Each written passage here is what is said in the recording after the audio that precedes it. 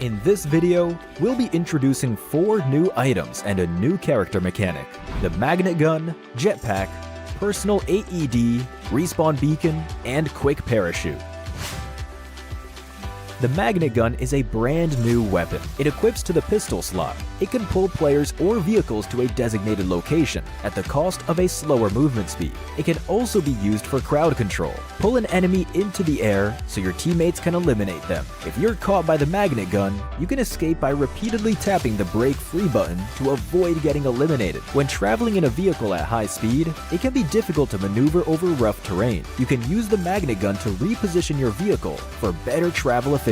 But remember, you can use the magnet gun to pick up a rock and use it as cover against incoming attacks. Throwing rocks at enemies is also an option.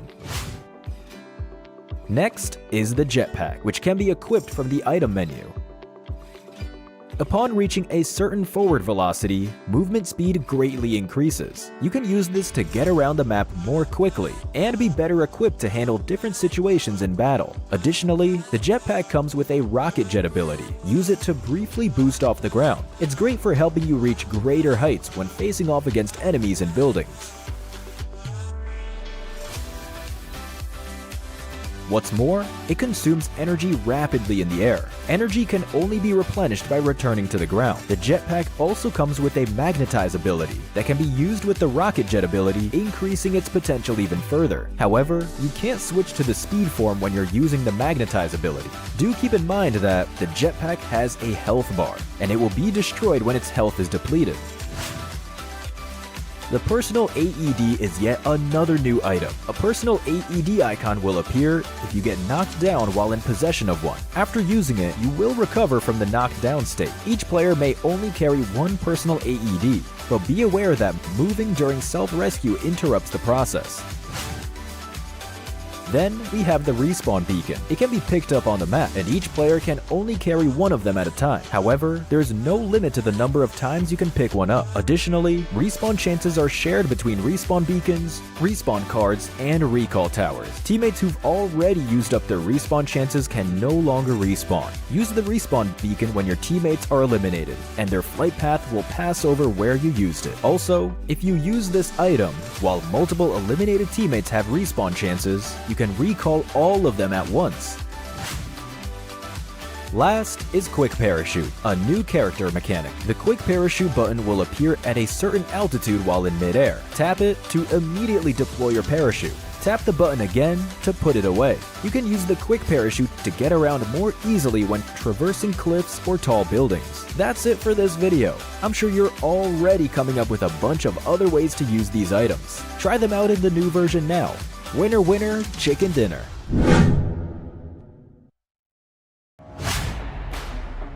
In the version 3.2 themed mode, we've added Mecha Combat. 3 mecha vehicles are available: the Levitron, Strider, and Armamech. Let's check them out.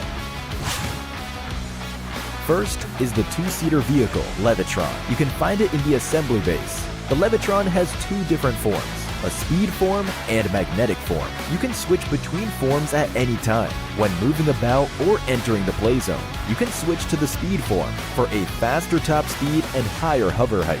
You can also use Nitro Boost for a brief speed boost. Also, colliding with obstacles doesn't slow you down. You actually speed up by storing magnetic energy. When encountering enemies, you can switch to the magnetic form to activate the magnetize ability, which can grab enemies, vehicles, and environmental objects and throw them to counterattack.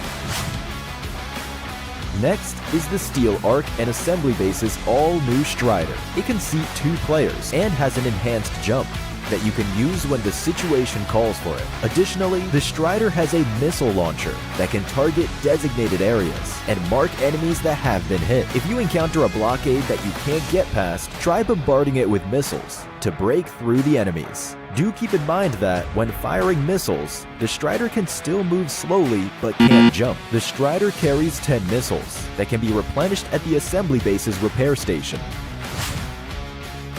Last is the Armamech. When a Levitron and Strider get close to each other, they can combine into an Armamech. The Armamech can also be directly summoned from the Steel Arc. It seats up to 4 players.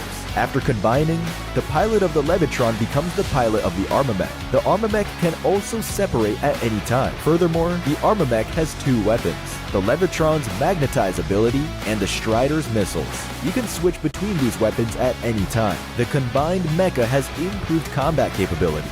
While advancing, the Armamech will gradually accelerate.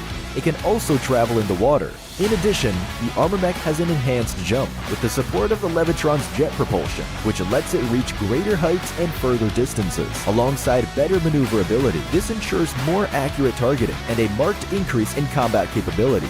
That's all for this video. Discover for yourself more ways to have fun. Hurry and hop in a mecha in PUBG Mobile.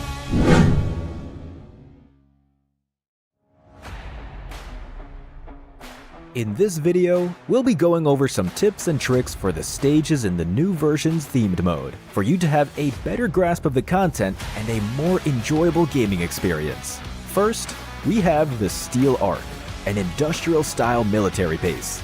2 steel arcs will randomly spawn on the map at the start of a match. They serve as key locations in the mode and consist of many areas. You can find all kinds of supplies at the command post, dormitory, warehouse, and more. Also, you can board a wingman from the landing pad to evacuate, which takes you straight to the play zone. In addition, the Steel Arc contains many Levitrons and Striders, which you can combine into an Armamech. You can also summon an Armamech directly from within the Steel Arc. Once activated, the Armamech will automatically launch into the air. You can control it during your descent to choose an ideal landing spot, providing more fun and strategic choices. Assembly bases are very important locations. Several assembly bases can be found on the map, which are full of supplies. Striders and Levitrons also spawn here. An assembly base makes for an ideal landing spot because they can help you get ahead with supplies and mechas. In addition, each assembly base has an access card that you can use to open the door to the secret room and get loads of supplies. Repair stations are also found at assembly bases, which no mecha pilot can do without. There, you can replenish a mecha's health, fuel, and missiles. It's the best place to patch up your mecha after a fierce battle. That's it for this video. I'm sure you're all looking forward to experiencing all this new content for yourselves. Try them out in the new version now. Winner, winner, chicken dinner. See you next time.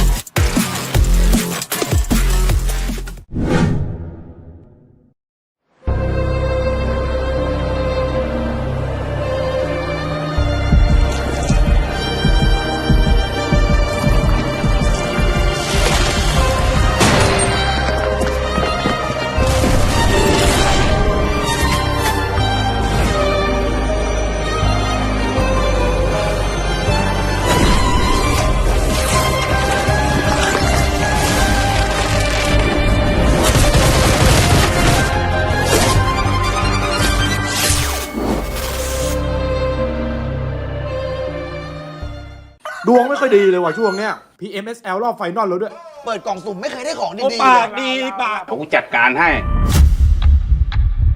คนอะไรคุยกับตูดไก่วะเนี่ย อ้โหขอลองของหน่อยวะเปิดกล่องสุ่มได้ของดีเพียบเลยเฮ้ยเก็บดวงไว้ใช้ในทัวร์นาเมนต์มั่ง แล้วดวง PMSL จะไหวไหมวะเนี่ย ก็มัวแต่ขอของดี เปิดกล่องมันจะไปเหลืออะไร ไม่มีของดีอะไรหรอก เกมเนี้ยเลดดรอปมันดี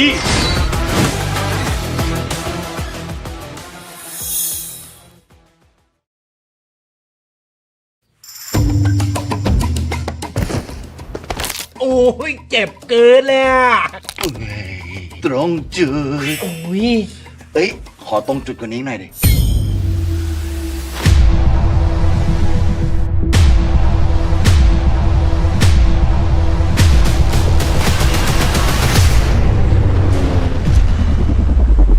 ลงตรงนี้เลยนะ เข้าเลยพี่ตรงจุด เอ้ย มาตัวต่อยนะ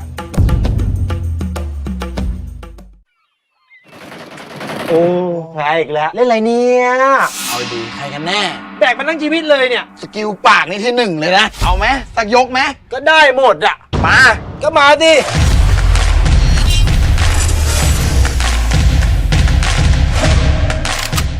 มีอะไรจะสั่งเสียเปล่า จะเอาก็เข้ามา เข้าดิเข้าแล้วเนี่ย ยิงดิ ยิงดิเอเออ กูไปอ้อมกูไปอ้อม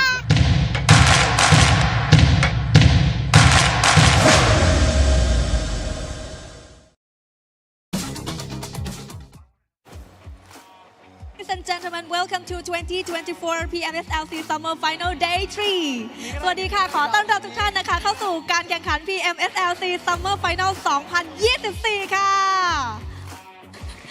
เป็นยังไงกันบ้างคะสำหรับการแข่งขันที่ผ่านมาทั้ง 2 วัน โอ้โห วันนี้แฟนคลับนะคะ ทั้ง 16 ทีมสุดท้ายของเราอยู่กันที่นี่อย่างล้นหลามเลยทีเดียว และที่แน่นอนค่ะวันนี้ ในช่วงเวลานี้เรามีอีกหนึ่งแมตช์สำคัญนะคะ ที่เรียกได้ว่าเป็นแมตช์ที่พิเศษสำหรับแฟนคลับของเราทุกท่านเลยนะคะ ซึ่ง today I would like to welcome for all of you we have a special lineup for today is Mega Mayhem Brotherhood Rampage and Wild Mode is Robot Fighting Battlefield is going to be in Epic 8 versus Egg Battle in a Bowl 3 format as well ซึ่งสำหรับวันนี้ค่ะเรามี 2 ผู้เล่นที่ไม่น่าเชื่อว่าเขาจะมาอยู่บนเวทีกับเราในวันนี้นะคะ so please welcome incredible player with us today and please give a big round of applause for the G9 and D2E right here up on the stage ขอเชิญทั้ง G9 แล้วก็ D2E เลยค่ะขอเชิญค่ะเป็นยังไงบ้างคะซึ่งสำหรับวันนี้นะเพื่อไม่ให้เป็นการเสียเวลานะคะ so ladies and gentlemen we have just played the basic game it's just for the rock paper and scissors to choose your playmate to join your game today right ซึ่งเดี๋ยวเราจะให้ทั้งสองท่านนะคะเป่ายิงฉุบกันค่ะเพื่อเลือกนะคะทีมเมทว่าใครจะมาจอยกับทีมทั้งสองท่านบ้างนะคะว่าใครจะเป็นคนเริ่มต้นก่อนนะคะโอเคนะคะ1 2 3โอเค you win okay you choose first your teammate first เบียร์11ครับ โอเค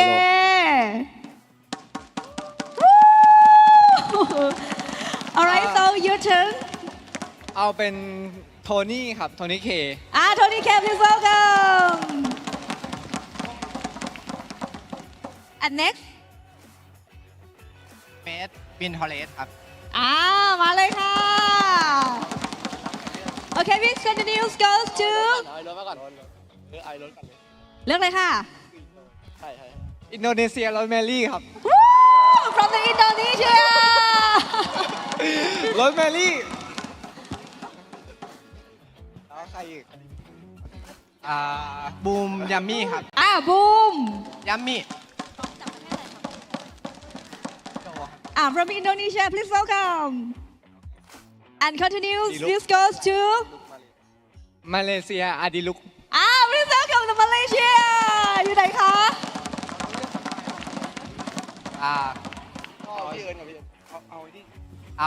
เวียดนามชาโดเอาไปแล้วดีบิกโอเค alright okay please stop for this side as well เวียดนามเนติ please welcome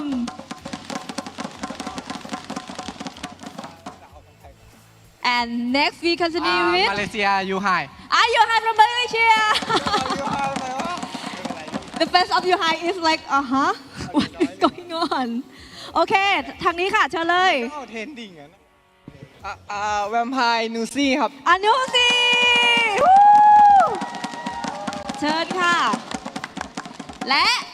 เป็นแค่นายน้อยครับ เชิญค่ะ อันนี้ครับ เอาอันนี้ มาเลย อยู่ฝั่งนี้ค่ะ โอเค ready size and ซีเนียครับ โอเค please welcome ยังตีครับแฟส โอเค so ladies and gentlemen please give big round of applause for all the ball teammates. Alright, so now ladies and gentlemen, I think everything is all set. Without further ado, let's start the game.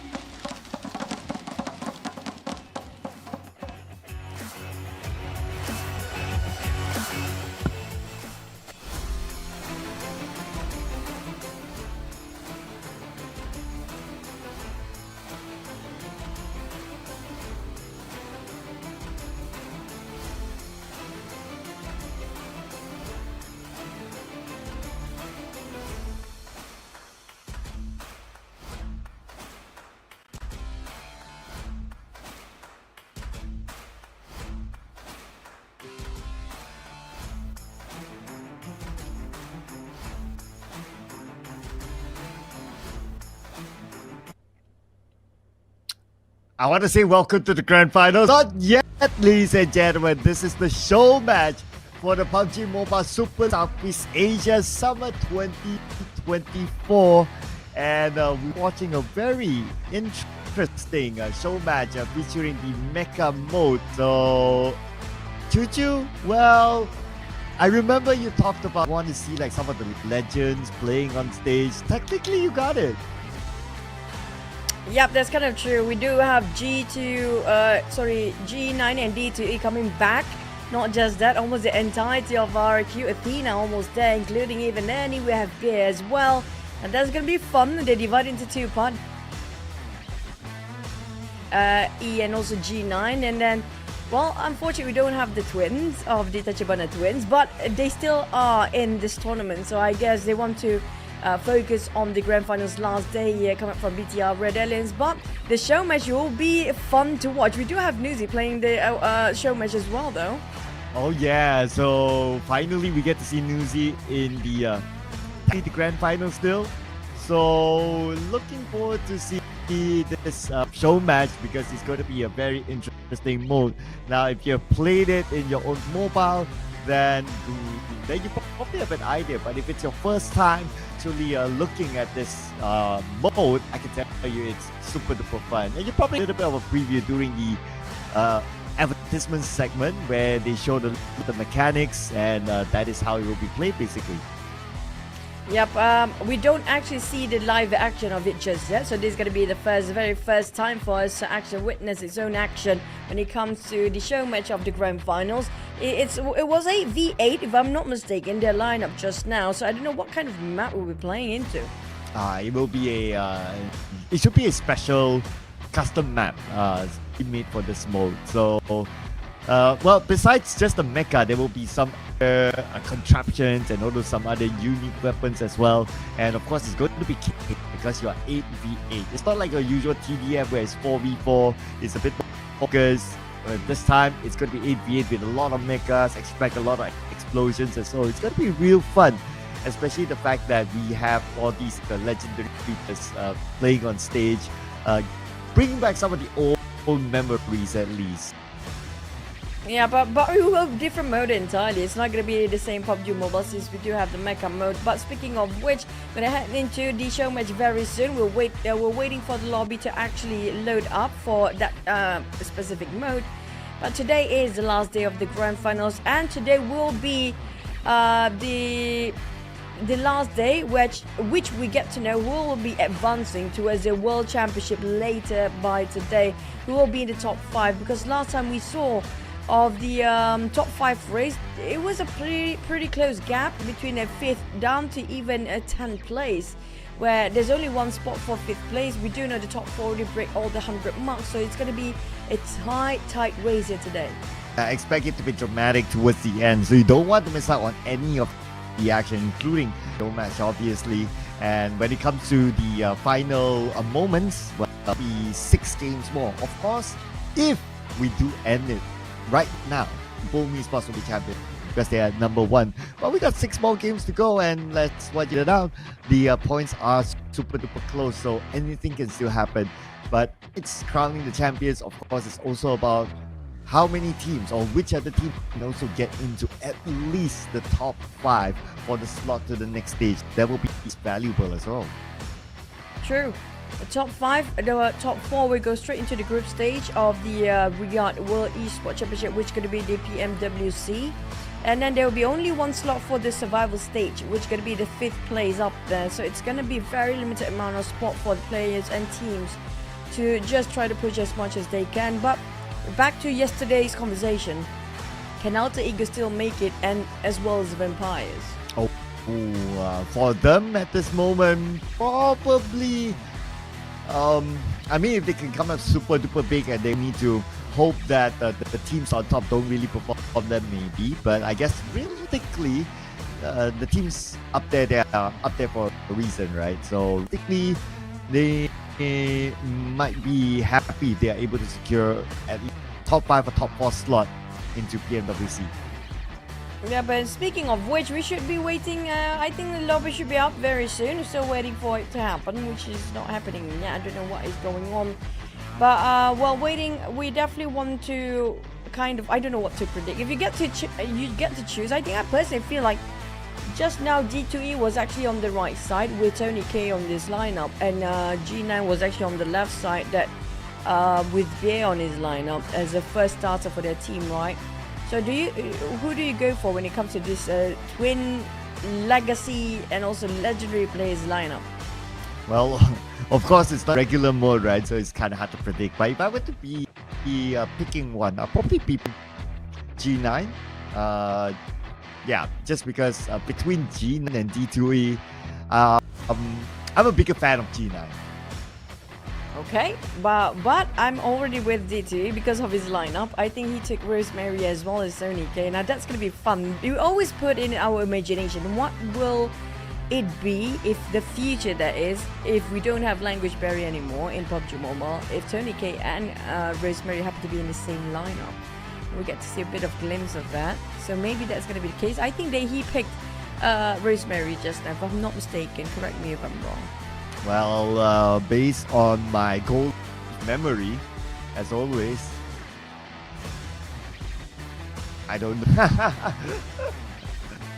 I should have taken notes on that. Yeah, but anyway, they made the draw like on the spot, right? So it wasn't like pre-planned or what. They rock paper scissors, and then they kind of decided from there on what on what they kind of prefer. So I guess they also kind of prefer like, oh, that player seems kind of interesting, and that player seems kind of interested in their name, and it sounds kind of fun to play with them, and maybe that's why they just kind of like mash here and there and see what comes up later on.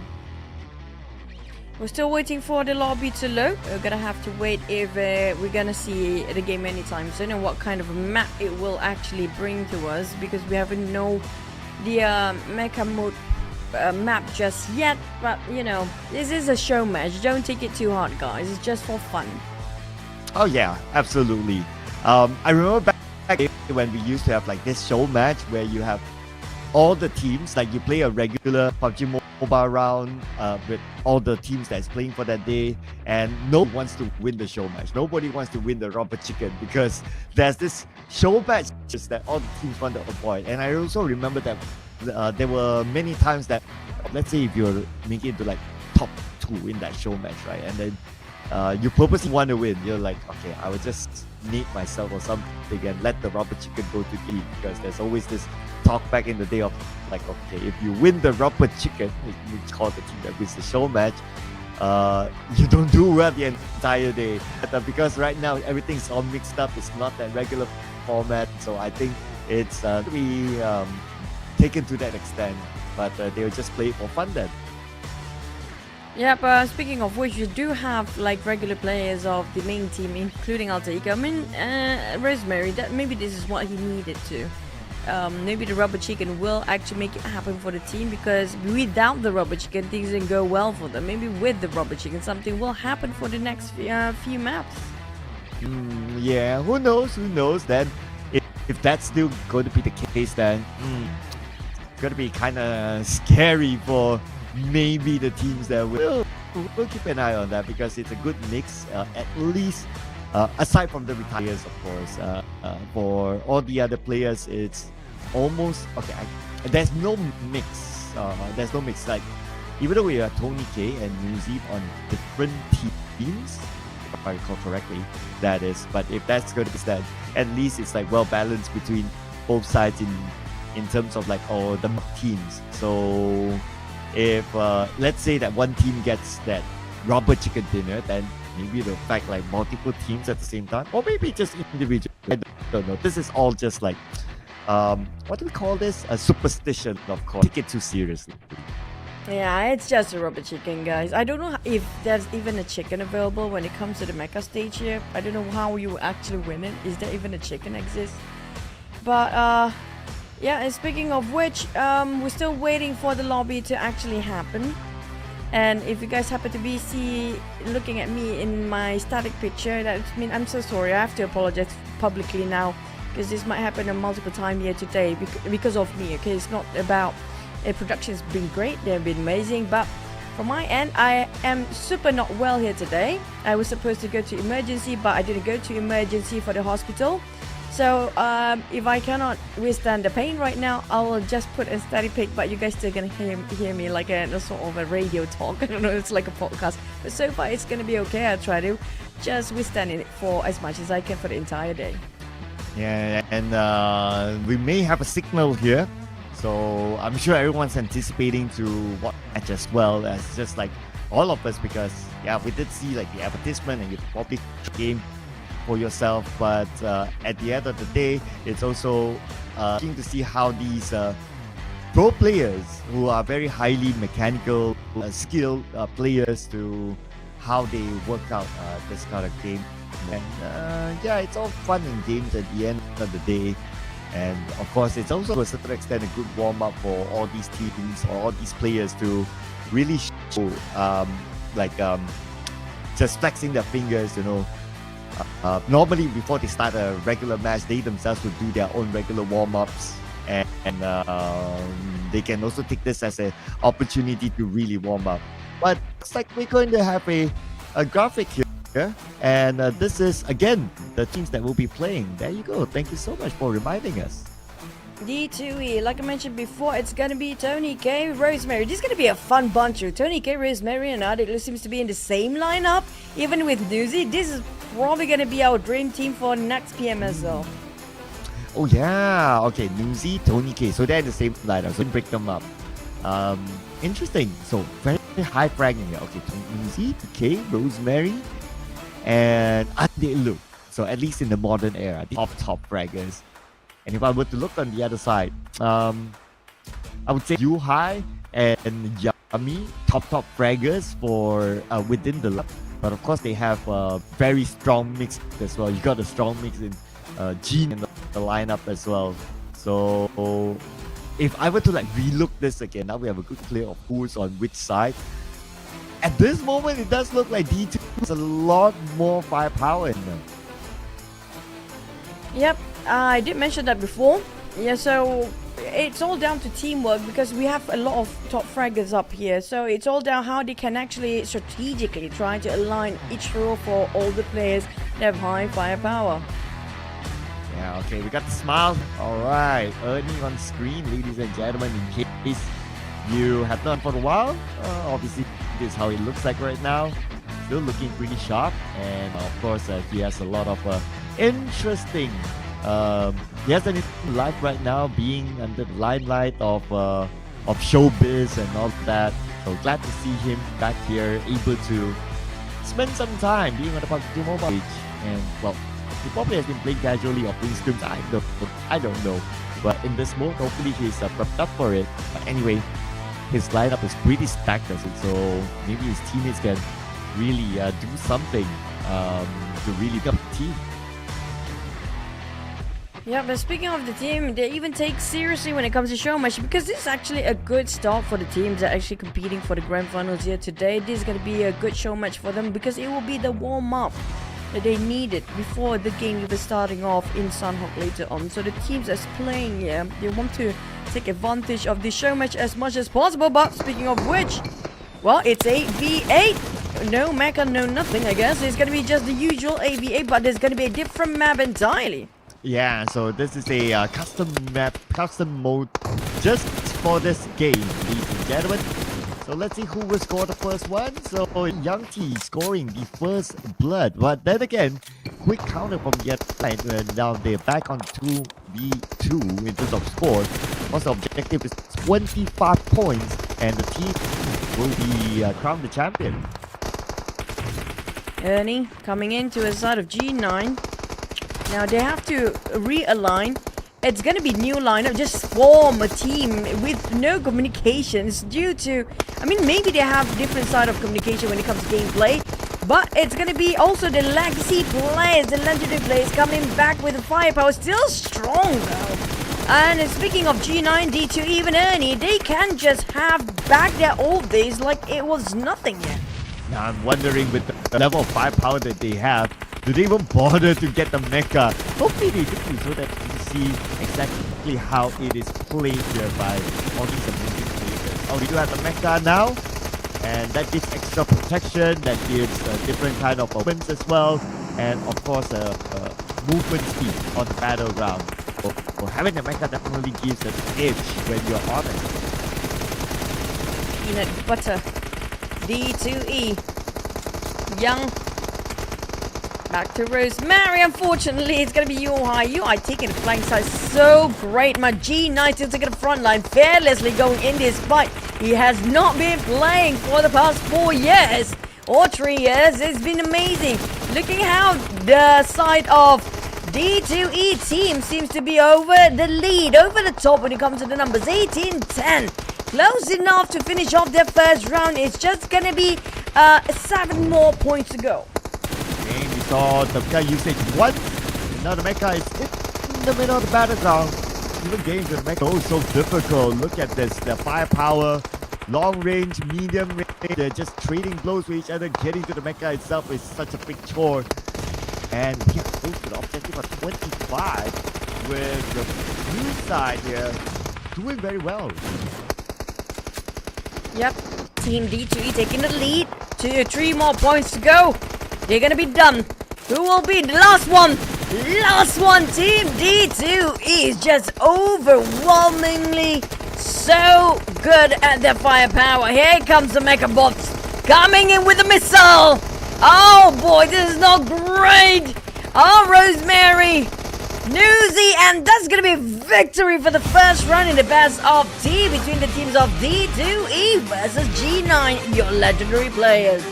With 8v8 hitting 25, shouldn't take that long. About like 5 minutes for the round to end.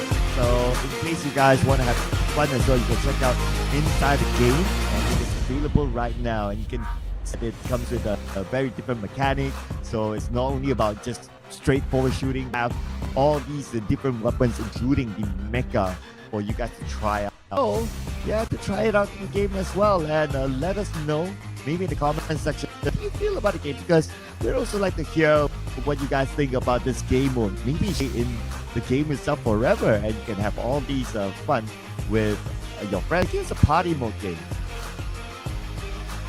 Yep, I think it's gonna be fun to watch. I mean, the best of 3 when it comes to D2E teams seems to be very powerful, overwhelming, and I have to give it to D2E. The way he picks his teammates is remarkably well. He knows exactly what he wants compared to G9. He gets the first pick, by the way.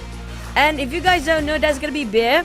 Also, Ernie, if you guys want a bit of an update of IQOO Athena, we have 4 of the players playing in Bear, D2E, G9, as well as Ernie. Ernie also already on the rise for being an actor. He's already an actor now. Surprisingly, that's not many communication for I don't know how they talk when you have Indonesia, Malaysia, Vietnam, and Thai players all together. Some of them can speak English great, but some of them don't. And I guess it's just like, okay, whatever you do, just shoot. Just look and shoot. You see somebody, you shoot. You You see anything moving, you shoot. You see making, you shoot. Everything you shoot. Just stay focused on shoot. And I guess that's why it's all like the usage of mecha. One's at the beginning of the mecha and the other one towards the end. So it's like, okay, just shoot. That is the instruction for both of these teams. And ladies and gentlemen, if you haven't had enough of it, we're prepping for the next round. As you can see, the teams that are getting into the lobby, and hopefully we'll be able to see more mecha action. Yep, when it comes to mecha just now, we don't get to see a lot of them to actually use that. Maybe one of the many reasons, the moment they step into the arena, they're going straight for the open fire. And nobody can actually hop into the mecha. But it was pretty cool. You see the missiles rapidly just swarming around the center just now. But it didn't actually connect to anybody just. So imagine if we have that kind of firepower in the grand finals, in the real tournament now. That's going to be scary. Well, frankly speaking, I wouldn't mind seeing that in the actual tournament. I think it will bring a dynamics. But we are going on to game number 2. So here we go between these two teams. So everyone prepping up, getting into position, their loot as well, and fire away. And one thing interesting of this mode is that you will have unlimited bullets. So you can just shoot all you without needing to worry about ammunition. Yep. Ammunition is unlimited. And that's going to be the dream ammunition that everybody wants to be in the grand finals, which we saw a lot of problems when it comes during the match of the game. Every time that happens, we're always running low out with resources, but this time not so much. Wow, first man shutting down D2E, and it's gonna be a team D2E having to fall back. Look at how different it is. Team G9 seems to be taking the lead this time. Oh, yeah, but of course they can still do that. But they need to stay focused here. Got about 25 more seconds. The mecha comes down, and then it's going to be a race towards getting the mecha. And also, they can use throwables, but their throwables are limited. And interesting enough, you can see a mixture between throwables as well as long-range shots. Everyone's using an M4, and Shadows are rushing in with the close quarters combat, but he really got taken out. Nate T, D Xaviers, G9's down. Young still coming in. But if we look at Nate T, his 6 eliminations on that side. It's 4-13. What is going on? It feels like a bit of a flip of a coin between D2 and G9. And G9 want to come back with a big win now. And it seems like they're pushing it to the brink. They can't even peek out for D2E's team that just won the first round. I guess that's what happens if you gave them a warm-up round. And now they are in the game. So far so good for G9, 17 to 8 at this moment. And again, the objective is to achieve 25 points, and we're all good. But you can see as well that their opponents are quite already hitting a double-digit mark with 11 versus 19. Yep, back to D2E, but this is going to be a G9 team. G9 team's taking the lead still. UI on the other end. Yummy Males seems to be in the center. And it seems like the red team taking the lead. I think this is probably going to be a different outcome here this time. Last time we had the blue one over. And one more point to go. It's going to be them winning this time. Victory on the red team. And who needs mechas if you such firepower, ladies and gentlemen? They just go all in, fighting each other, just shooting with their M4s, nothing needs all around. And yeah, I mean, if they have that level of firepower, I mean, we're talking about all these players. Probably the level of firepower is even bigger than having a mecha, so why not just all in shooting? Yep, speaking of which, is a 1-0 for now, assume, when it comes to the points. But on the side of the Infinity, sorry, I'm still thinking about the game, by the way. And speaking of which, Rosemary, you don't have any, like, there's no team talk here, guys. Like, there's 8 players, there's basically 2 teams in one. But look at how, I have to give it to the veteran players there. We're talking about D2E, G9, and even Bid that we haven't seen for quite some time. They still have the edge. If they still want to go and play in tournaments, I think they can. Hopefully we have the a senior league, probably circle in the future, just to have the comebacks of the veterans. Wow, senior league. Okay, we gotta have more seniors now just to make it like 64 at least. Ooh, but it has to be like across like multiple countries, of course. There's only like Thailand, for example, then probably not gonna get that many senior legendary players. But that will be fun. That will be fun. I'll definitely vouch for that, and I think that will bring back a lot of nostalgic feeling to, especially the viewers well. Even back in the day, and back in the day where the point system on in the mark of hundreds up until now, where the point system is very, very different. So it will be fun to see them coming back again and forming proper teams, and you put proper prize pool with maybe a nice trophy to go with it. Definitely want to see how that goes. Yeah, me too. And of course, this Contra joining in as Chuchu will be taking a little back to for the moment. Well, this is definitely going to be a big moment for all these squads out there, as they're really feeling good on this final day. What's going to be superb is that we're going to watch another match. All right, here we go. And looks like we are getting in the next game. And soon we will see what's going to happen in the next game. I mean, it's a 1v1 for now. And it will be really interesting to see what happens here in the next round. Now, fun matches all the way. And I wonder whether we'll see any mecha game. But you know what? If players can substitute, casters can substitute as well. That's right. And this is Contra here joining alongside with XERXIA. Unfortunately, Chuchu will have to take a break as she's under the weather for the day. But you know what? The show goes on. We wish her a speedy recovery. Now, this is definitely a very huge day for all the players on board. As you can see, that game phase is already on. We'll definitely want to see what they turn up in this upcoming map, because there's gonna be any moment that they'll be holding back. You know what? This is a proof that Contra scammed me, you know. Not only scammed me yesterday, but also scammed me like an hour ago. Oh boy. Wow, we know. These are those moments that I know moments. Yeah, for context, I was supposed to beat him up, and somebody's here got a book launch not too long ago, so you guys can go ahead and check it out. Feel free to, visit his socials, and you'll find out a whole lot more. So, what am I missing out for today, other than, the fair? I was about to get to there, but yeah, thank you. Well, I guess speaking about missing, you probably miss all these amazing players. I mean, name them, right?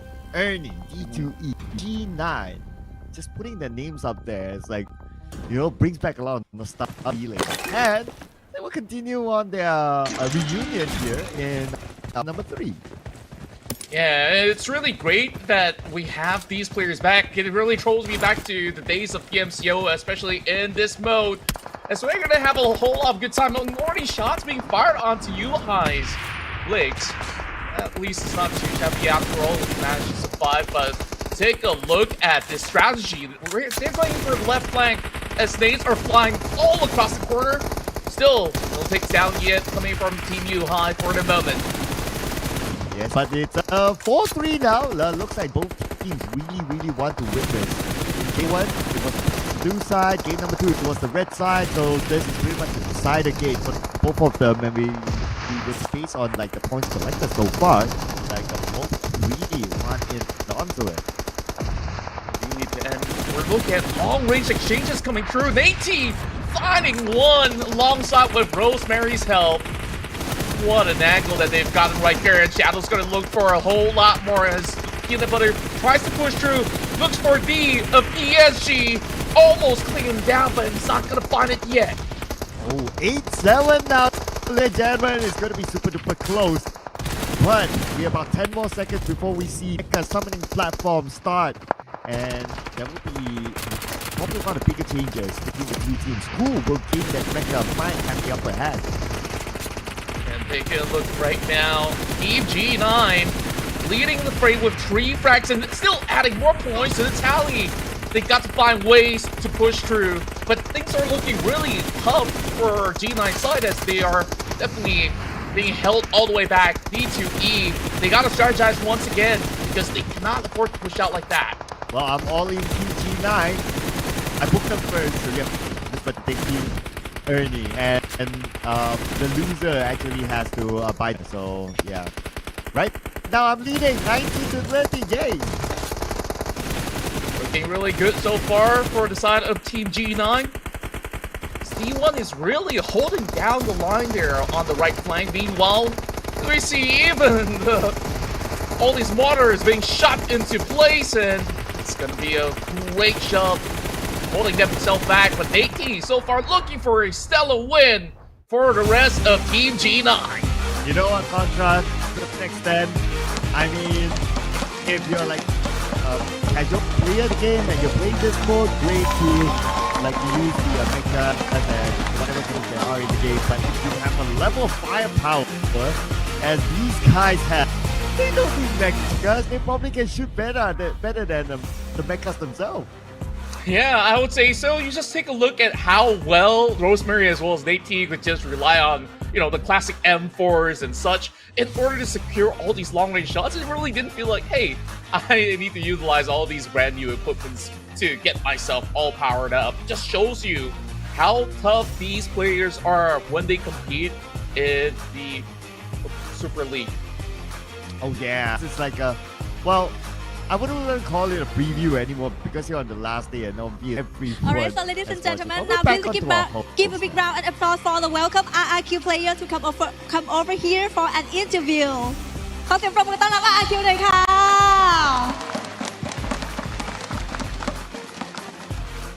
เดี๋ยวขอเชิญหน้าตรงนี้เลยนะคะ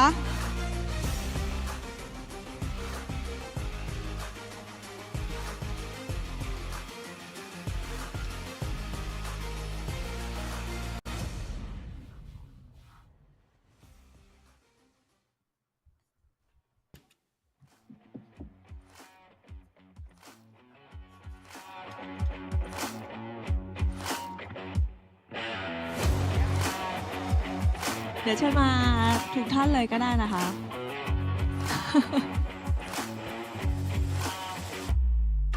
Okay, actually you can stand here for the first one and second please. Alright. Okay, 1, 2, 3, 4, 5 person. ทุกท่านคะชมการแข่งขันเมื่อสักครู่นี้เป็นยังไงกันบ้างคะ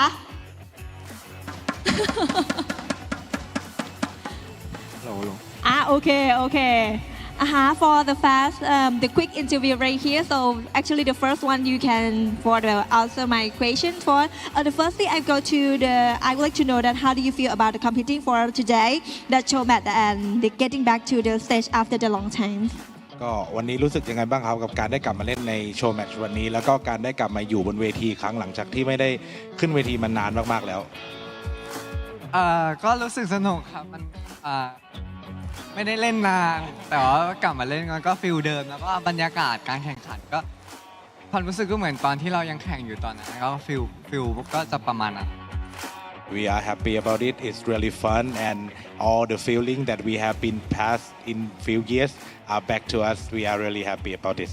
Alright. So for the second question is any expected in this challenger or surprise during this match?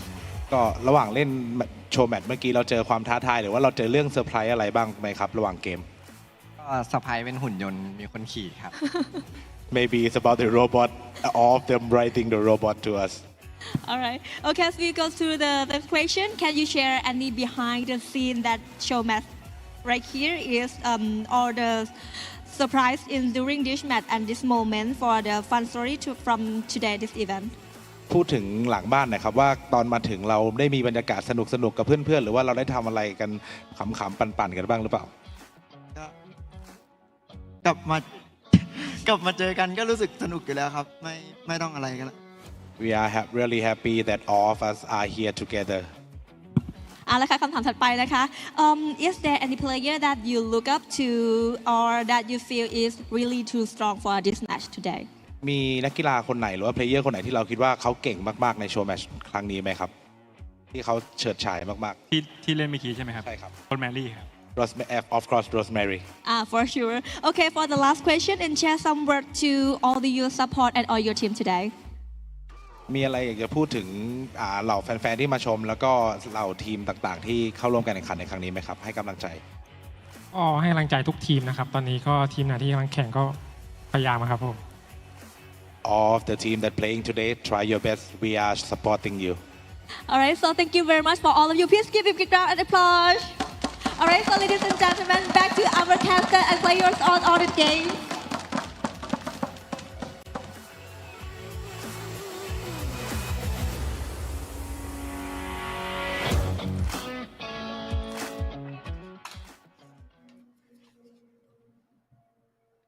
Well, the very nostalgic moments, I must say. Even the players themselves said that it's nostalgic to be back together, playing in the same line, not technically the same line, playing together, but most importantly on stage. So with crowd watching and all, I mean, this just brings back all the memories.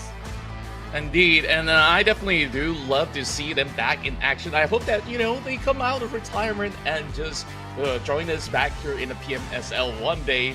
Who knows if that is going to be a possibility, but that was some legendary names that we've had on board, and it's good to actually see them back, even for a little while. So definitely with that concluded, we're getting ourselves ready for the main event, the grand event, to see who will make it into the Esports World Cup and also who will take the title of this summer's PMSL. Yes, and okay, since right now I'm sure the players are prepping themselves up, but for you, who do you, if you have that one team, right, who do you think will be the champion? It's really tough where my heart as a Malaysian is leaning towards Yudu Alliance, but I'm also rooting for Boom Esports to go through as well. But let's take a look at the teams one more time, as these are your finalists that will compete for today. Realistically, we can see that majority of them still have a really good chance to be able to compete for the top 5 spot. But Boom right now, sitting over on the top of the table, is looking mighty strong. Yeah, not gonna lie about that, right? I mean, it has been a long journey for all these as well. Overall, they started with the league stage at the 8th of May and through 3 grueling weeks going through the league stage itself, the group stage, last chance qualifiers, Super Sunday and all that. And now, we have really made it to the grand finals, the final 8, the best 16 teams in these seasons of PMSL. And this was the format that they had to go through. That's right, we've already went through the entirety of the group stages, and also each Saturday run we see the last chance qualifiers to make it into the Super Sundays, and that's where they collected points. And we unfortunately had to say goodbye to another 8 teams that didn't manage to make the cut through those group stages. And now here we are in the grand finals, as they have already had the head start points carried forward into their initial run, starting from just the other day rounds, and that basically gives them a little bit of that upper hand to start off this finals. But even despite that, you can definitely tell that certain teams, they have already propelled ahead, even despite them not having that #1 spot. Yeah, of course, these points will propel them ahead even further towards the trophy and also the moolah of $200,000 US. And besides all this, it's also the slot to the PMWC, which will be a whooping amount of prize pool as well. Indeed, and first, before we jump into action, let's take a look at our top 2 teams at the moment as we compare some of these stats. Boom Esports so far has been one of the most aggressive teams out there. We expect them to also rake up plenty amount of numbers per round, especially in the hands of Yummy Main. And also, when we take a look at a head-to-head, we have TALON Esports in the fray as well, with Axel having just as much of a firepower as Yummy. Yeah, the points, the difference is just not too big. 2.0 versus 2.1, 409 versus 429, and so on and so forth. But is slightly below Boom, and Boom obviously they're in the driver's seat right now. And just checking out best moments from Boom Esports. I mean, they have been explosive, especially when it comes to day number 2. Day 1, they were like, okay, they kind of maintained this, but day 2, they were explosive. And of course, it's not, I would say at this point, it's not only Yummy, but it's the entire team really working like a well-oiled machine to bring as many points as possible to put them in one spot now. I absolutely agree with you, especially during the group stages. We don't really see that many chicken dinners hailing from Boom Esports. Usually high number of frags, and also this time around they added both together with the number of eliminations as well as chicken dinner. They are looking absolutely on fire on each respective map, and there was only one bad round that they had. Even when I say bad round, they still managed to eliminate some of all these players in the lobby in order to secure plenty of points before they even bow out. And this is just the power of what Boom Esports has to offer. Meanwhile, of course, their competitors, the Xavier, Beautiful Alliance, TALON Esports, as well as BTR, are giving them a really good chase as we take a closer look into the overall rankings. Yeah, we look at the numbers, right? Although Boom is at number 1, but the difference between them and Xavier is only 12 points. And they have the same amount of chicken dinners, at least that is. But when it comes to placement points, Xavier has a little more in the placement points department. And assuming that at this moment, the amount of points, the tiebreaker would favor onto Xavier. But let's not forget, like teams like Judo Alliance is still not too far away. With 6 games more, anything can happen. Yeah, indeed. And meanwhile, once we take a look at the bottom half of the bracket as well, they're fighting for that chance to qualify to the PMWC. There's going to be millions on the line right now to even get into the points against BIGETRON RA.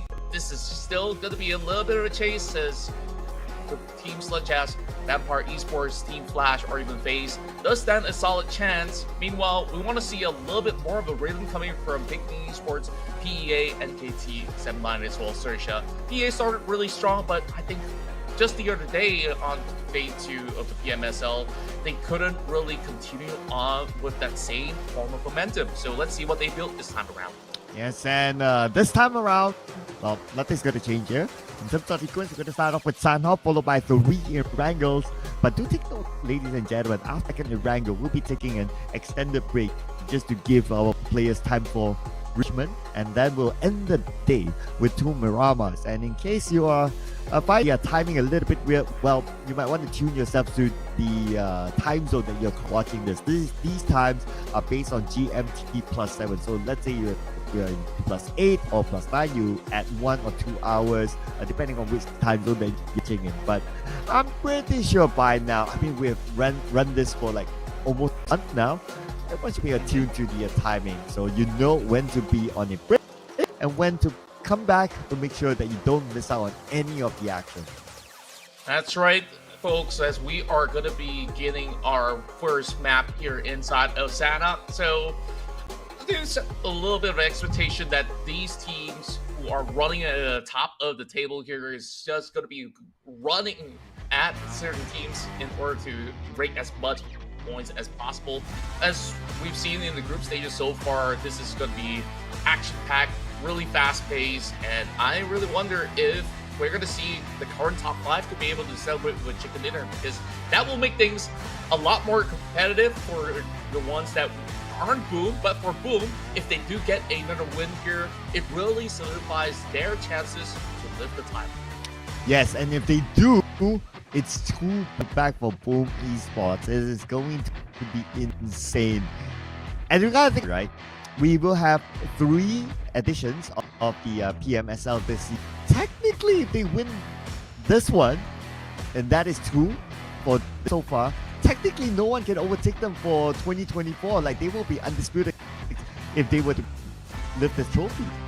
Yeah, and speaking of which, you just reminded me that they are the ones defending the title as well. So this is where they will look to basically secure a back-to-back and bring it home to Indonesia, just like how Alter Ego has been able to really outshine everybody else last year, but this year really looking like a boom year so far. I may say too soon because the competition isn't over yet.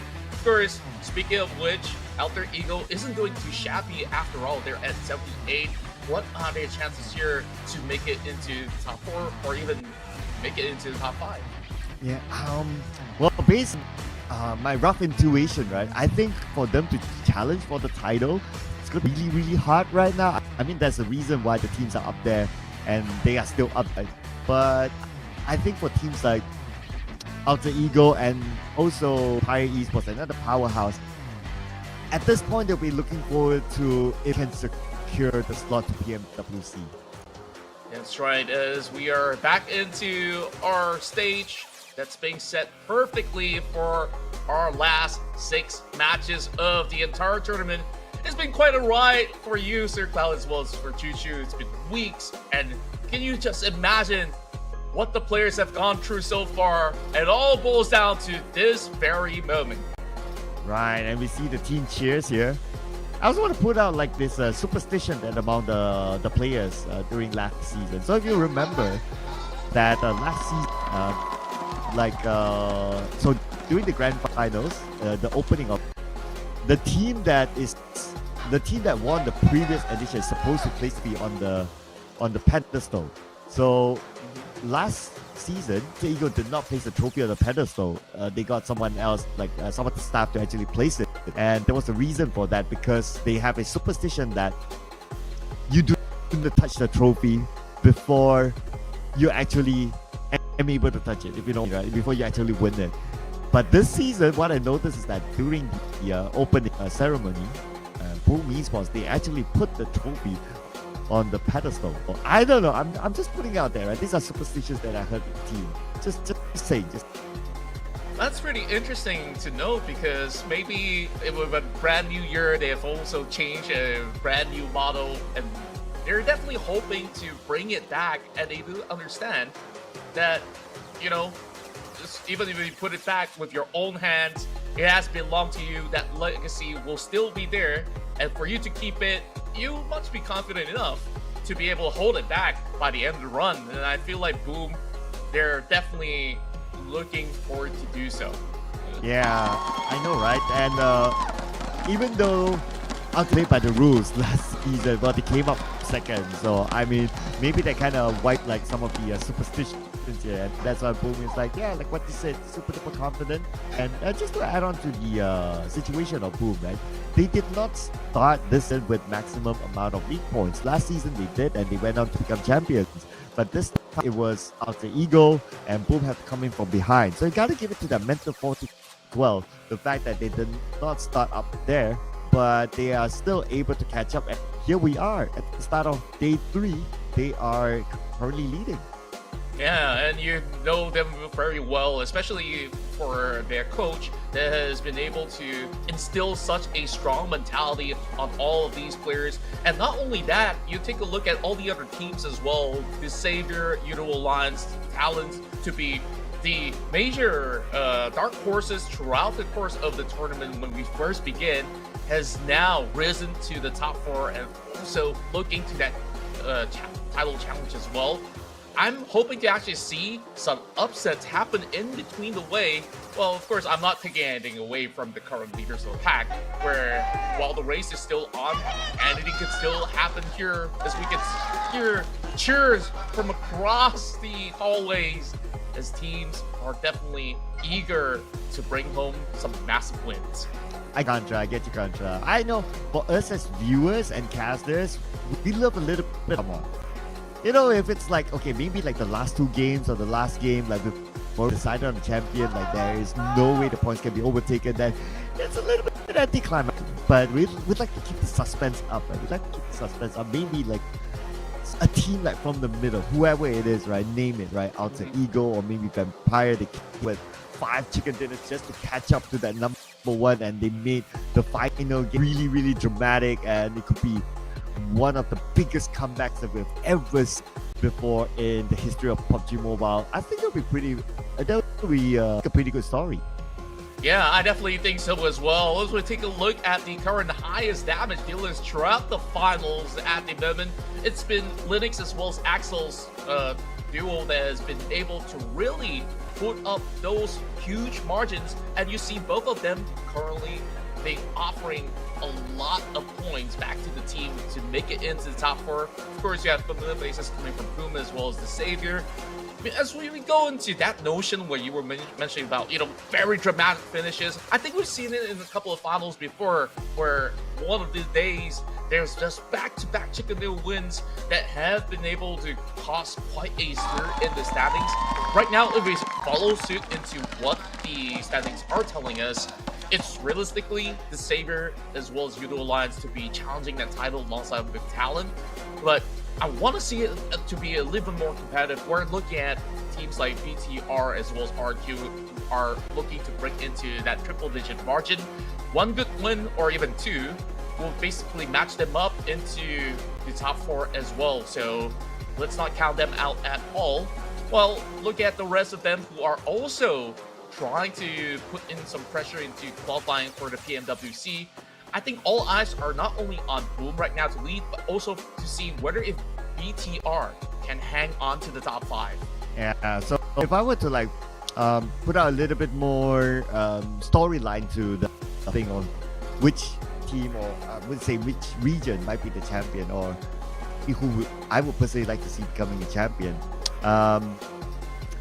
The team that has not won, or the region that has not won the championship the longest is Thailand out of these.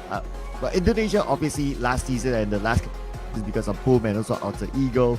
And then you had the Savior of the seasons, I believe it was about 2 years ago. And then you had Yudu Get coming in as the first PMSL SEA Champion, so from the Malaysian region.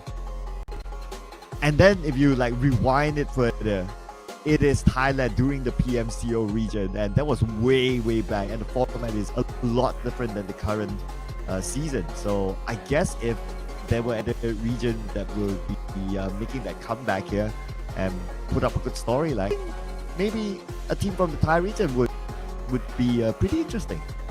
Yeah, speaking of which, the current team from Thailand that's looking to be leading the fray for their own region is going to be Infinity. They're currently placed at 7th with 81 points. Now that you've mentioned it, it really felt like it hasn't been that long, but now that that is definitely on the table, there's definitely a lot of pressure, especially with them being the host of the current grand finals of the PMSL. There's a lot of fans cheering them on. That could be their 5th player to propel them up ahead. We shall see how much can Infinity give in due course. With 6 maps to go, there's definitely a lot here at stake. And honestly, even when we look at the numbers, FaZe Clan might even have a chance. I say might because they haven't really had the best of start back in day 1 of the finals. Even on day 2, things are looking rather shaky with a couple of matches that see them go out really early.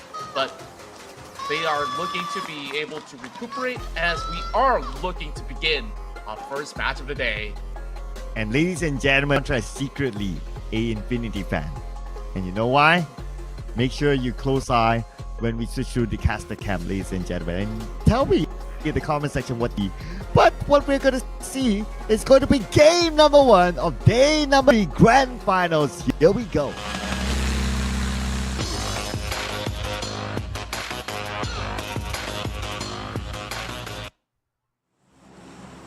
First match of the last day in the PUBG Mobile Super League Southeast Asia as we take flight from the corners of Camp Alpha heading into Kampong. Of course, plenty of possibilities that will happen in this very last map of Sanhok to be played in the course of the tournament. What are you expecting right here, Sir Cloud, in terms of what these battles will bring to us? Well, I'm a numbers guy, right? So if I were to look at the average points, Boom Esports 19.5, and then you have the next team which is 11 points, so the gap is real big. And based on the numbers, Boom Esports is really solid in this map. And not only that, look at this average damage, 2 players from Boom up there, even average eliminations as well. We do have Yummy and Racy out of the 4 that we can see on the stats. I mean, the stats do favor PUBG Esports. I will expect them well. Yeah, it's definitely looking mighty solid right now for the side of PUBG Esports. As you can tell that they are so well versed in this map at the very same time. 19 average points here inside of Sanhok throughout the group stages, throughout the finals. They've been looking super strong, and we've seen them back on day one, edging so close to win that chicken dinner. And my, the first circle is already bringing up all the way up north. So based on track record, PUBG Esports second place on the first day, and on yesterday's run, they got the chicken dinner inside of this very map in particular. Now, with such a difficult circle, will that throw a curveball at all? Yeah, I know, right? I mean, this is the circle guarding us that, hey, you know what? It's the last day, and it's also the last Sanhok of this season's PMSL. Might as well put an interesting circle. So, in the previous two Sanhok circles, it's a pretty okay circle. I mean, it's like one of those, like the main peninsula, that's like 100% land and all that. But this time around, it had to end with a bang, with the first circle separating the two islands of water in it. Probably about 50% of water, so that's probably 50% of land to be played. That also means, Chandra, we may see a lot more early this time.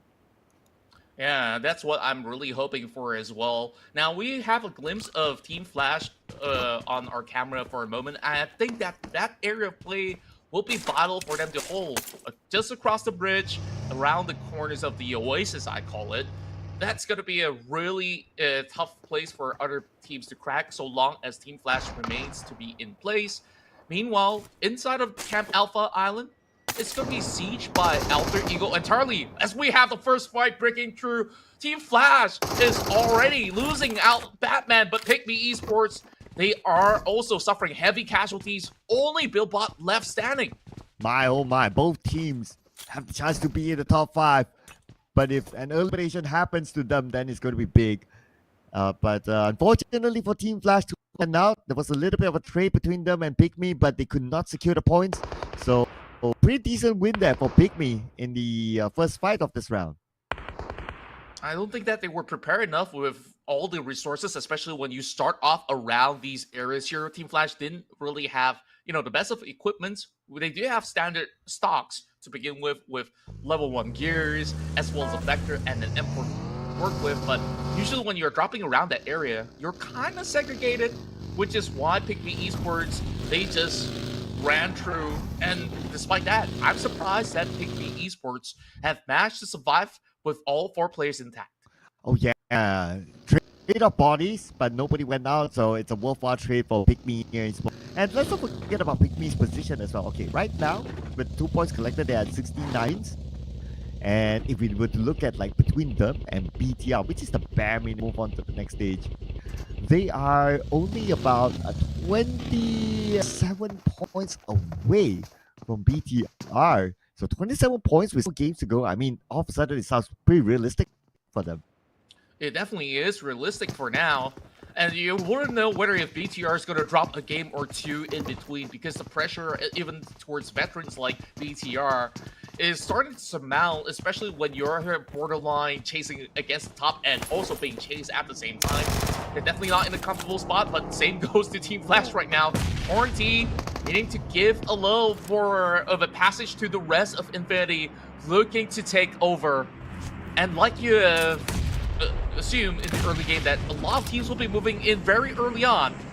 And this is what happens here in the early game, because they know this is going to be the centerfold of where it's going to end up.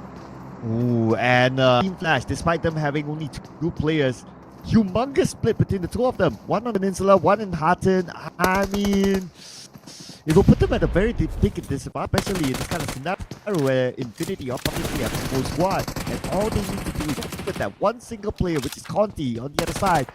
And the Infinity, it's not going to be hard for them to do that.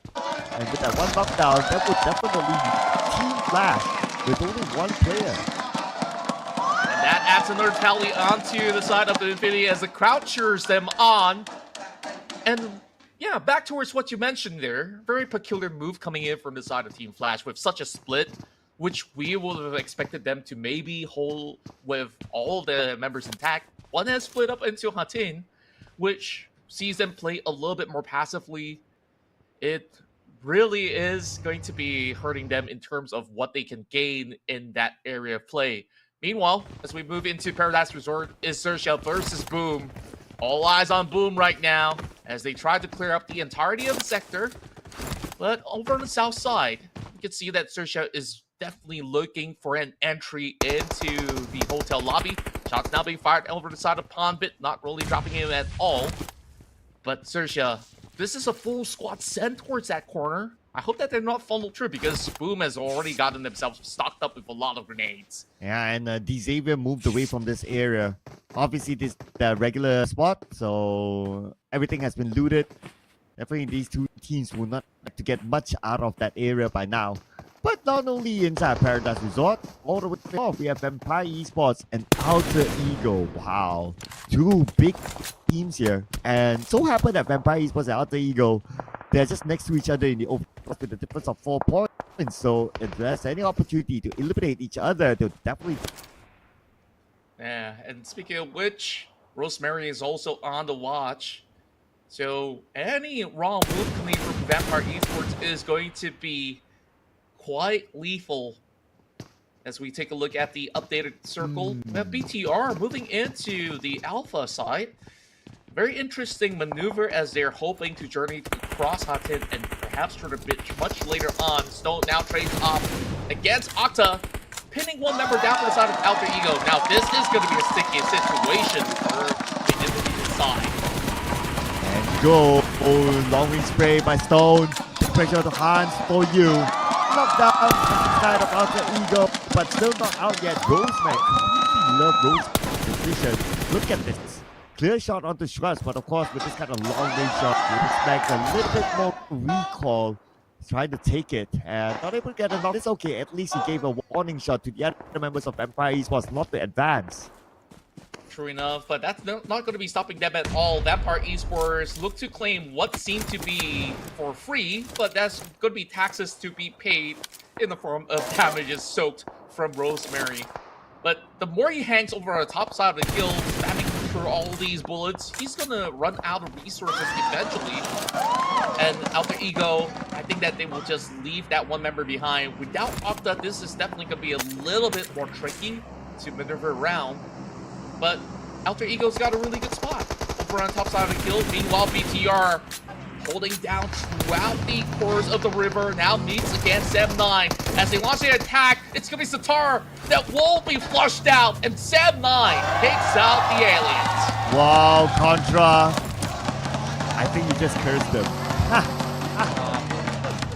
Yeah, when we talk about like team clashes, potential of when you're like, oh, BTR, who knows, they might drop a couple of rounds and all that. And yeah, that just had to happen. My predictions, it can work for or against time to time. But as the journey goes on, we even see RRQ bow out. That's two Indonesian teams already suffering a loss such early into stage 2. And now we're taking a look at Boom as they will have to go up against the challengers Udo Alliance. Oh boy, this is definitely looking very rowdy, and Boom, I can't really say that they're stuck. They still have a really decent position just across the outskirts of the north point of Paradise Resort, but there's plenty of teams surrounding them. You know what? This drama that we've been asking for, like BTR, RRQ out, opens up a lot of opportunity for teams below them, the Infinity, Alter Ego, Vampire Esports, and so on and so forth, to give them a little bit of hope. And they must be telling themselves that, hey, you know what? They have been eliminated. The teams above them are out. So this will give them an extra boost, extra motivation to really power through this round, to try to overtake them to sign our match. Yeah, my eyes are definitely fixated onto the Infinity right now. They're tied in terms of points. Since they found that first elimination, this is their best chance to look to overtake not only RRQ, but also BTR at the very same time. Within the span of a round, can they do it though? Sam9 looking to regain whatever that was lost in the past couple of days. They start off really strong with his 3 points, but can they get more? This is definitely going to be a tough ask, but they are not too far away from the circle.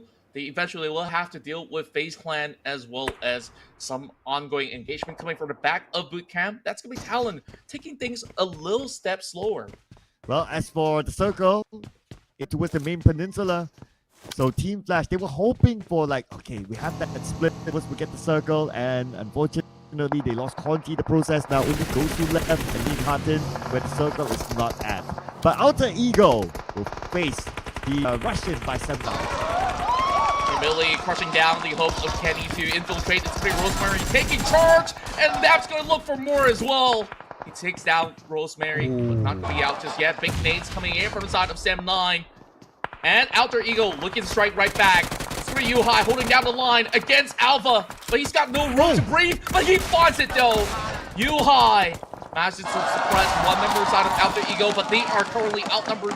But that leaves only Hans for you. But FaZe Clan sees this as a golden opportunity to strike as well.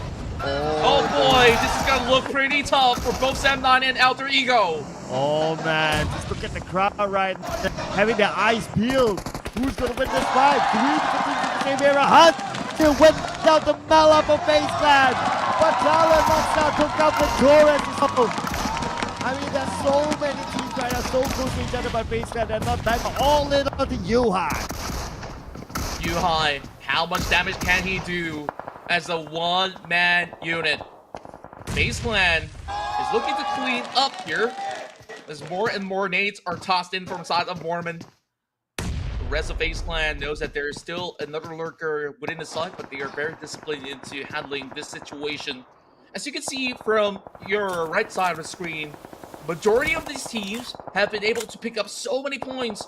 One so far not getting points at all. Boom, XERXIA, as well as Team Flash.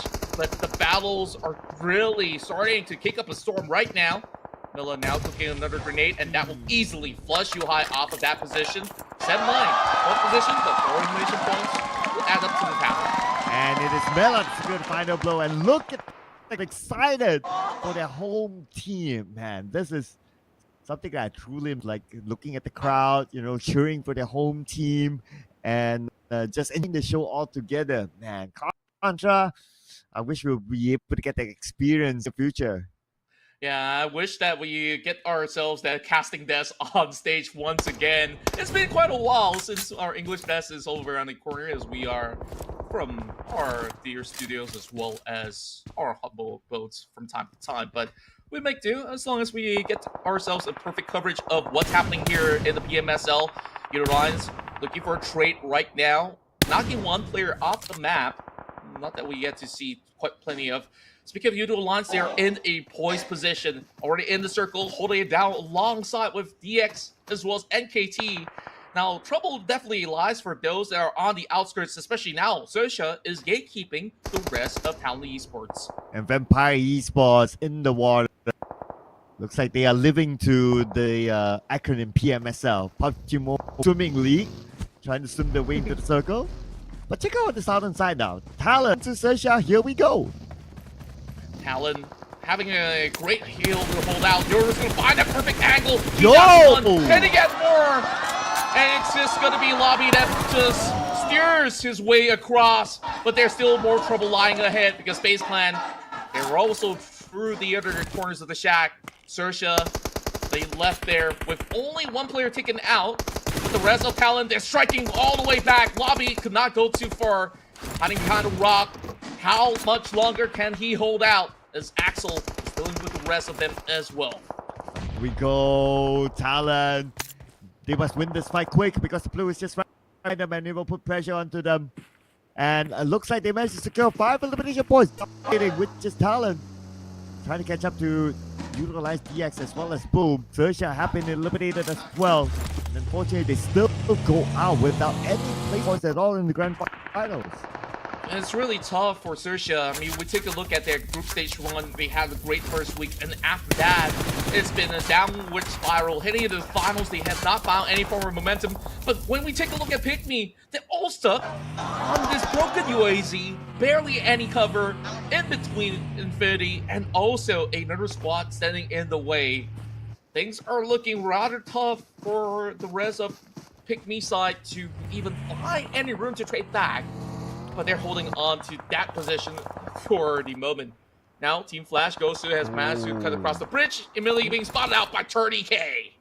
Yeah, no points at all for Team Flash. Unfortunately, as they went out there, number 10, Team eliminated, allowing FaZe Clan to potentially overtake them. And I can understand excitement from the home crowd fans. But Vampire Esports and FaZe Clan facing off each other. They have to win this fight quickly because they play by the edge of the circle, especially for Vampire Esports. Someone is still on the outside. Mel is picking up by Tony K. And now it's only Mormon and 9 ons left. 1-for-1 exchange. Huge nade, almost clipping onto Mormon. But he's got more to offer from his side as well. FaZe Clan trying to actually climb one through the doors. Will not find Tony K for the moment, but this is not what the Thai fans are hoping for. These Thai squads to be clashing towards the corner of the map. But this is the circumstances that they're being put through regardless of the situation. 9 Noise holding from the back end of the hill, trying to negate any form of an angle of push coming in from the side of Vampire Esports. TALON somehow finds their free passage. They were one of the latest teams to join in from boot camp, and take a look at them, looking to really sweep them off the rugs. The Schweppes clears off the area. Mormon's already out. 1 member left standing away from the side of FaZe Clan at the moment. 3 points in for Vampire Esports. Oh, Vampire, but they won the fight, but they haven't won the war yet. Now, TALON will be the one to block them up from coming in any further. 9 on alive, 9 on looking for reverse and near the cross. But lucky enough for Vampire Esports, did not land into the compound. But we move forward to TALON against Judo Lion. And they've been striking hot, like everything's just being offered on the table for the rest of TALON Esports. Judo Lions getting flushed by TALON. Lytics with a clean takedown, and they're definitely looking for another one. It's only going to be IQOO that's going to be inside the shack as he holds through the window pane. Lytics looking for a push. Damage being done. But how much more can IQOO offer? Gonna switch it up to the SMG, but that's not quick enough. We got the DBS lined up for IQOO. And that's the advantage of having the TPP. You're able to see the movement of your enemy, plan ahead. But now he has to plan ahead as well on how to get into the circle. The Infinity now on the outside with PIGMY. Both teams trying to get it on the other. Logan comes in. Trigger. Logan gets 1 knock, but they're not out of it just yet. Vampire Esports have quite a valiant effort trying to make it through the edge of the circle, but they will fall short this time. As TALON is the next team to bow out, they also got surprised by the overwhelming forces of Judo Alliance. Now, Infinity marching through the smoke, but will not be able to find those members of PIGMY, as Dimsy is the one that will try to hunker down this position, but will be picked up from Spider Tan. Infinity with this fight big. Just need to wrap up the job. And there you go. Infinity win, but they have to find a way into the circle right now. On the southern side, PMSL Esports next to them is going to be Team Xavier. It's going to be number 1 and number 2, potentially with each other. But we also have the Infinity looking over the shoulders of the Xavier. And you just look at how patient DX has been throughout the entire course of the show so far. As the Infinity has been able to win battles after battles through this oasis. But they really have to go in for a quick reset. Not much time left, as they're already looking to leave the area, understanding that there's not enough time to go in for a pickup. Boom Esports now smack dab in the center of these compounds, whereas DX coming from the far corners of the map, trying to make an escape with the vehicle being shredded off. DX now stuck right in between, but this is just a big damage to be done for Boom. Smack that, get on the arm, Yummy says. To his opponent on the other side, beautiful blow eagle to knock down one of his opponents. And on the other side, we do have NT still alive. We have not seen much action for NKT, so I wonder how they're doing at this moment. In the middle of the circle, yeah, there you go. Within the compound. And they do have a group while other teams try to cancel each other. Spider corners of Tambang here, hiding inside of the warehouses. It's going to be a safe refuge for the side of NKT as the circle shifts even further into these open terrains.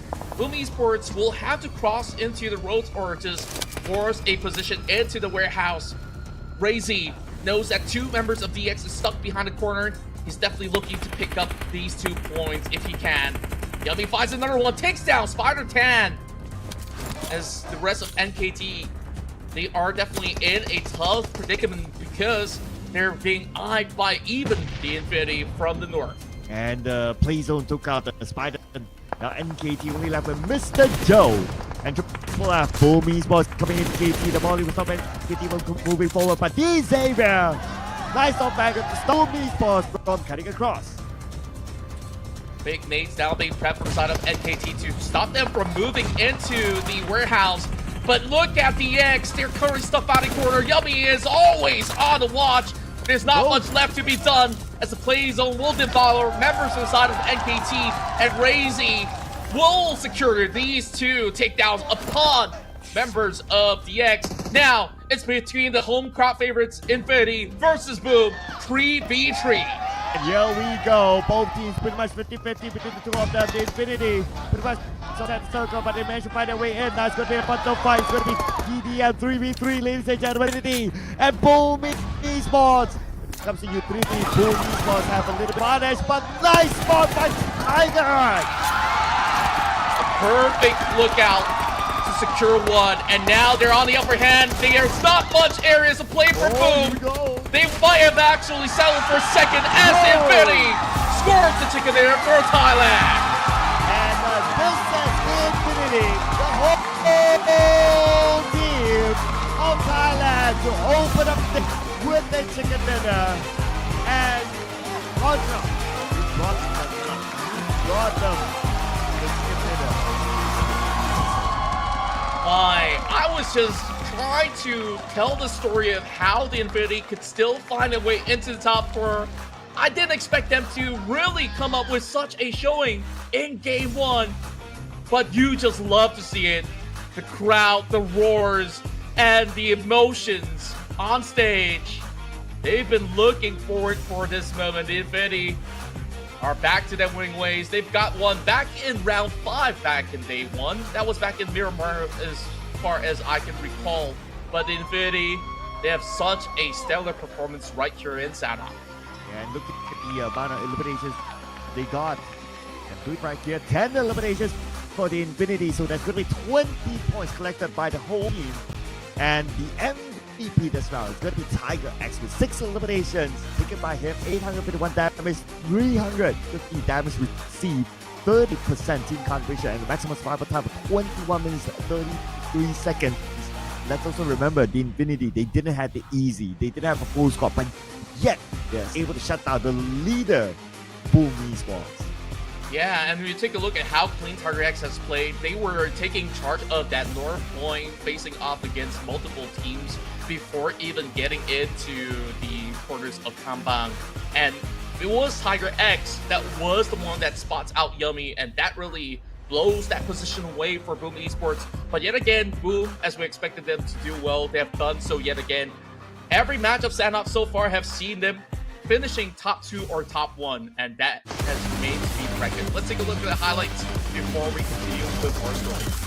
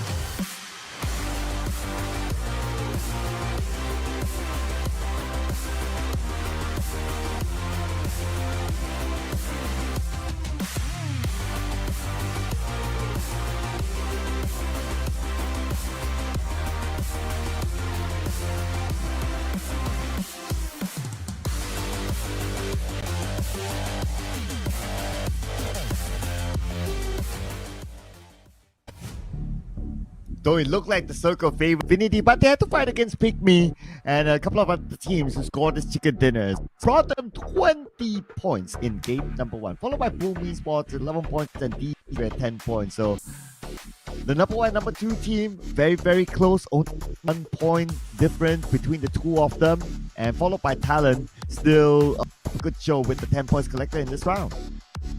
Yeah, and when we add up all the points all together, it really feels like things are still at the very beginning because of how these teams have been able to secure those double digits in order to maintain their current form. But for BTR, they got eliminated very early on, so we may actually see them be challenged up next. Same goes to RRQ. So the Infinity with this chicken dinner will only overtake one position. We'll send them into the 6th right now.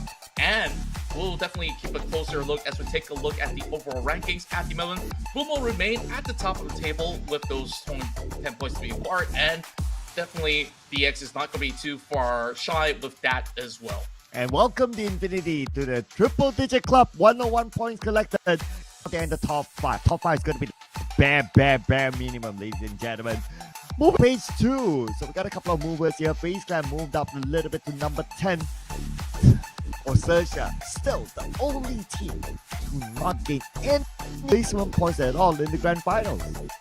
Yeah, I'm not too sure what's really going on in their current form, but we'll actually get to that much later as we take a look at the head-to-head. It was really between Tiger X versus the entire lobby of Sanhok, but Razy was the one that has done the most coming into these final battles across that north section, which we saw Boom tactically hold down the centerfold of the fights that's happening over south, and eventually when they make it through, there wasn't enough room for Boom Esports to realistically play that one out. So that was the whole ordeal of how the game closes off. But TALON, though, have yet again surprised and wowed all of us. They came in from boot camp, they swept in very late into the situation, taking out teams like XERXIA and many more, and they got so much damage to offer.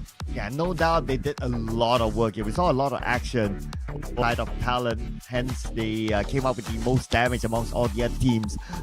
By the Infinity, Boom Esports, and Judo Alliance as well up there in the charts. And ladies and gentlemen, in case you somewhat just join us, well, Boom team, the Infinity, scored the chicken dinner to boost themselves into the top 5.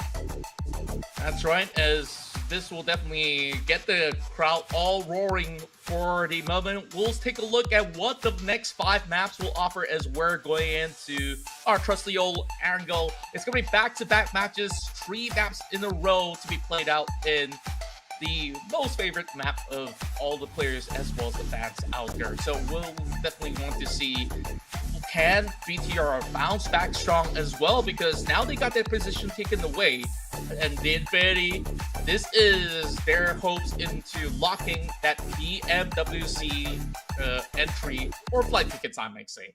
Yes, of course, the slot's important because you don't want your season to end early. That's number 1. Number 2, the PMWC offers a huge amount of prize pool, so it's definitely something that the teams don't miss out. And in case, just to keep you guys updated as well, in previous years, you might have heard about the PMWI. Now it has been rebranded to the PMWC with a similar amount of prize pool. So if you know the value of the PMWI, it's a lot. Well, PMWC is going to be pretty much the same case. And BARUZ Sports, they won 2 PMWIs back to back. They're like super duper rich right now. But I'm pretty sure they don't want to miss out on this one. They probably still want to have that chance of history to become 3 back-to-back champions of a similar tournament.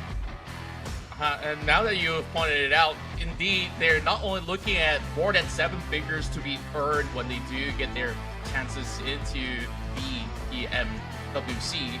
Now, also with the Esports World Cup that's in conjunction, it's really the centerfold of the stage for all these teams to showcase to the entire world of esports, not only in the realm of PUBG Mobile, of what the Southeast Asian teams can actually offer. So I'm really happy to actually see all these teams in their current prime form. Of course, even in previous iterations, we've seen so many great victories coming from Thailand, from Indonesia, and they're looking to still prove that they have what it takes to take the global title home. Yes, and so I mentioned about the contrast pin, right? So you can look down there on in. Yep, there you go. A hidden Infinity fan there. I see the subtleness. I see the subtleness there. Yep, and Very that probably subtle. brought the charm to Infinity.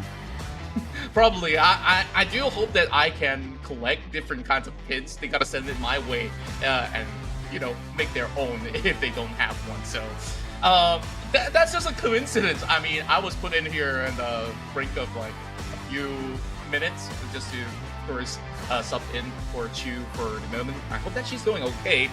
And when we take a look at the current situation for all these teams, I think that this round of Sanhok definitely have caused quite a stir to those that are not within the top 4. Now that top 5 position has been compromised by Infinity, I'm hoping to see whether if they could even lock in into the group stages than to play for some really difficult rounds into the survival stage instead, because that's definitely going to be a lot of tough teams from across the globe that will be competitive around that survival stage as well. Oh yeah. Looking forward to see the PUBG World Cup as well, because it's like a PMGC basically. You put the best teams in the world all together playing at a stage. I mean, it's technically PMGC, right? And different than the previous edition, because there was a voting element in the previous edition. This time around, it's all through qualifiers. So basically, you're putting the best of the best teams in the world to be. Expect teams like, well, the newly rebranded from Starwood Esports to now Finalists to be there as well. Probably teams from the Chinese region to be there as well. I mean, there are a lot of amazing names that we can expect from there.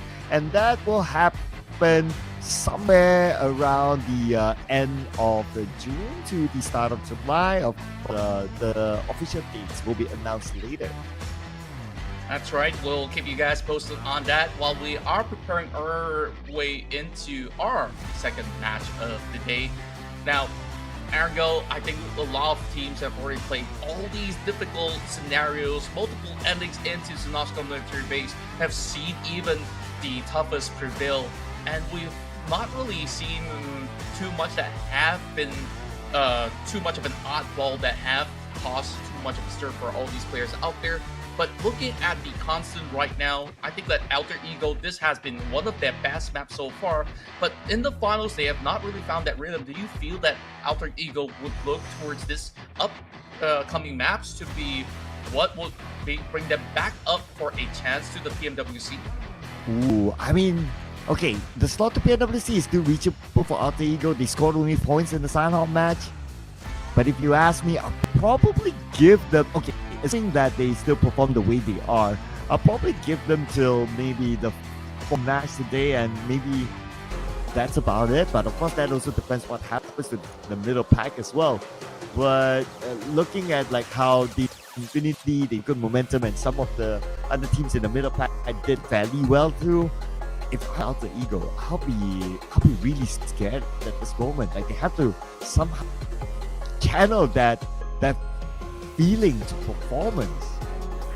They have to channel everything, their energy, their strength, their mental fortitude into the matchup here as we take a look at Rosemary, who have been part of the show match for a little bit of a warm-up, but I think that it wasn't exactly a warm-up run for the Sanhok bout that they have already gotten through. I think they managed to get just a couple of points out of that, but nothing too substantial so far.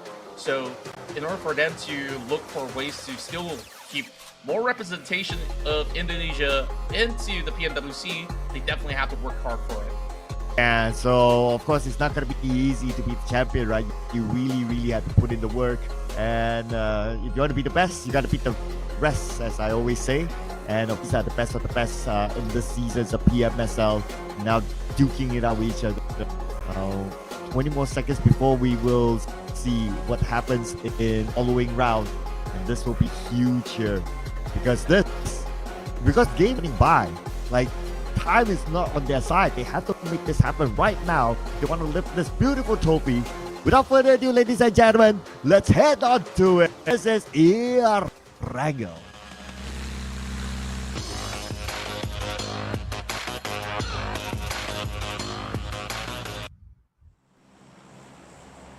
As we journey our way into the beautiful Aragel, we are looking at a flight path starting in from Zarki, headed into Milta Power.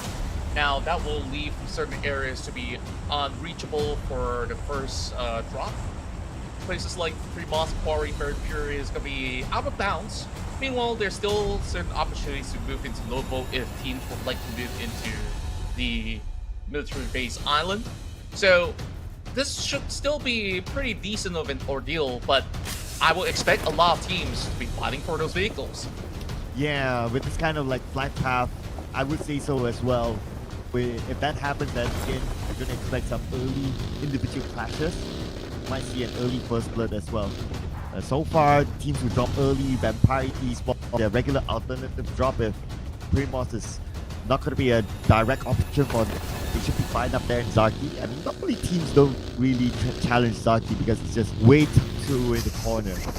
But maybe somewhere in the middle we might see that splash. I am keeping in my eye around the area of Pachinki. There is like a good amount of overlapping colors there and potential a tussle for it to happen in the area. Indeed, and we'll take a look at a spread formation coming from the side of the Saviors to be taking corners into that territory of Pochinki as well as the outpost of Gatka. While keeping an eye close on our leaders of the pack, PUBG Esports, we're sitting at 149 points. As the rest of 7-9, they just take those vehicles to journey their way through into a different state. TALON Esports always starts off in Yasna Polyana. I don't think it's going to be too difficult for TALON to eventually move in, but my eyes definitely will be locked into a lot of teams over on the central area, like you said. There's plenty of teams around that area of play, and with this first circle moving around the central west, this is going to be a little bit challenging. Expect to see teams to eventually move into Mount Gatka for a stronger hold later on. Yeah, I do agree. I think Mount Gatka we may expect to see like maybe teams taking each corner, and at the same time, because of this split, like teams will need to kind of decide like, okay, Mount Gatka, that's what. Of course, you can only do that if you're like one of the early rotators into that area, because you will edit like teams to be up there first. But if you're like one of the late rotators, or if you naturally drop away like areas like Milta where BTR likes to go, then they'll need to realize like, okay, do we want to stay in the main peninsula or do we want to go straight up shooting range area in hopes for the circle to land its way into where we are?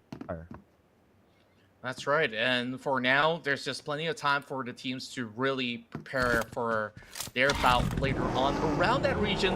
And I wouldn't even be surprised if it does end up in those open fields in Gatka as well, with this possibility being shown to us very early into this matchup.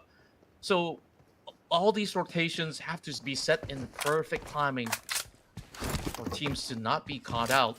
But stage 1 will definitely have this little standstill. And this is one of the few times where we don't really see first blood throughout the course of the couple of minutes of play, as we are already moving into stage 2 real soon. Yeah, it seems to be a very peaceful first start. Looks like what we kind of predicted, the vehicle tussle didn't end with any first blood. But that also means that right now we still 64 players in the game, and as we move on to the next stage, and because is that we have this 50-50 split on the circle, I would say that we'll see something at stage 2 because of how this split is, and even fights at stage 3 onwards. Yeah, I do assume that majority of the action will be from 3 onwards as well, judging from the game plan of majority of the teams. Now, I want your opinion on to a few names on the list, especially for PEA. They start off really well on day 1. What really happened in day 2? Oh man, all right, it's one of those mysteries of life. But I guess what I think that this all comes down to experience. We gotta give PEA the benefit of the doubt, right? It's their first time in the grand finals coming on this sort of stage, playing with the same 3 teams. The same 16 teams or 15 other teams throughout the course of 3 days. Like in the league stage, you will have a different set of teams every day. So it's kind of hard for teams to really pinpoint what you might do. But if you have the same 16 teams in 3 days, it gets even easier for teams to kind of predict like what you do. And naturally, if like you're doing very well, and if you are in one of the top teams that you've been talked about a lot, like a lot of teams would want to pay close attention to you, and I think that's what happens to PA. And I do believe that as well, especially on day 2. It seems like their same game plan did not work out according to what they have definitely ideated so far. As we take a look at the early scuffles, we have XERXIA that's getting into a little bit of an action. Boom will be able to cut across from the north point through the bridges into the sectors of South George, it seems, at the moment. They might be interested to take over the hill later on. And going back to what you mentioned about PEA as well, yes, they are definitely an uprising team hailing from Malaysia. And their journey so far has been impeccable, right? Like their first ever season, already making it into the grand finals. I think that it also goes to show that experience definitely pays off, especially for teams like Boom, to know how to deal with certain situations. But for what it's worth, PA definitely has put on quite a showing back in day 1. Day 2, readjusting. Day 3 now, I want to see what they've got. Meanwhile, PIGMY as well as XERXIA has been here for the longest of time on with North George. I don't really expect them to go on a full-blown fight because North George is tough to navigate. There's plenty of all these estates for them to hold. So they'll just be noisy neighbors for now. The unwanted neighbors call the police and probably someone else to deal with it. And I guess that's what these two teams will be hoping for, other teams to deal with their neighbors. But with this kind of circle, I would expect more teams to come by North George, frankly speaking. I think being a North George is very strategic in case if the circle like all pulls all the way down south and nothing else on the northern side, that at least they will have better access to get into the main peninsula or on the South George of things. Absolutely agree, especially when there's like 2 bridges that you could utilize and plenty of defensive outposts for them to hold.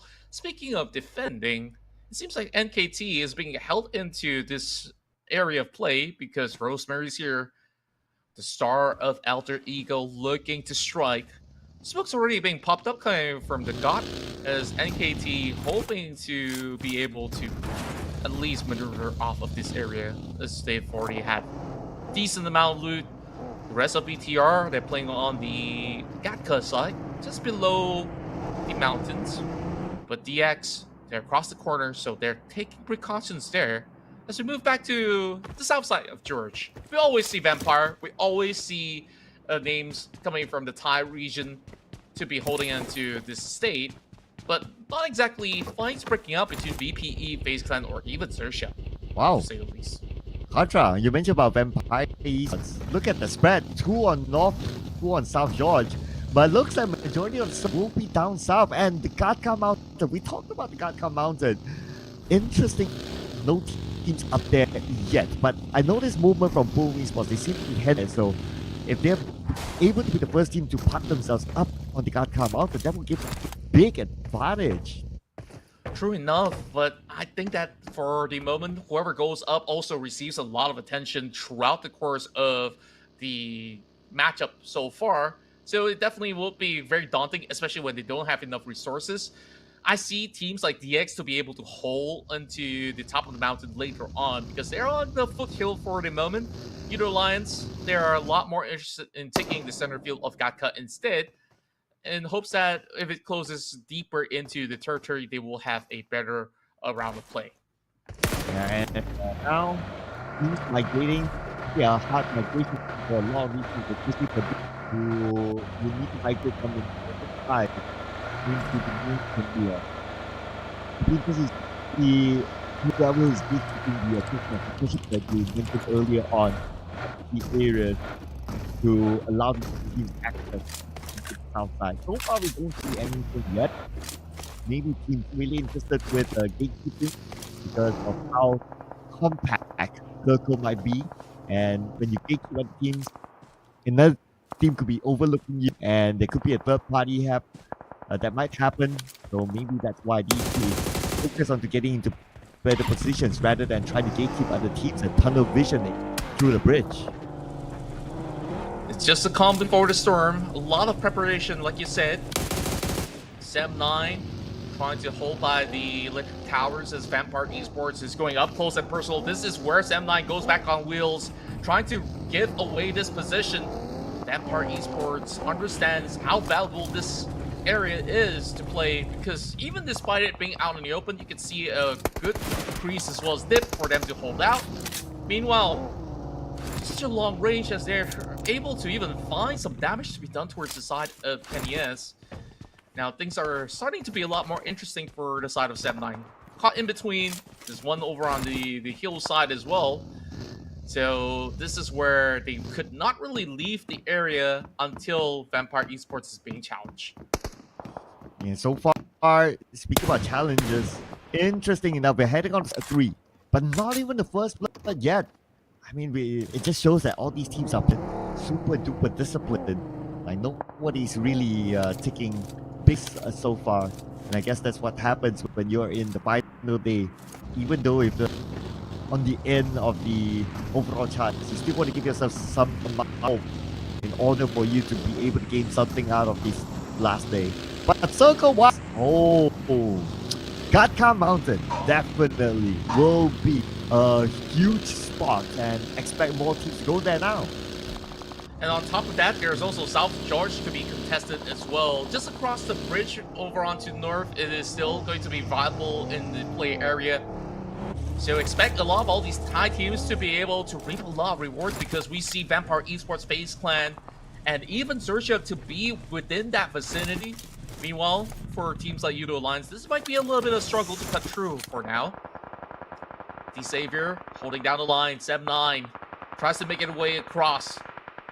And Sen giving a little bit more of a chase. Doesn't seem like they have managed to hit the mark just yet. FaZe Clan takes over the hill, hoping to connect some shots towards the side of the Savior. There's only a shack for them to really hunker down for the moment as they lose a vehicle. Another park right out in the open. 9 Noise is going to deter them from moving out and about.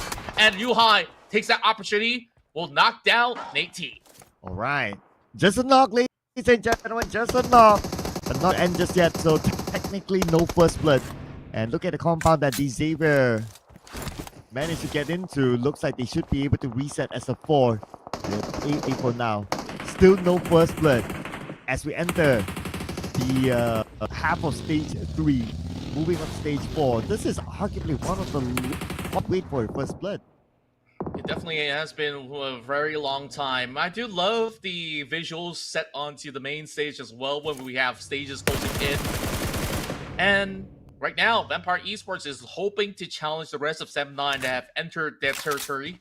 Vampire Esports very well versed onto how to play by the containers, but they're pretty spread out in the open. Or should I say, one by the hill, and another one all the way far back into the factory estates.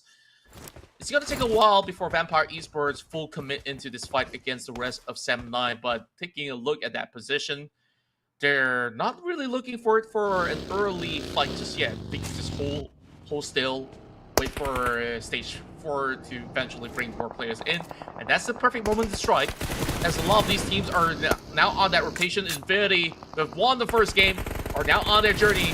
This is going to be a rough ride, though. A lot of weapons pointed at the side of Infinity, but thankfully none of them drop out the vehicles. And okay, here we go. Infinity has to go up to the guy come out.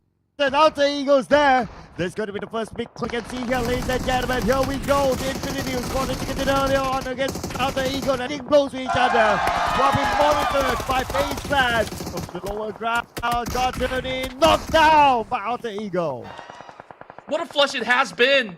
Even despite them arriving in the scene with the rest of Alter Ego holding true, they have definitely put up quite a fight, but the damage has been done. Tiger now just limping his way, and that will be the rest of Infinity going out very early on, unable to challenge on top of the hill. Oh man, and I noticed that the circle went entirely onto the main peninsula means the 3 teams on the northern side will need to migrate. Infinity unfortunately goes out with only 1 point this time around. And that opportunity to teams like BTR and Alter Ego to overtake them, but FaZe Clan, they'll start off a fight with Vampire Esports.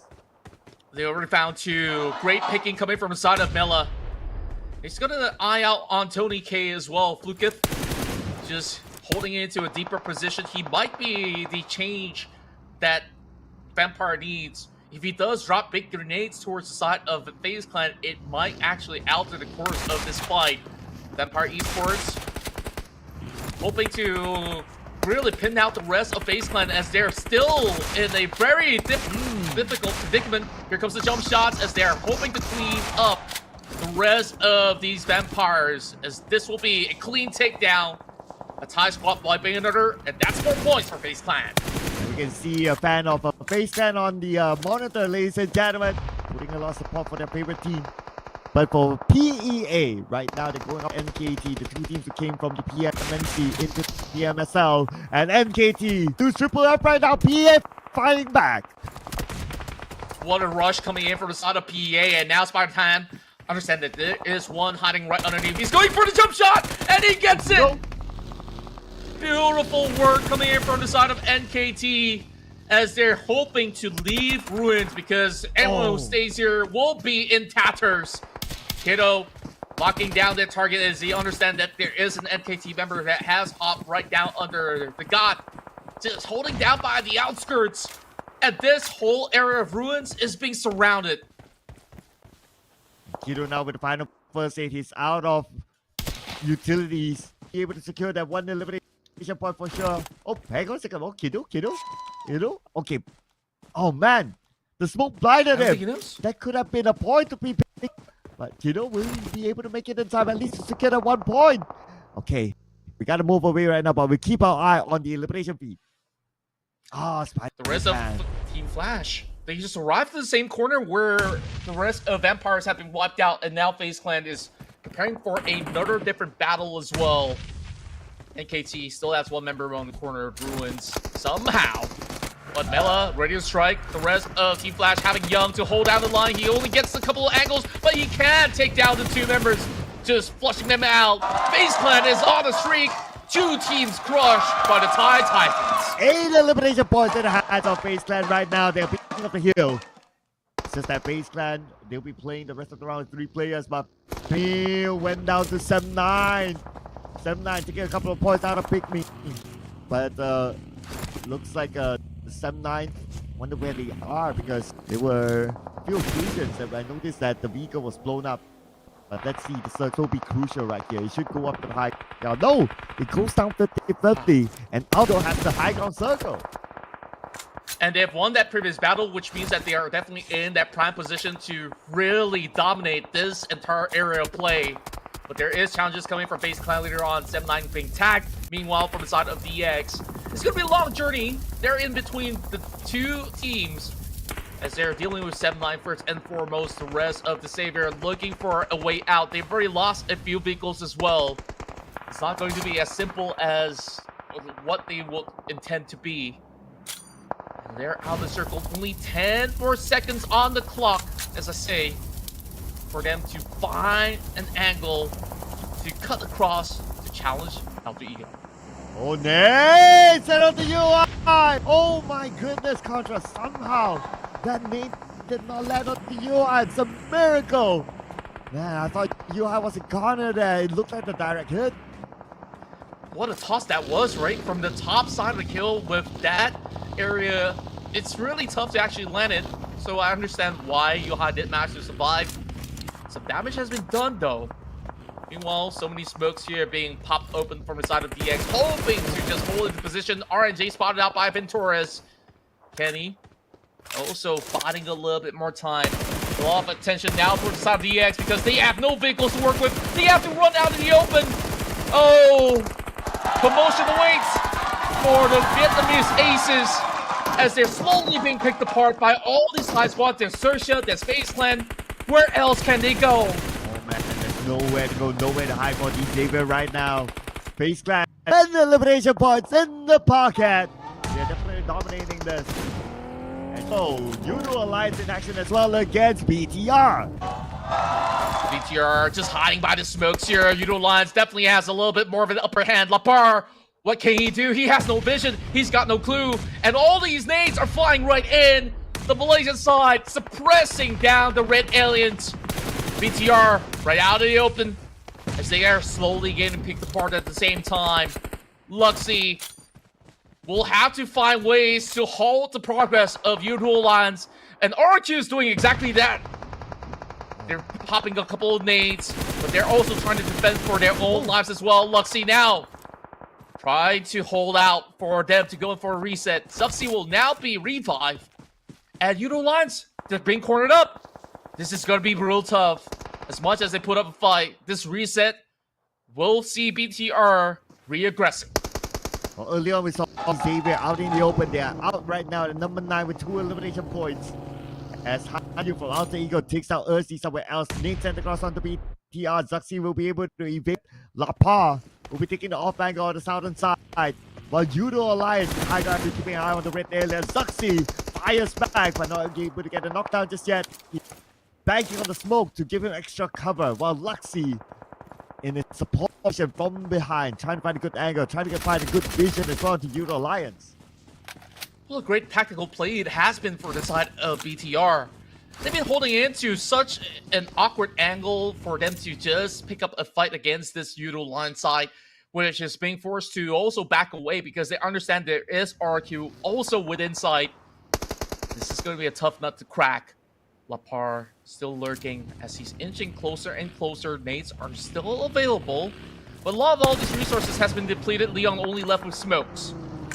Therefore, they're just going for these open peaks, which is going to be a 50-50 in form of exchange. But FaZe Clan, they still have these 3 members up on those hills, still looking for a challenge. Whereas Alter Ego has been able to also reap rewards from the hill as well. 6 points acquired. And now this long-standing fight really sees these squads to be holding a lot of different areas to play, but this is BTR's chance against Udo Alliance, driving out. Anik looks down as the exchange just goes through. Jimmy is the next one to fall as well. 1-for-1. Oleo stands tall. Oh man, Oleo somehow he managed to survive, and now he'll be picking out Leon's. But the rest of BTR, they lose Lapa. Zuxi is going to be the last man standing, but BTR is rushing to members of Udo Alliance, but he has to be careful because RRQ has arrived as well. Zuxi has to defend his behalf. RRQ circling around Zuxi. One last hit to get the knock. Man, he's so lucky, but Leon's moving one knock down the Beko instead. And the foes will now become friends to hold down against this RRQ side. BTR left with only 1. And so much damage has been dealt by Zuxi. It's just so impressive on how he managed to make the cut. He's only got 2 energy drinks left. How can he survive? He just has to pull as much points as possible. Leon's has managed to really open up the doorways here. Zuxi somehow managing to survive from that detonation at the very same time. Lost that vehicle. Not many areas to hide out. A minute from now, Zuxi's got to make the decision. The enemy of your enemy is my friend, when this is the exact situation that happened. And at this moment, BTR is actually doing circle. But we move over to Grand Alter Ego, FaZe Clan, and boom. I've been in the same for the longest time, but we also have RPX from XERXIA still holding on strongly on the other side, but he doesn't have it at all. BTR eliminated number 7 with 0 elimination points. Alter Ego, Ultimate Alpha, the last active member. And suddenly all the fights are taking place on top of the hill. Boom retakes this area of play, flushes off members on the side of Alter Ego, leaving only 1 behind. Alpha barely surviving to make the cut. Hans for you, stuck in the middle of smoke. The rest of FaZe Clan now dropping those nades, and it's starting to clip onto lobby. Pombit goes in for the Hun. That will be a very quick cleanup as the rest of Boom Esports, they're looking for this massive climb to take down FaZe Clan. Can FaZe Clan hold on? Mela now takes the vehicle to reposition it into a deeper territory as the rest of Boom Esports have now get a glimpse of Mela, only for this last split. What a tough ordeal. And look at the shift of the circle. They eventually will have to move down once more. Oh my goodness, it favors RRQ at this moment. But let's put focus on the Gaika Mountain. 3 teams, and 3 teams to be exact. FaZe Clan, Boom Esports, and Alter Ego, who will come up alive. None of them truly get the circle at this moment. And it's almost not close. In about 12 more seconds, they have to make a decision on how they're going to deal with each other now. And also don't count out IQOO Alliance as well. They managed to go in for that full reset. Having 3 members still intact at the moment. Whoever survives the tail will have to take a look at what's below. And Alba gets caught out. Alter Ego crushed by Boom Esports. That was a swift blow. Alter Ego, much better run into the top 5, but now hitting into the top 4. All at stake here for Boom Esports to pull in a chicken dinner. 11 points right now. Still holding into that #1 spot. Bella tried to do some damage to her IQOO Alliance. They're the ones with the information gathered up throughout the entire sector, but they don't have the circle to play with. They have to find a forced entry down the hill, and I'm not sure how are they gonna make it out. Man, at this moment, Contra, what does it take to stop Boom Esports? And they're not dead. They need Mela. FaZe Clan only Vendoras left. Vendoras pick up his body. If he stayed there too long, and then they could land onto them. Lucky enough, the second nade did not enough. Frenzy's popping up the stage. Frenzy showing his up. Frenzy will be able to toss the nade across, but he will not get anyone entirely. But no! It knocks out Mela. 1v1. And Frenzy! Nade! And shooting combo! To take down 2 members of that, and now FaZe Clan only has 1 more left. And Frenzy does it all. Such a clean take coming from this solo player. There was no other Boom players on top of the hill, and he has managed to really deter FaZe Clan from getting more in this equation. Boom Esports adding more to the tally with Yummy getting that knock, Pondbit as well, finding members of the side of IQOO Alliance. This hill is for the taking as they look to divide and conquer. By Noise, the final member being for the side of FaZe Clan, keeping their hopes up. But who's gonna stop Boom right now? Or to suppress? Same goes to IQOO Alliance. Now Nine Noise has been spotted out as well. Oh, Boom man. Esports, this is their game to take. Oh man, Contra, what does it take to stop Boom Esports now? All you need to do is finish off the final member of FaZe Clan and the final active member of IQOO Alliance, and then, and if you look at the positioning of IQOO Alliance, there's no way Olio can survive this frenzy. We'll make sure that was the target of Boom Esports. And now Boom Esports in the drive still. Leo's doing the next one to fall to the hands of Nine Noise. Now it's all in for Boom to wrap things up. It's FaZe Clan versus Boom. 1 versus 4. His position compromised as he will eventually be clipped up into the top corner. He's trying to pull up as much as he can, but Boom stands tall. Another massive win for the Indonesian side. Boom Esports with the chicken dinner. Literally standing tall with the Yummy Frenzy crazy standing up to celebrate that chicken dinner in day number 3 of the grand finals. Contra, my goodness. They were consistent inside of game number 1 and they scored the chicken dinner in game number 2. What it take to stop Boom Esports? Absolutely nothing at the moment. You just take a look at the numbers tally.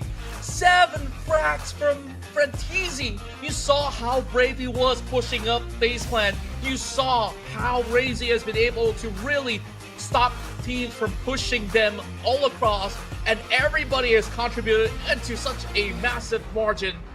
Minimum of 3 eliminations, and this is double digits by elimination itself. Frenzy, what a play that was. Oh man, 7 eliminations and 1,062 damage, My, 205 damage. As we take a look at some of all these stats, this is where the rest of Boom Esports have conquered the entirety of this massive fight. Just solely taking one step at a time, rushing up the hill, and just conquered it entirely so. And take a look at that perfect travel distance, my friend. 3-3, that's a magical number. I know, right? How often we just not a number. And oh man, what else can I say? Not only they amaze us by the gameplay, not only amaze us by the concept, but also the travel distance. I mean, of course, it's just a coincidence, but hey, you know what? Tell me a moment that you see this kind of number again, or maybe even ever. As we check out the best moments from Boom Esports.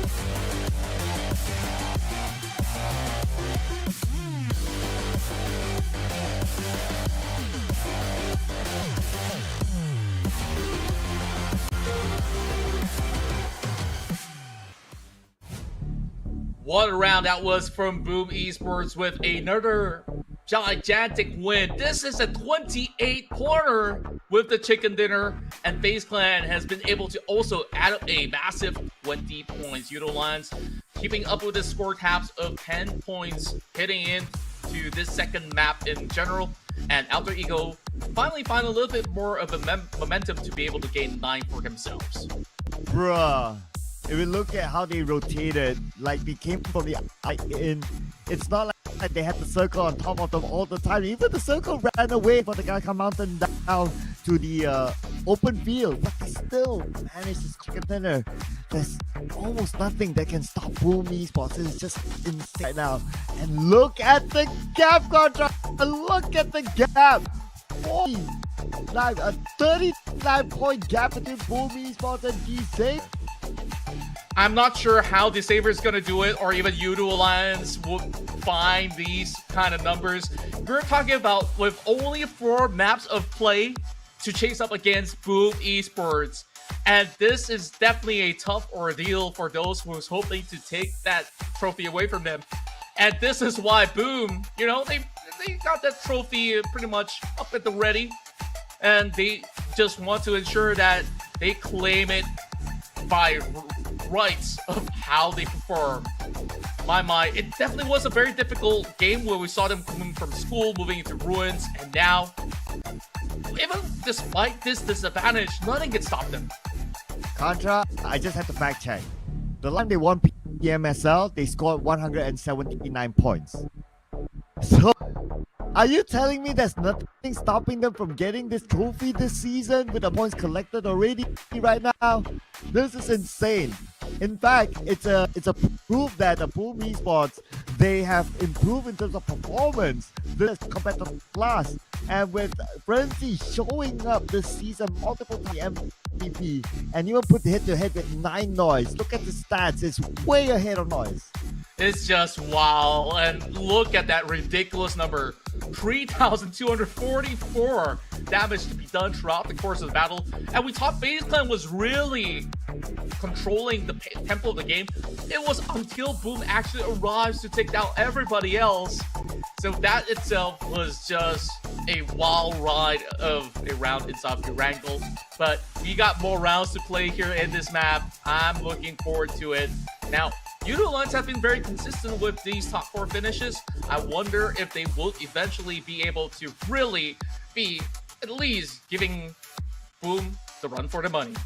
Okay, mathematically, with 4 more games to go, it could still have Boom drops the ball hard coming in the following rounds. But if they can score 18 frags consistently, it's going to be insane. Now, FaZe Clan doing not too bad as 14 eliminations for themselves. Alter Ego, 6 eliminations.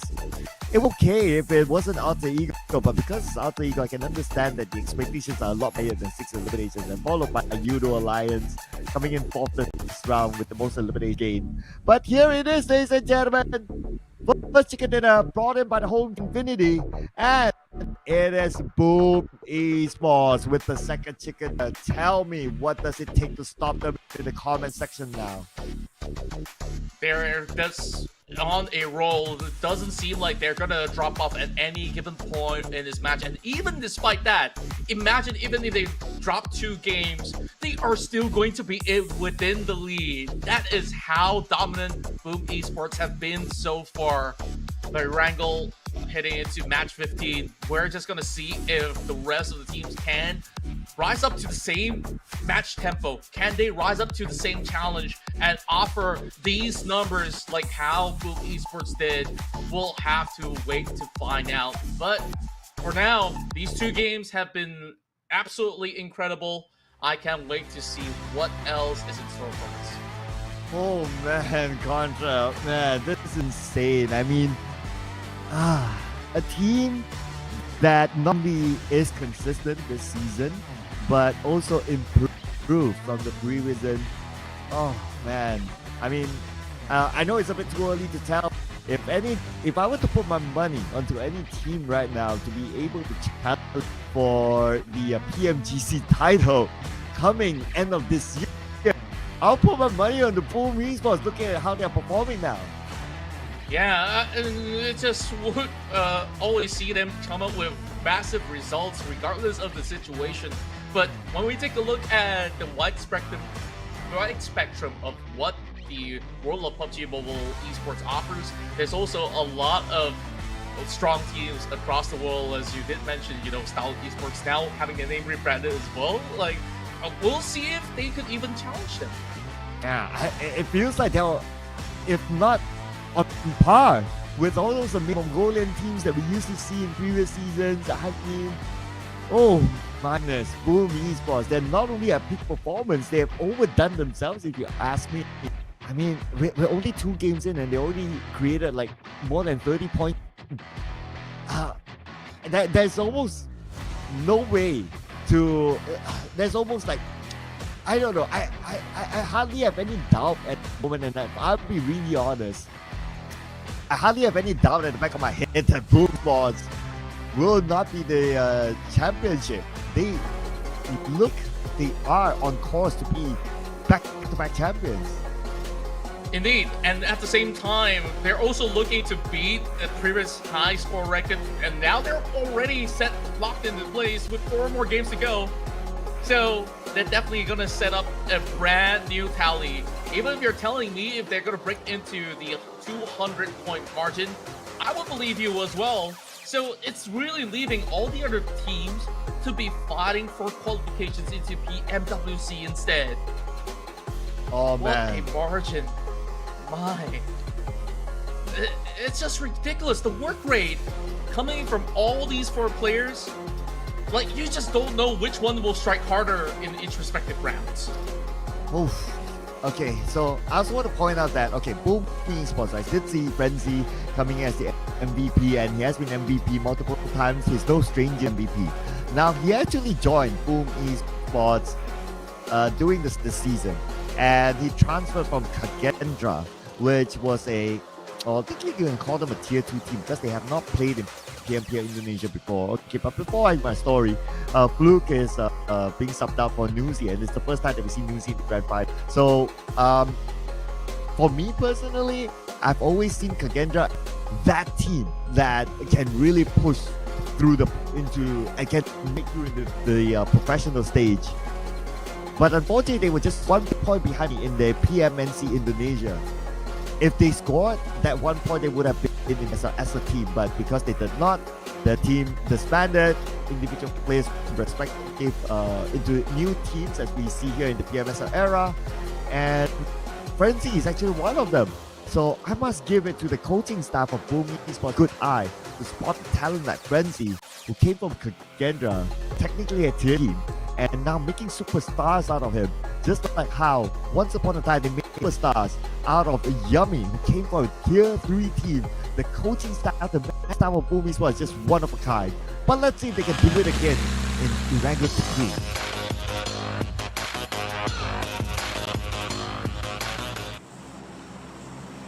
It's match 15, with only a few more rounds left to see who will hoist the trophy, and Boom Esports are definitely poised in that position. And of course, like you said, hats off to the coaching staff of Boom Esports to be able to scout out the player from Kagendra, and now gives him the biggest of stages to play, and might have actually given him another ticket to the global stages as well. As we take a look at the flight path, we start off from middle to power, heading into Georgia Pool. Not going to be too different as to how the trajectory was. This time, maybe not leaning too much on Zarky, but a much more balanced flight for all of them to play. Now, bringing back into the substitution, I'm definitely interested to see what Nuzi has to offer, because the entire season, he has not really played those games at all. But now we see him in the finals, ladies and gentlemen. One of the favorite from the past couple of seasons of PMSL is now back here to play. I totally agree. I really look forward to seeing like how Nuzi would perform in this round. I mean, he has been for quite a while, like what you mentioned, right? And let's see if he's really well up for it. The good thing is that at least he played the show match, so at least he has a little bit of a warm up from that show. And the fans will be looking forward to see what Nuzi will be able to bring to this time. And of course, Newsy being one of the best players around back in the day, the time with the Infinity, he has not reached peak performance with the Vampire Esports. So for Newsy to come back to his glory days, with the final few rounds that he will be playing or might be playing, he'll be able to show that he is still the hot stuff from the Infinity coming into Vampire. Yeah, back in his glory days, we see him really pulling off some clutch plays. 1 versus 4, 1 versus 8 even. I can believe that Newsy could actually pull it off. But now a lot of times have really changed throughout the course of the tournaments, where you see so many young bloods really gunning out for the title. So perhaps this change would give a little bit of a better run for some of the members of Vampires, to say the very least. As for the Savior, though, still at the number 2 position, but will eventually be challenged by IQOO Alliance with such a consistency throughout the course of the day. There's not a single round where they drop their match with less than 10 points. So far, it's been absolutely consistent. It's great to see IQOO Alliance at this rate, as they're definitely hoping to at least guarantee themselves into Riyadh. Whew.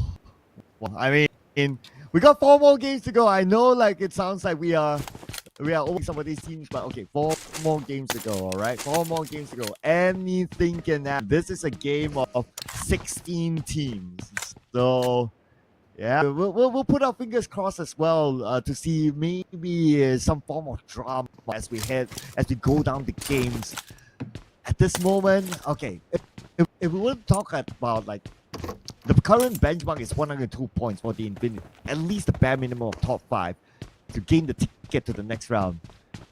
Personally, might still give it up to, okay, we're talking about 4 more rounds. I personally might stick to, I'm just putting out a name, right? Probably PIGMY. Up to PIGMY, probably still has a chance to try to, like, in that slot. Yeah, just look at the current standings at the moment. These are the potential teams that could still pull up a challenge, provided if there's any fumbling coming in from names like BTR, FaZe Clan, Eagle, and especially for Infinity, that's currently holding it to that 5th position at the moment. But looking at how BTR has played out that previous round of Wrangle, I think that things have been looking to be pretty good so far, although it's not exactly the kind of finish that BTR fans would have actually hoped for. But considering the circumstances they were up against IQOO Alliance as well as RIQOO, it was basically the best that they could pull out. Meanwhile, this is a start coming from the side of Milta, which will eventually see them having a little bit of a smooth journey through. So I really do wonder how would other teams navigate this first journey heading into this first zone. You mentioned about IQOO, and I also want to put out a point is that if we recall last season, IQOO, they did great in day 1 of the grand finals, and then they struggled day 2, and day 3 was a little late for IQOO Alliance. I also want to give it to IQOO Alliance that this season they did well in terms of consistency. Just look at this; they're still at number 3. The amount of points collected are pretty healthy as well, and the IQOO Alliance definitely improved from last season. But definitely a huge improvement. Yeah, improvement. I totally agree with that. However, I feel that based on the points and how teams have been performing, it is not IQOO Alliance's fault if they end up not winning the championship. It is just other teams just doing a little bit more better than IQOO Alliance. So I still gotta give credit to IQOO Alliance for the. Yeah, I absolutely agree with that. Meanwhile, we do have a fight going on. It's going to be FaZe Clan here, picking off one member of the side of Team Flash. It's going to be First Blood. And Mela, once again, has been able to rack things up for the Thai squad. And FaZe Clan is currently on the rally. After that massive round that they had through Mount Gatka, and now they're definitely looking to be poised on their journey, moving into the further northern territory of 70. I'm just expecting this fight to be a little bit more drawn out against Team Flash. Another early for Team Flash, similar to what happened to them in Sandhawk. For PA this time, it would last a little bit longer because of how their gameplay is. They like to come in a little bit later, these early fights, but this is a rare occasion that PA actually loses a member early. Speaking about losing a member, Ray's knockdown. Now it's not out just yet, so it could be a long-range knock and they could revive him. Shouldn't be an issue. But it could be an indicator that PUBG Esports is not all invincible. Definitely so. It's still very early, and Boom now having one member's deficit might actually allow certain teams to have a little bit more hope into securing the chicken dinner. I say chicken dinner, but Boom could still always do it with Tree, so don't count them out at all. And KT in close proximity, so they are definitely looking to challenge eventually. PIGMY and the rest of XERXIA, they're holding into a really great estate over onto the north here, as teams are seemingly looking for a position over onto these open territories. Team Flash has been driving around, and they haven't really found themselves a good spot just yet. Everywhere they drive through, it seems like they always run into somebody. Those who might have actually heard the engines roaring from the side of RNJ. They will continue on wheels. But for now, no casualties. That's pretty great for both sides. But for the moment, we got 30 seconds for stage 1 to close out. And this time, with all the teams already understanding how things will play out, we see a little bit more aggression in the early game compared to what was maybe a snooze fest back at stage 1. Yeah, it's a bit of a different dynamic this time. Already 3 players eliminated, including one member of PUBG Esports. And just to add a little bit of flavor to the draft, since it is PUBG Esports losing 1 player, it kind of gives that a small hope to the other teams. Like, hey, you know what? PUBG Esports lost that 1 player. Maybe just something might come up. But what came up, of course, is Circle, and now centered around the area of Koreana. TALON would love this Circle. But let's put focus on the Vampire Esports for now up against PEPA. PEPA now holding it down, but it's only going to take 1 shot coming from Vampires to knock him down. Kido trying to pull in some points, will be able to secure 1, but Kido will still fall through. What a flush coming in from the side of Vampires. The Schweppes! He goes in for a challenge, but Jim is doing all the damage. 2 members being knocked. Now it's down to Stone. What a turnaround. But enough damage to be dealt with. Vampire Esports will survive to tell the tale for now, but that is not going to be a happy ending with the rest of XERXIA moving in the way. Stone pulls off the last stand, and that's all they can afford. This is when Esports wanted to celebrate the win against the BEA, but XERXIA had come in. Yep, Molly there, but not going to be an issue. Don't see any of the teams close by, so they have the time to reset. But good timing that coming as third party for XERXIA, and the third party outside of the circle in.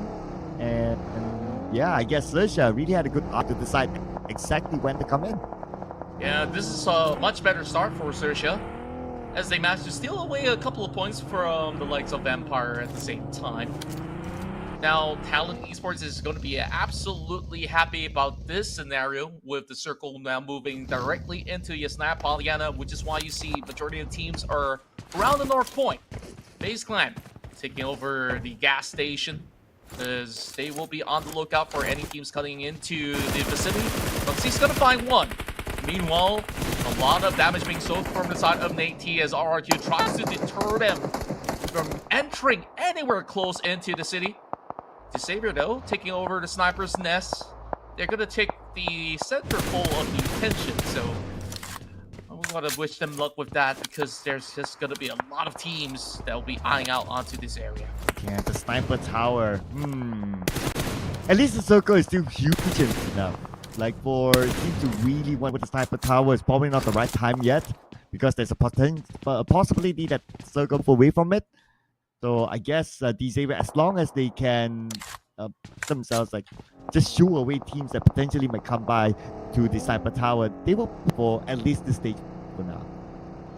Yeah, they will be holding steady at the meantime. Meanwhile, the rest of Sam 9 are moving from the south side into the Medusa intersection, with expect a couple of teams to be around the corner. FaZe Clan, they got a wide spread going on. We saw them in the gas station. We also do have one parked up over onto these shacks as Norman will rejoin the rest of the squad.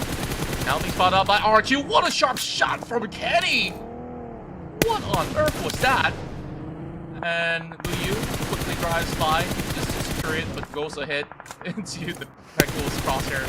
The rest of Set 9, they're trying to drive into the city.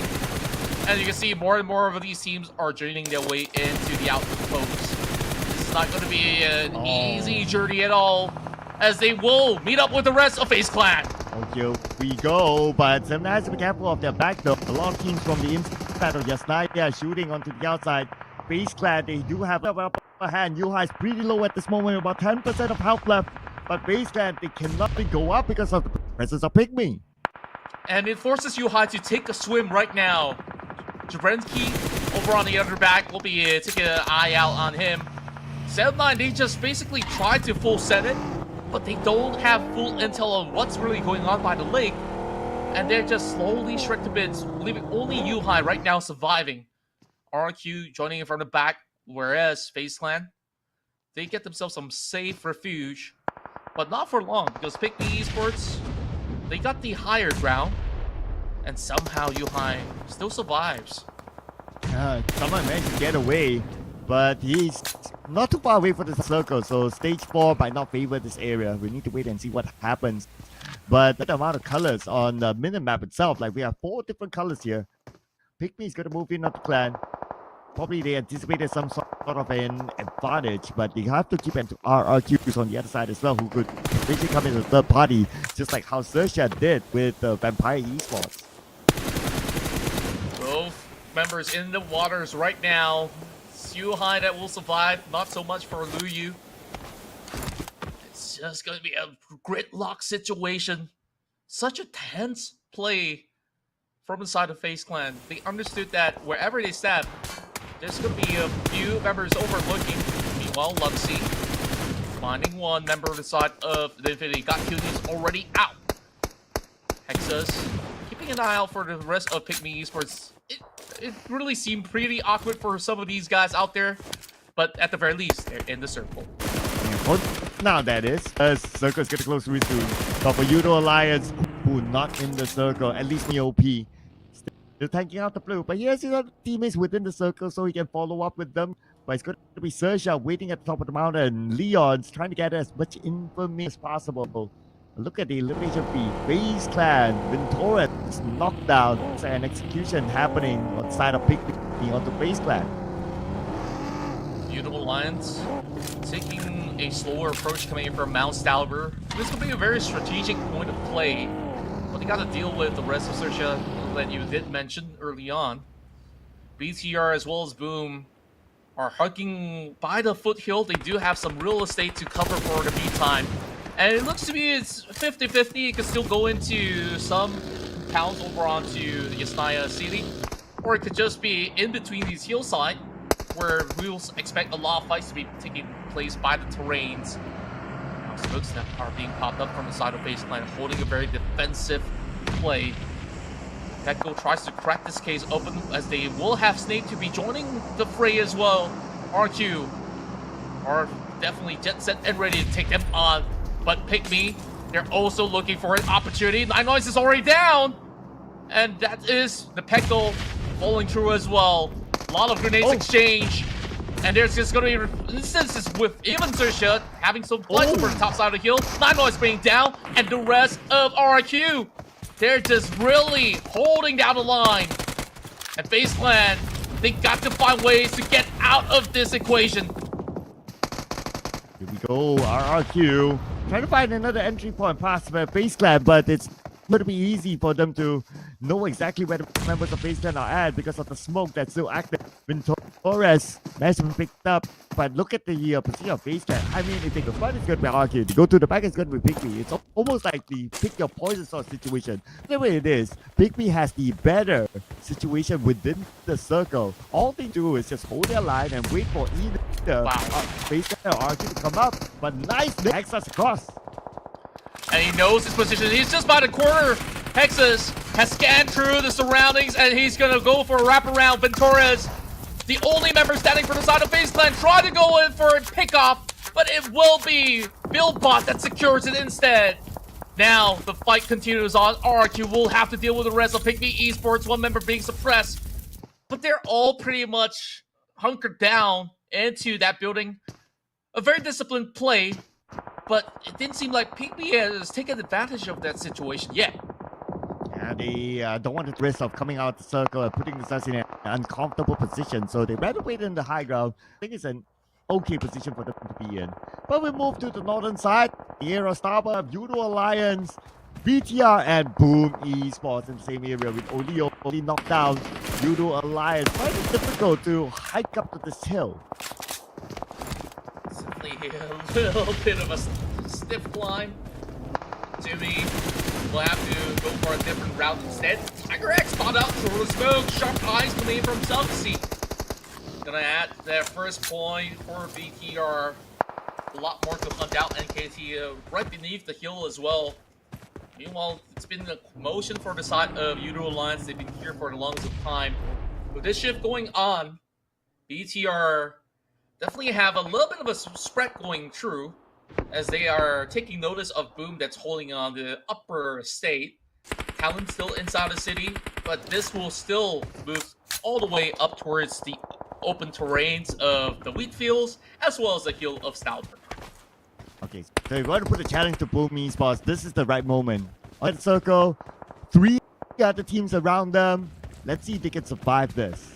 Came out a good win in the previous round, through a top circle as well. This will be the next challenge.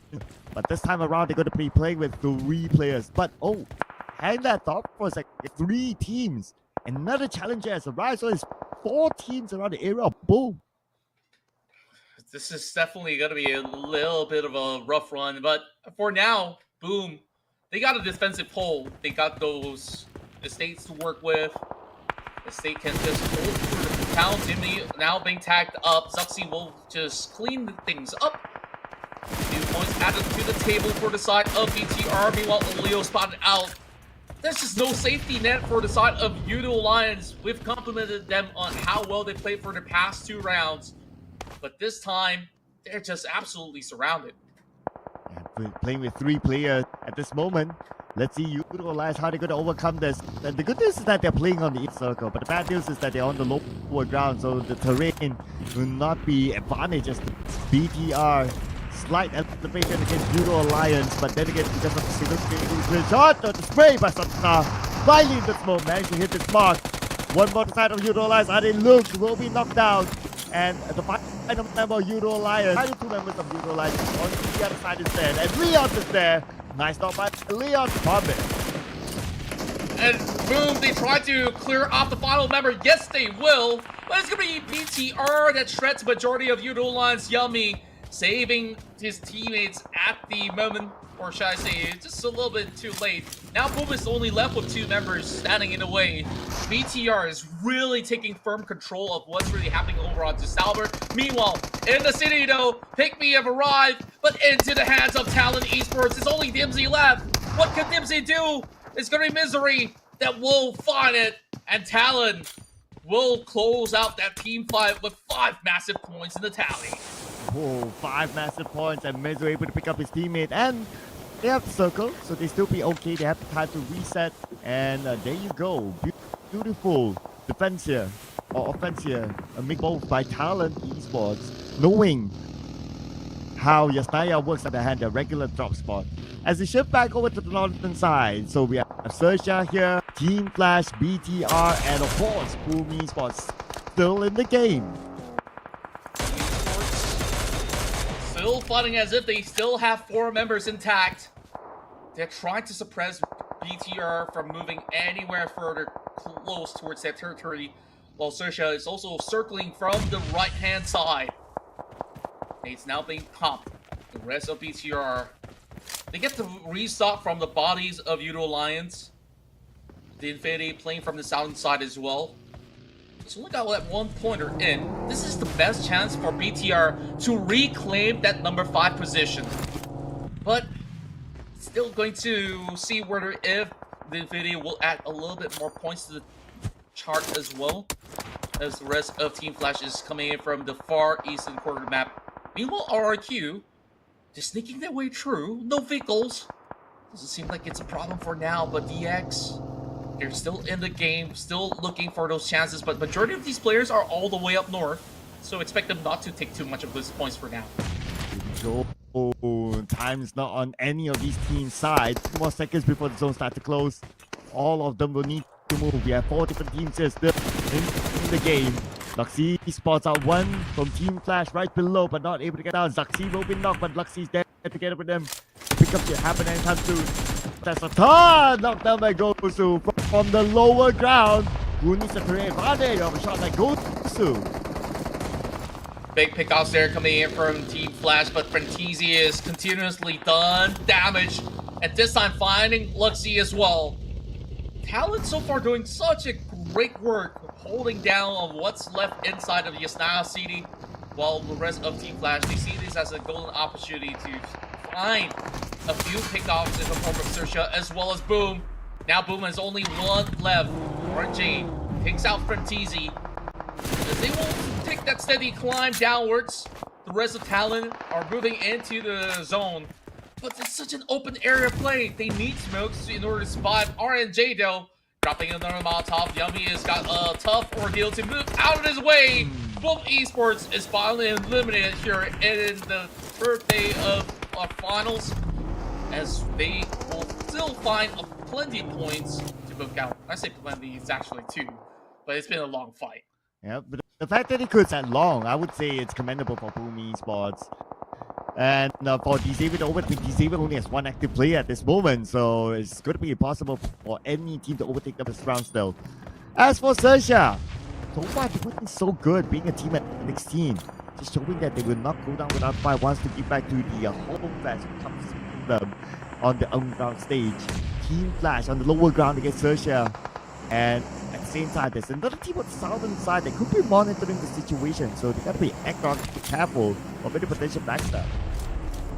And this is also a round where RRQ is looking to regain some form of momentum to be able to be challenging that top 5. The slot for PMWC is still on the line. XERXIA trying to flush out the rest of Team Flash now. Those nade exchanges without any form of vision coming in from the side of Foreign TV, while fights happening over on the lower end. Hexa's now having his position compromised, while Axel is trying to be flushed out by a decent effort coming in from Hexas, but that will be the end for RQ. Meanwhile, the shots are coming through for XERXIA as they dominate the starboard hill. XERXIA showing that they really want to get back to the fans that come to support round. And they still have the high guy advantage, and Batman eliminated together with Kosu back to back. PUBGM takes out Axel somewhere else. That fight is happening together with Xavier and Talon. Team Flash out at number 5. We're now down to the top 4 teams, and we're all at stage 6.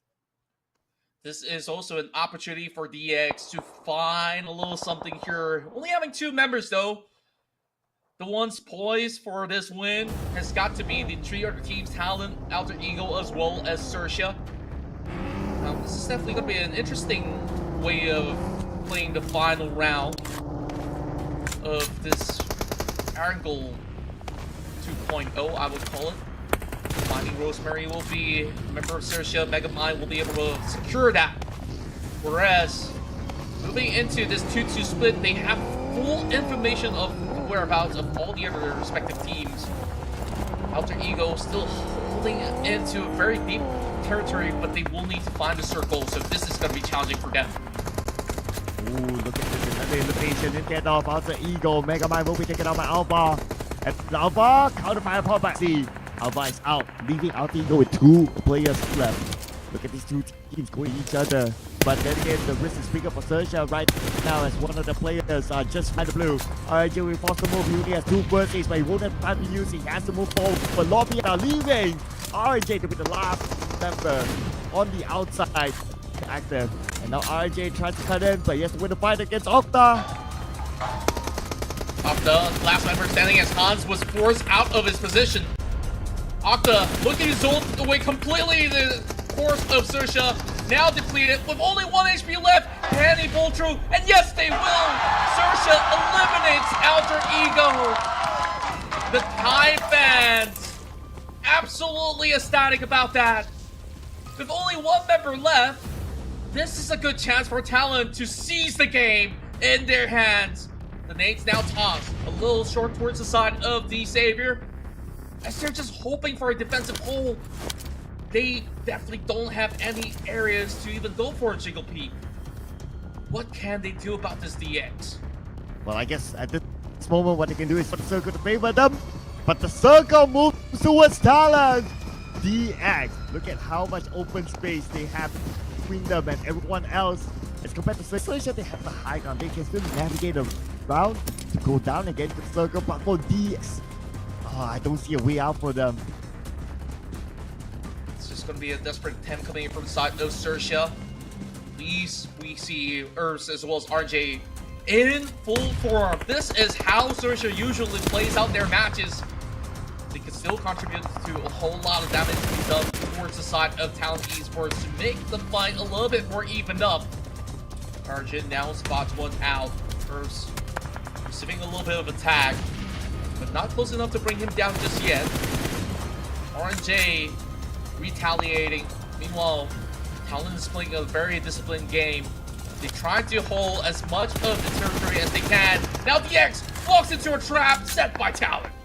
And they have noise. It's either TALON or the blue. By at least 90, he gave himself to the blue. So 1 point in the hands of TALON. DX number 3, 1 elimination point. Now search out with the high guy, but TALON, they could potentially do it for the home fans. Look at the amount of eliminations, 15 already by now. LC is going to be the only one standing left. 1v3 is going to be his game.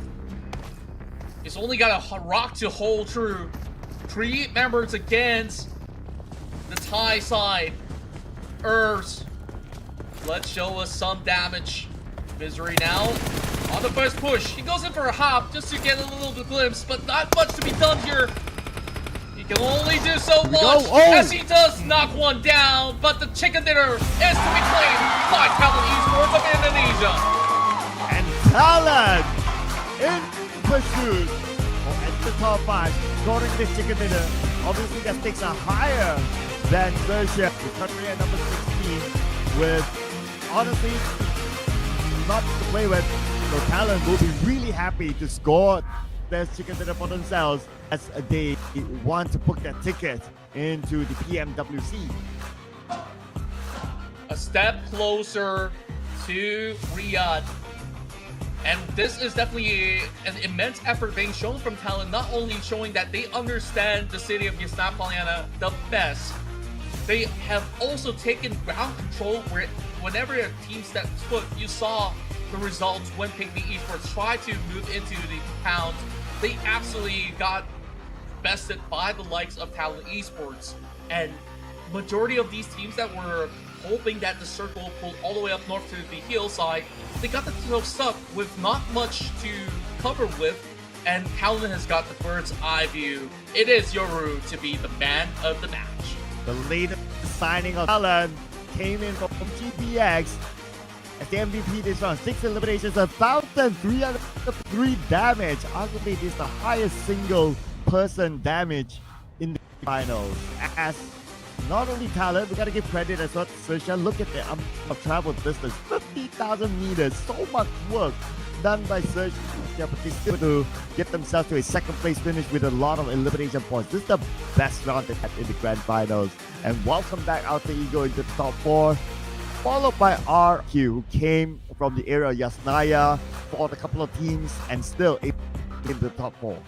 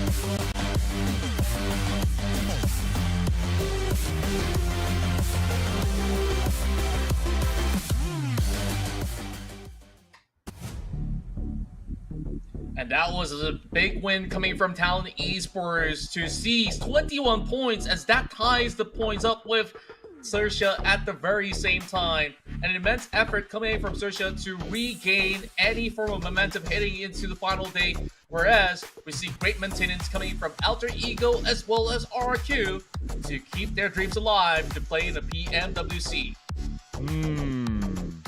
Can't wait to see the overall scores.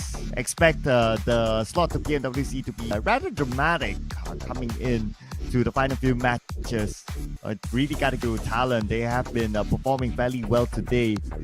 Alter Ego, some slight improvement here with the 8 points, but since a lot of points, 21 points actually pulled up the first and second place team, I think this is also an indicator that these two will see a lot of low numbers, and it looks like NKT happened with only team not get any points at all.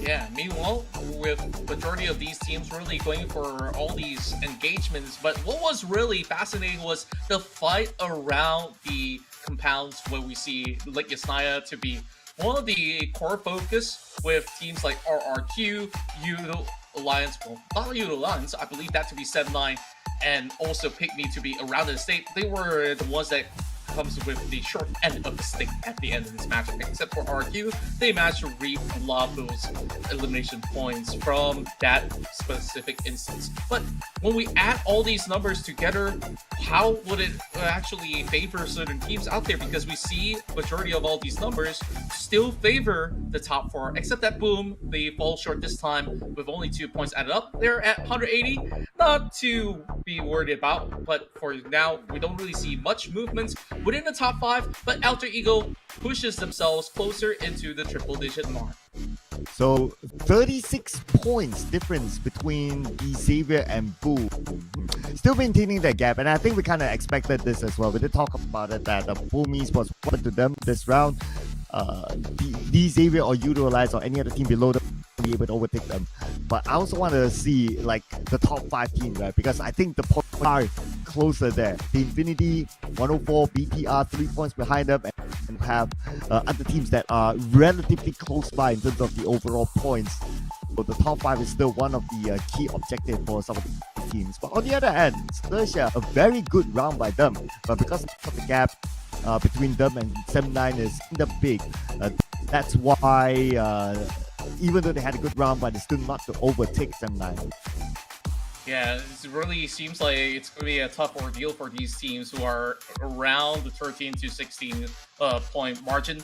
So with that being said, RRQ realistically have a chance. They're currently sitting at 95 points. So if they do score a chicken dinner within some of these rounds, they can still look for that spot to contend in PMWC. But for now, we'll focus our eyes onto even teams like DX. You mentioned that it's only about 30 over points.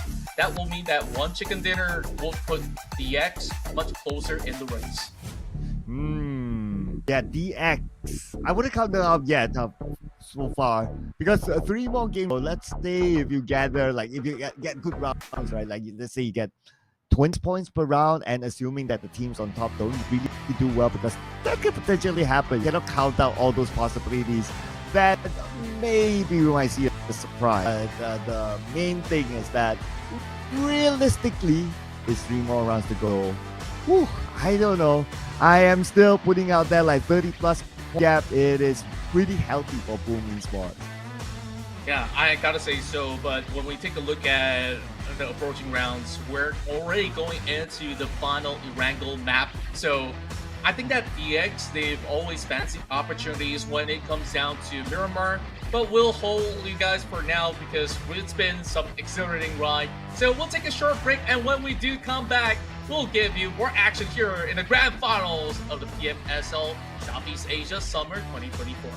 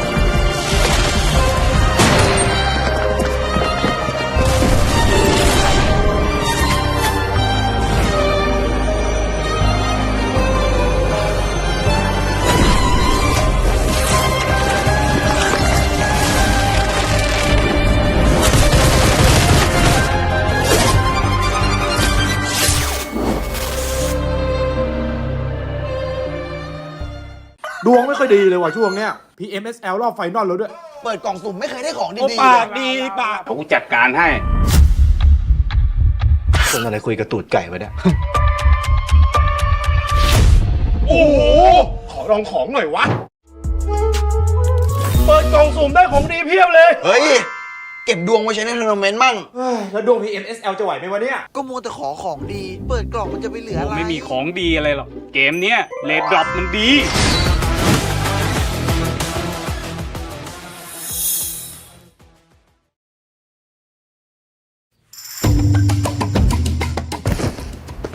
โอ้ยเจ็บเกินเลยอ่ะ ตรงจุด โอ้ย เฮ้ย ขอตรงจุดกว่านี้หน่อยดิ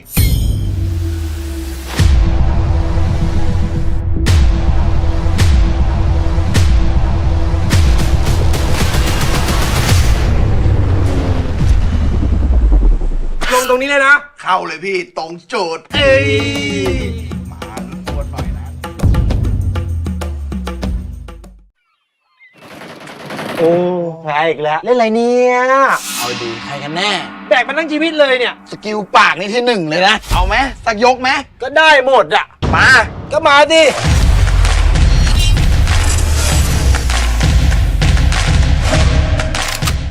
มีอะไรจะสั่งเสียเปล่า จะเอาก็เข้ามา เข้าดิเข้าแล้วเนี่ย ยิงดิ ยิงดิไปเอ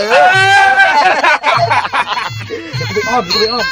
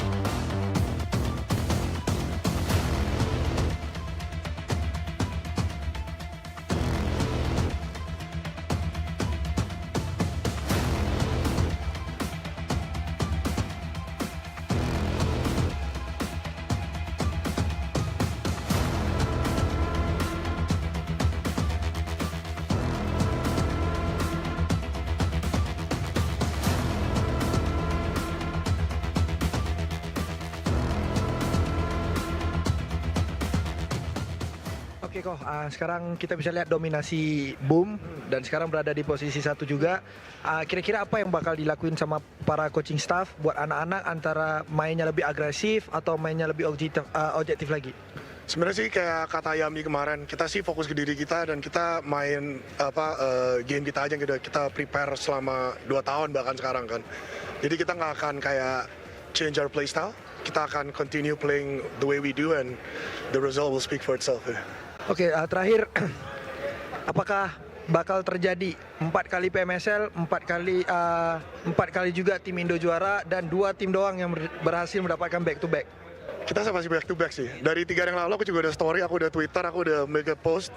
Aku pede banget kita akan back to back. So basically, right now we're not gonna change our play style. We're just gonna focus on ourselves, as Yami said on the last interview yesterday. And yeah, we believe that whatever we achieve, whatever we already train at the training part, we believe that we're gonna be the champion. And then, yes, of course, I tweeted before. I already post on my Instagram that I believe my players can be the back-to-back PMSL champion. And that's it, guys. Let's have fun and check whether Boom can defend their title for this season. I'll see you guys later. Oke, sekarang bersama saya adalah Sanskuis, seorang pendukung tegar semua tim-tim Indonesia. Oke, jadi setelah match tadi kita bisa lihat dominasi Boom, mendapatkan WBCD juga dan menjarakkan poinnya lebih jauh lagi lah. Oke, sebagai seorang fans yang datang daripada Indonesia, gimana perasaan kamu setelah melihat performa tim-tim Indonesia di hari ini? Ya pastinya sangat puas sekali ngelihat Boom bermain dengan baik. Mereka sempat sangat jauh di hari pertama, namun mereka bounce back di hari kedua dan di hari ini memantapkan untuk sisa match. Semoga mereka bisa lebih stabil dan saya harapkan nggak cuma Boom tapi tim-tim Indonesia yang lain juga bisa lebih baik lagi dalam bermain. Alter Ego sudah mulai naik dari segi poin. Semoga itu juga bisa di-maintain karena harapan saya tidak hanya Indonesia jadi juara tapi Indonesia juga bisa mengisi 5 slot 5-5-nya Indonesia kalau bisa menuju ke PMWC. Oke, terakhir, kira-kira kalau Boom juara kali ini di Thailand, di bumi Thailand, bagaimanakah fans-fans Indo nantinya di PMSL terakhir? Kalau memang Boom juara di sini, 4 kali berturut-turut Indonesia juara, ya kali di Indonesia kita nggak ramein. Saya harap semoga fans di Indonesia PUBG Mobile, entah siapapun tim yang kalian dukung, pastikan kalian datang ke venue, entah di mana venue-nya, kita ramaikan lagi, kita buat pecah, kita kalahkan atmosfer yang ada di Malaysia, kita kalahkan atmosfer yang ada di Thailand. Dan saya juga terima kasih kepada teman-teman yang udah hadir, karena di sini nggak cuma saya, tapi juga ada caster-caster lain, Eldoge, Reski, Windy juga pada hadir di sini. Ada juga fans dari luar yang hadir ke sini untuk support Indonesia. Okay, I think that's a lot, but then I'll try to translate. So first of all, they are feeling proud that Indonesian team are performing for today. Like as we can see, Boom, on the first day they are not doing very well, but then they managed to come back on the day 2, and then right now they get a winner chicken dinner. Even though Alter Ego starting slow, but now we can already see the momentum of Alter Ego.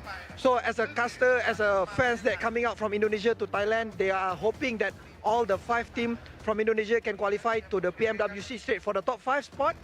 And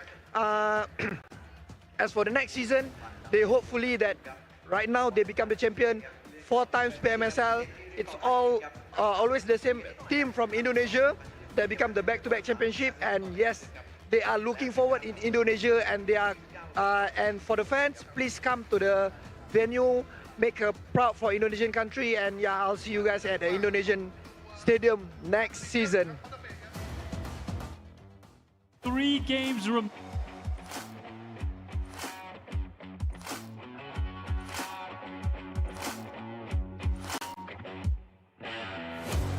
All right, 3 games remaining in this final competition. This is the final day. 3 games to go until we crown who is the winner and also who is the top 5, who's going to make it into the PMWC. Right now, I'm here with Logan.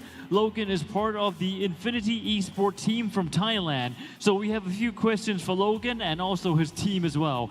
Now, Logan, yesterday, Infinity Esports made such good improvements and you climbed the ladder really well, especially in the last game. You did extremely well. What adjustments and improvements did you make to make your team boost their performance so well yesterday?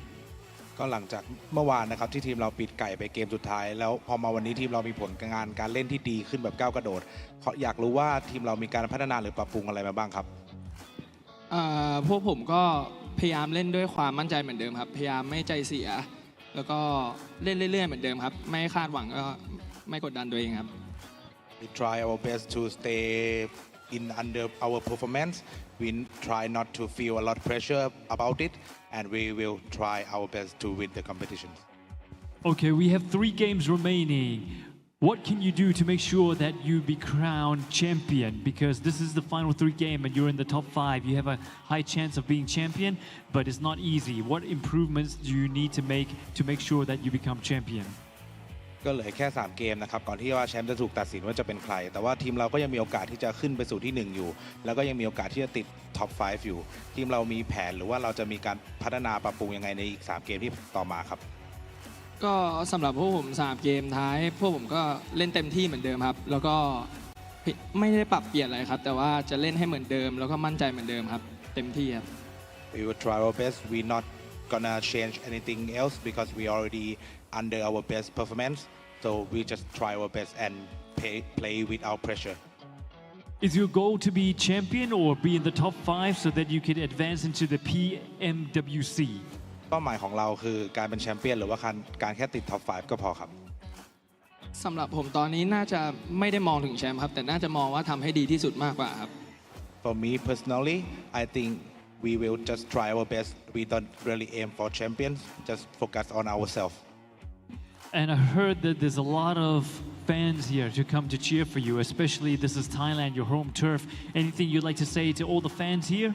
ก็มีแฟนๆคลับของทีม Infinity มาเชียร์เยอะมากเลยมีอะไรอยากจะบอกแฟนคลับที่มาเชียร์เราบ้างไหมครับก็ขอบคุณทุกคนเลยครับที่มาเชียร์ทีม Infin วันนี้แล้วก็ทีมไทยทุกทีมด้วยครับมันมีผลต่อพวกผมจริงๆเวลาได้ยินเสียงกรี๊ดเสียงอะไรอย่างนี้มันทำให้ผมฮึบครับแบบพร้อมสู้ตลอดThank you all the fans to support us, the Infinity teams. No matter my team or the Thai team, we are really appreciate you to be here. Thank you. And also, apart from all the fans club here, I heard your family's here as well. Who are your family members who came here to cheer for you? ก็เห็นว่าครอบครัวมาเชียร์กันทั้งครอบครัวเลยแล้วก็ใส่เสื้อของโลแกนมาด้วยมีอะไรอยากจะบอกครอบครัวไหมครับที่มาเชียร์เราวันนี้ก็พ่อผมมาเชียร์ครับก็สำหรับผมพ่อผมเป็นแฟนคลับที่ใหญ่สุดและของผมไม่ว่าจะรายการไหนเขาก็ตามเชียร์ผมตลอดครับมีผลกับผมตลอด Today my father is here and my father is the biggest fans of mine so I'm really appreciate that he is here and he always here for me every time When it comes to esport, I mean, there's a lot of parents who think that playing game is not a sport, but it's a hobby, and it can be a waste of time. How did your father become appreciative of being a gamer and making it into a career and an esport career? ก็เป็นที่รู้กันนะครับว่าการจะเป็นนักกีฬา e-sport หรือว่าการจะก้าวมาสู่วงการนี้ไม่ใช่เรื่องง่ายแต่ว่าเราทำยังไงหรือว่าเรามีการพัฒนายังไงถึงเราได้มาอยู่จุดนี้ครับ And how supportive was your dad in becoming an esport gamer?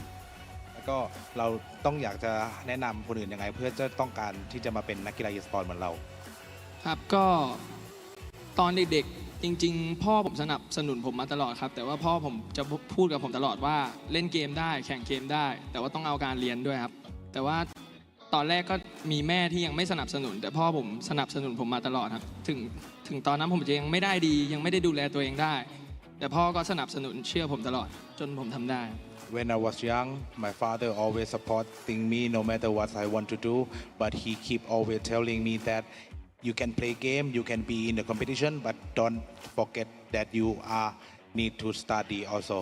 So and later after that, my mother at first she didn't really quite understand it, but I try so hard and my father support me a lot. So right now, both of them really helpful and support to me. Yes, that's the question I was going to ask. Does your mom accept you playing a game now and becoming an esport gamer? หลังจากที่เราได้เป็นนักกีฬาโปรเพลเยอร์แล้วตอนนี้คุณแม่สนับสนุนเราหรือยังครับสนับสนุนแล้วพอผมได้โชว์ให้เขาเห็นว่าผมดูแลตัวเองได้ผมมีวินัยเขาก็สนับสนุนครับ After she knows that I can take care of myself, I can be in this career, so she fully support me. Anything you'd like to say to your mom and dad who are both here right now? มีอะไรจะบอกคุณพ่อคุณแม่ไหมครับก็ I love you ป๊าป๊ามาหมอ I love you. Okay. 3 games remaining, and of course, Our Thai team, Infinity Esports, is in the top 5.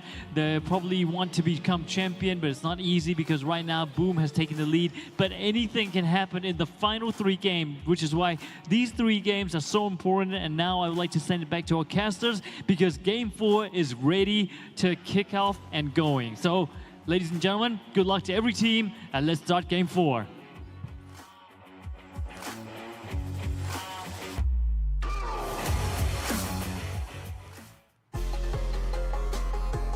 And that was an interview with Logan, and of course, a very heartwarming one. Thank you to our host with all these wholesome questions. As we go back into the drawing board here, this is the top 4 gunslingers as it consists of TALON, XERXIA, RRQ, and Alter Ego. I just want to take a moment to point out that Logan is actually half French. So that was his dad there in the crowd. And just so fun trivia, Logan doesn't translate it. Of course, it's for the home fans as well to be able to understand what's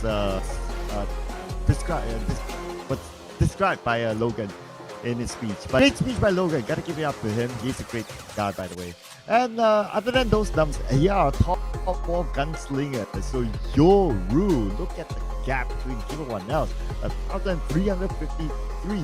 And then you have RNA with XERXIA's best performance, 900, followed by Hexas, who the moment he subbed in RRQ in the grand finals, he has not left his seat, 778. And of course, no Rosemary, no party, 637. Yeah, and I'm just really surprised that we are seeing you're really going in with such a gun-blazing performance for so many rounds in the row, and they even bested Rosemary in these couple of rounds. So we hope to actually see some of these names step up. But when we take a look at the middle pack, names coming in from TALON, RRQ, Alter Ego, these teams are the ones hoping to really pull through to make it into Riyadh for the PMWC. And the middle of the table is really looking to be a very stiff competition coming in from the Infinity, holding on to that number 5 spot at the moment. As we take a look at what's coming up next, we're moving into a final round of Wrangle. So sit back, relax, and enjoy the show. If you guys are in the venue, yell as loud as you can. Well, probably you won't be tuning in if you're there. So anyways, as we continue on, Wrangle has definitely offered some of the best acts so far. Any expectation for our final 3 games, Sir Cloud, as things are slowly drawing to a close? I hope, this is probably not an expectation, but I do hope that we'll see a little bit more drama. I mean, we thought this before the show started, and drama meaning that the points all of a sudden came so close that the final game matters for whether it's to enter the top or whether it's even for the championship. I know that obviously if you're a fan of a particular team, then you will want to just go all the way and probably wrap things up by before last game, but I'm sure there will also be a lot of neutrals out there watching and just want to have a good time and see a little bit of a dramatic ending to our finale in this season's PMSL. Likewise, I'm part of the neutral party where we just want to see really good games and perhaps some shakeup coming into the competition. Now, I guess what the drama is about is that BTR, they're now being pushed back down into that 6th position, and Alter Ego is also coming really closely. Although Alter Ego is number 7 right now, they got 98 points, and that's basically less than 10 points to chase up against the Infinity as well. So the Infinity definitely will have a little bit of pressure on their shoulders, but like what Logan said, put that pressure aside, we play our own game, and I don't care if we get the title or not, we just want to make sure that we show the best performance so far as a team. Yeah, you transcribed it right. In words coming in from a player who has had multiple championships under his belt, especially back in the day, the glory days of the Infinity, with having Mela and also Nuzi in the lineup. They had a couple of off seasons, I must say, when Mela and Nuzi left the team. But this season, the Infinity seems to be starting to come back. Now, not like the Infinity that we have seen before that is just over-dominating everyone else, but they seem to be on it. And this is some sort of like a rebuilding season since they had a major change in their roster from the previous season to this season, and they seem to be on a great path and can score the ticket into the next round. Well, we might see a better Infinity coming forward.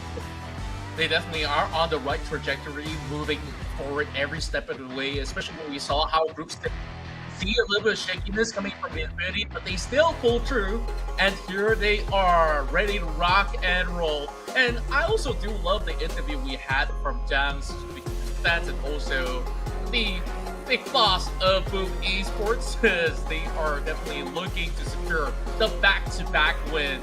So all eyes on this team. They will be challenged by DX, however. So the possibilities are for DX to overtake. It requires another round of Boom to be altering 3, and maybe 2 chicken dinners or a close win with high numbers of frags for the Savior. Is that going to be possible with only 3 rounds of play? We'll have to wait and see, but we've seen some crazy rounds from DX before, especially back in day 1 with high elimination points as well as the chicken dinner. Well, it's only about putting the best foot forward for now, as we see the backstage where the teams are getting a little bit of pep talk as well as drawing up some last minute plans headed into the final 3 rounds. Man, Contra, I really love these behind the scenes videos. Like, unless you are at the venue and unless you get certain access, you wouldn't be able to get to see these kind of scenes. And I'm glad production really puts it out for general public to see what exactly happens behind the scenes. We obviously don't get the pep talk, but at least we get a gist of how they prepare them coming into this round. So big up to production for putting up this sort of image for us to really get to know these players behind. Yeah, and that makes me miss these kind of environment a whole lot more. This time around, DTR will get the substitutions through. GenFoss will be in play. And I didn't miss out on who exactly goes on for that. Yeah, it was GenFoss who came in. Yeah, but yeah, I guess that transition really quick as well. But yeah, I guess the necessary changes overall for BTR of how they have been performing. It's not like they're like bad, I must say, but again, it's because of the status of BTR. But you gotta give moment his moment. Okay. He's always like this. The team mascot, I call it. He is definitely the party starter in every single occasion. We just love to see him on stage. And even despite that, taking a look at FaZe Clan, they are also part of the competition to take that number 5 spot away from their brothers, Infinity. And you know what? There has been some rivalry going on for FaZe Clan VP as well as Infinity for the longest of time. And some of these players have been in each respective teams beforehand. Now we're already getting the players all set up.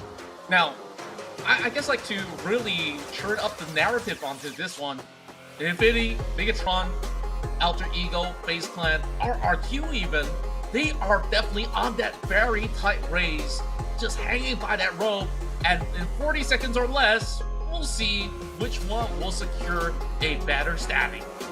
Ooh, man, it's so tight. I mean, the home fans are definitely hoping for their teams, whichever it is, to get something out of this. And like what you said, FaZe could still make it, even that Pi could still make it. And we're talking at least the top 5. And NKT, okay, NKT is probably a bit too far, but at least they still have until Fire Esports in my books to be able to make it into the top 5 at least. 3 more games where we start our match after the extended break. So head on to game number 4.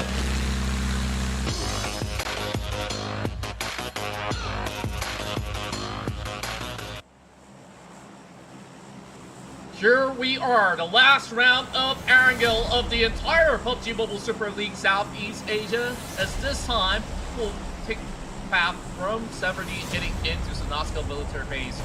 Very fair balance when it comes down to where teams could basically end themselves into their favorite cities, but is there going to be a heavy contest in the early game? It really depends on where the first circle appears into this matchup. So right now, we're definitely keeping our eyes onto not only the top 5 teams, it's all the way down to even, say, 10th position up to VPE. One could argue if VPE gets a win here, they're definitely in the race for the top 5. Yeah, so VPE with up on the northern side onto Zaki.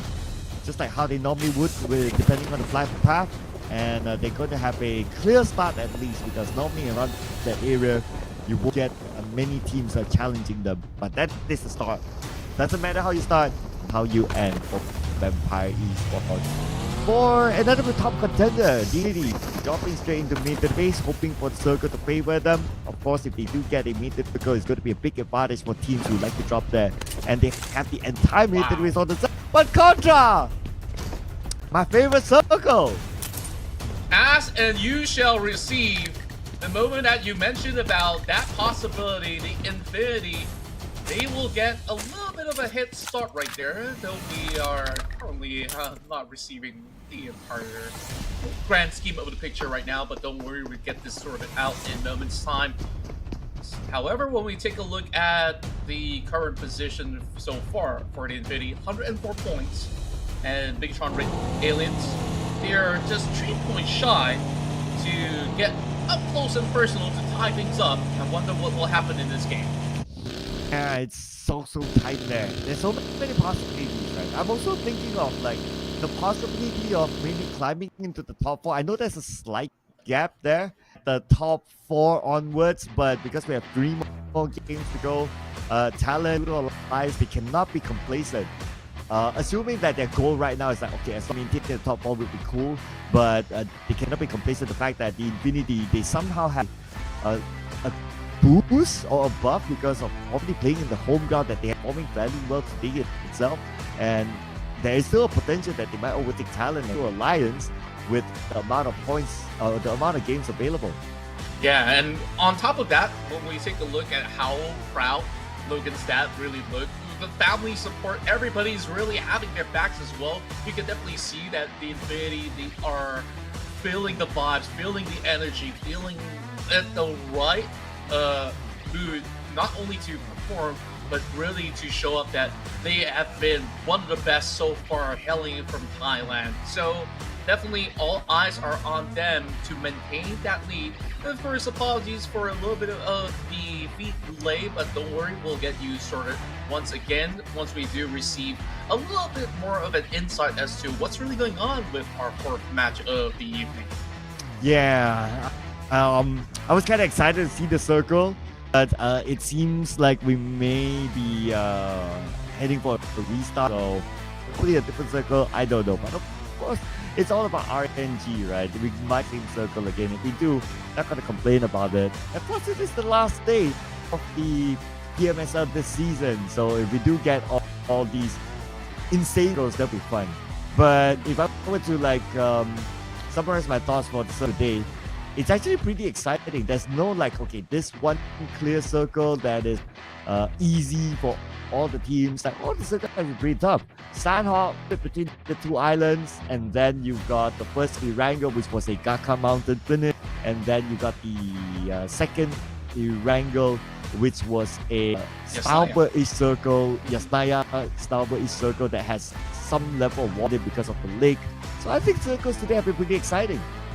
I agree. Like, there's no better way to actually end it on a high note, especially if you give all the best players the perfect challenges possible to see how well they will fare against the rest of the competition so far. And even when we take a look at Boom, well, there's not a single game that they basically got it landed for free, right? For most of the parts of Erangel, they really had to fight against the position of the circle. They managed to get 1 win, and they also have maintained a consistent record heading into that Sanhok round. It's been looking rather convincing as to why they've been so successful throughout the course of the grand finals. And not only that, when we take a look at TALON, Infinity Alliance, as well as the Savior, they're having a similar sort of formula to really get into great position. So I think that throughout these weeks, these teams definitely have prepared a whole lot to subdue whatever curveball that has been thrown at them. Yeah, and it's and that's like the proof of challenger, right? Because it's not like, okay, you get every round it's on top of you and you kind of get lucky with it, and yeah, you just got the ticket just because you get the luck of the circle. But the PUBG Esports have been showing a level of consistency even without the circle. Now maybe some fans can argue that, but the second era they didn't really do well. But hey, you know what? It's like what, 8 games in total. There's bound to be some games that they might face a hiccup. And it naturally just happens, especially if you face a tough circle. But I think it's all about the overall points collected, and who can deny the fact that PUBG Esports is right up there with a healthy gap that they are not are definitely performing as a whole. I agree with that, because all these hard effort that they've been able to put through from the group stages heading into this grand finals right now, they've been looking to be the monsters of the tournament because of their reputation to be so aggressive in all of this match, and just knowing where to put themselves to be able to seek all these golden opportunities, which they just do it so much better than a lot of all these teams out there, because a lot of all these other squads, they have the right ideas in mind, but PUBG has always been the tough squad that nobody seems to be able to crack when they're playing in this tournament so far.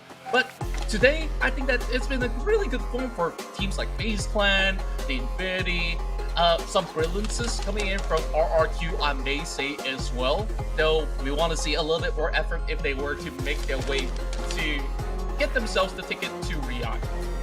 Yeah, you know, if we talk about like some of the teams that like I'll put it as a personal thought, right? Some of the teams that I personally would like to see do well and also put up a good performance, good show, it's going to be NKT. And why NKT? Because throughout the entire... Oh yeah. So I hope I answered. I read your mind then. Because one thing about NKT that throughout the league stage, I thought that they were pretty entertaining. Like there were some sinners who like, which were like kind of mind blowing, and I talked about how much I liked the IGN Mr. Joe. I felt that that IGN really rings well with the tongue, you know. So it's like you call it like Mr. Joe.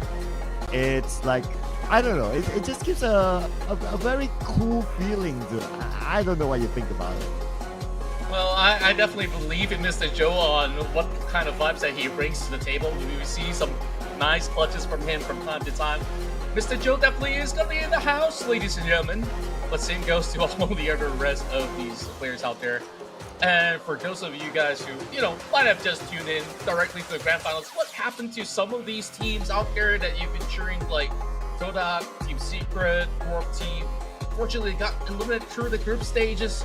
And now in the grand finals, it's really about the top 16 teams that make the cut. And there were instances where, you know, NKT, they looked really good in, you know, first 2 weeks. And then there were also positions where NKT, they risk getting eliminated as well heading into the final week. Yeah, you were there when unfold during the last day, right? And NKT, they got a murder, I must say. And yeah, they were really, I wouldn't say really, it's all about like them putting in the effort to get the points, right? But it's also about like other teams not do as well to overtake NKT. There's like this, there's like a couple of factors that brought them into the grand final. And yet they are in the grand finals, and I believe that throughout the course of this, people wouldn't remember what happens during the league stage.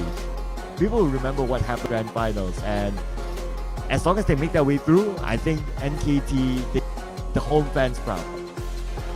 I definitely do think so as well. And speaking of which, we also see a glimpse of PEA, a Malaysian squad that has definitely been raising some eyebrows back in day one, even scoring a chicken dinner in the grand stage of the PMSL. Means so much to not only the audiences over on the venue, but also for the fans supporting back at home, because these are the stories that they've been trying to tell to everybody out there. Since PEA, they're an up and rising team. They weren't exactly a team that other squads would fear, but they have definitely proven the point that they are well versed on how to play PUBG Mobile, and will be able to still give very worthy competition towards the resident, and they're definitely looking to stay for more seasons to come. So I hope to see even more heading into the upcoming seasons ahead of us. But all eyes once again locked towards our gentleman on stage. Oh my, that's I wonder what he's wrapping his face with. That's a really warm-looking. Do I call it a teddy bear? It feels like he's getting hugged by one. It feels like he's being munched by one. Okay. You know, there's is this. You know, there's this movie that has this alien called the Facer. The what? A face hugger. Oh, face hugger. Yeah. I've heard of it before. Which movie was that again? It was Aliens. Oh, right. Yeah. So what it does is that it hugs onto the face of the victim, and it lays eggs inside of the victim through the face, and you know, it's a whole alien story. Like then the eggs hatch within the victim, and yeah, that's a thing for you, ladies and gentlemen. Yep. You definitely don't want to face against any face huggers out there, but if there's going to be any aliens here that's hugging into their seats, it's BIGETRON Red Aliens. They've had game iterations like the Red Villains as well, but you know, time to time, I often get myself confused. But the Red Aliens right now, I think that they're definitely in a really good spot. Now, the timer's back up on our screen, ladies and gentlemen. That means that we are clear to go for another retake of our final round of Wrangle. So, Facehugger aside, and fun fact to that name Facehugger is also a pro mobile player hailing from Indonesia as well. I know because, yeah, I've seen it before. Okay. Hopefully he's a good hugger, not a good face hugger. Well, yeah, everyone could use a little bit more love. But definitely a lot of love for the trophy. It's shiny, it's beautiful. I really like that. But who will take it back home? Let's check this out.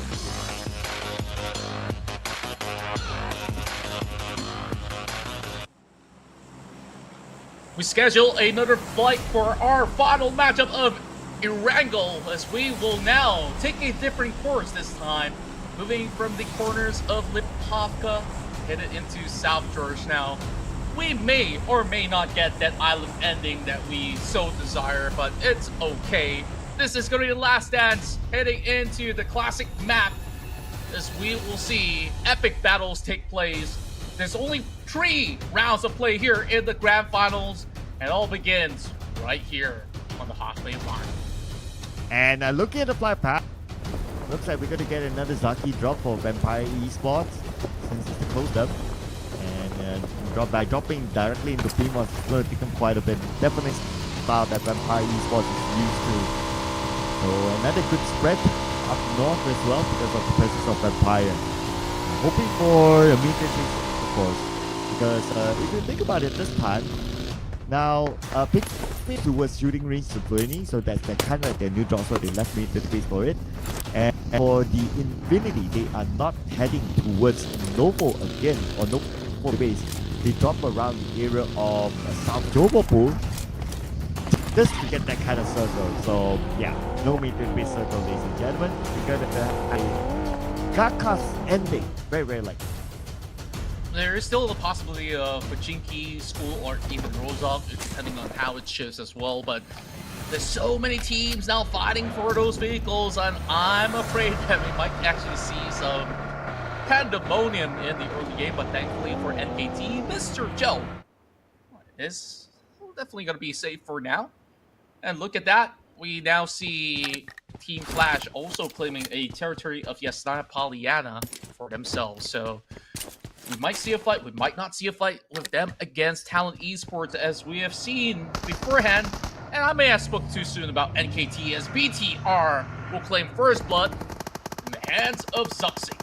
Oh, Caster's Curse is not a thing, ladies and gentlemen. It's just a myth. Just putting it out there. But it looks like NKT, they're trying to get get a revenge against a member of BTR, but not able to land any knock onto them. Such to get away to safety. Although 30% of health, but at least he's fine for now. Vehicle went away, A-OK. But for the rest of NKT, We'll be playing the rest of the round with 3 players. But the good news for IKT is that at least they drop into the circle.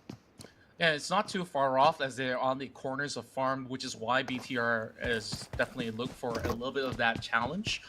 Meanwhile, Vampire Esports, they are in a territory where a lot of all these other Thai teams are also playing. We've got the Infinity, and I do believe that FaZe Clan is also not too far away from the hospital grounds as well. And not forgetting XERXIA, who's also on the north end side of Jokopol.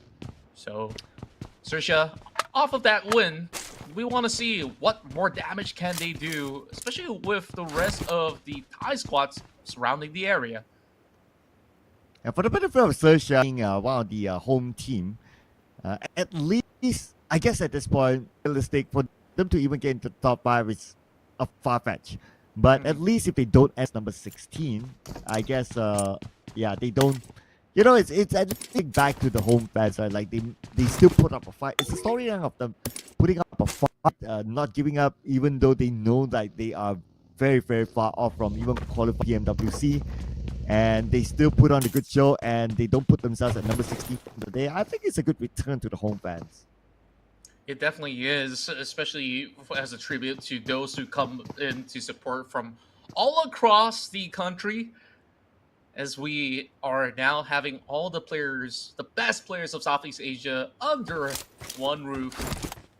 I kind of wish that we get more and more of all these big tournaments to be happening all over Southeast Asia as well. We've taken visits to Indonesia, to Malaysia, to Thailand, and I'm really hoping that at one point we get to also see them playing in Vietnam as well. That's one venue that I think a lot of all these Vietnamese fans will be eager to just go and support home crowd favorites, VX. Speaking of VX, they are still chasing, but is it too far-fetched now, Sir Clout? It's 144 points versus 180. Ooh, I mean, that's the golden 3 question, games. right? 3 games, 36 points difference. Okay. How would mathematically it's still possible, right? So you gotta think about it. What if PUBG Esports had a disaster? Like what 0 if? points or maybe 12 points every round, and DZ all of a sudden they went all in Super Saiyan and they scored like 2 chicken dinners with 20 Asians. I mean, mathematically that's kind of possible still. It is definitely very possible, but to require PUBG Esports to crash out with no points at all is a tough ask, which most often than not, other than that round, which they end up only securing 2 points because of the fights that were breaking out by Stalber, they walk away with at least 2 points. Any point that Boom adds to the table right now is just going to make life so much harder for DX. So, that being said, it has to be a bad game from Boom. It has to be a stellar game from DX. Meanwhile, anybody else will be happy that, hey, there's more points on the table to be earned here, especially for Infinity, BTR, Alter Ego, FaZe Clan, and RRQ. Right, so I'm going to return the question to you since you asked me about PEA, right? X, fall from grace. I mean, they had a good start, they had a good league, stayed well, but all of a sudden, coming into day 3, day itself, DX, they're losing the plot. Like, in theory, why do you think that is happening to DX? I think that they're playing relatively too safe, where they're not really fighting for the optimal position to gain points. When I say gain points, it's in terms of pick out fights, getting those elimination points. Rather, you do see DX to be playing a little bit more consistent when it comes down to positioning, though. If you take a look at the first 3 rounds of play, they have still end up in an average of a top 4 finish, to say the very least. So, other than that, it's just really about them needing to be in the prime spot, like how Boom will always fight for a position that they deem is ideal to farm those numbers, which is why Boom got that massive 32-pointer in that one round where they got themselves that chicken dinner. Yeah, I think point there, the fact that you pointed out like top 4 finish for DX, they got that, but their amount of eliminations are like, to the best of my memory, was like only eliminations, although they were in the top 4. 3. Yeah, it's like low single-digit number. So I guess that just tells the story, right? Like they are not taking the fights where they potentially could just 8 points. I mean, even if they put themselves in a position that nobody is around them, guess that's where you need to kind of like pre-plan, right? Maybe we need to play outside in so that we come into more fights and potentially able to get points. Because if we think about it, right, DX, when it comes to firepower, this team is undoubtedly one of the highest fiery teams among them all. I think you're right. They should be a little more confident with their firepower to try to take away those points. And I think that they're definitely in a good position to do so, especially now with the zone shrinking towards Pachinki. They have players being set up around the course of the hill. So whoever wants to drive across Potato, good luck with that, because there is a lot of spots now ready to take them on. Meanwhile, with all the great migration going through, we see BTR up close and personal against the rest of Alter Ego at the moment. Not too far off, Yudu Alliance also contesting for their kills as well. Three-way warfare is about to begin, I do believe. It's just going to be a little bit more preparation as the rest of BTR is still keeping their vehicles intact, so perhaps they're not really looking for a move just yet. Yeah, feels pretty similar to Irango number 1. Whereby Irango number 1, we don't see any first blood at all until like stage 3 onwards. This time we do see that was doing a vehicle tussle involving NKT and a BTR, but in that we don't see much. So it feels that teams are playing as safe as they would want, just like how the first Irango was played, and playing it very, very disciplined, not over-committing the fights, not doing unnecessarily.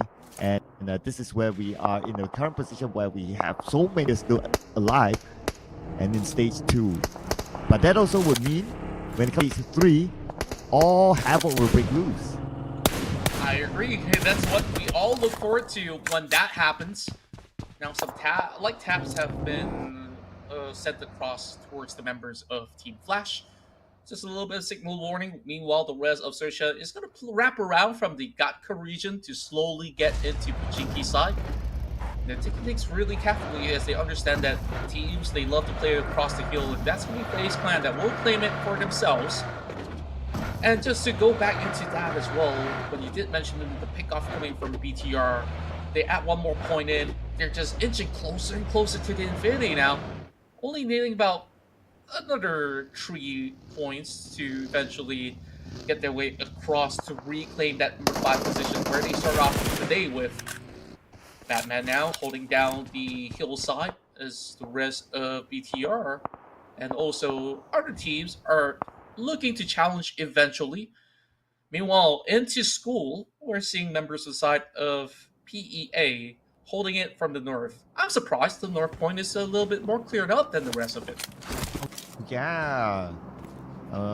Normally there would be teams taking the spot, but we don't see many of them. So that could be an indicator a lot of teams are playing in the middle. Now we'll be showing the map in a little bit more, ladies and gentlemen, and that's will be able to paint a better story on how the teams are playing in this round.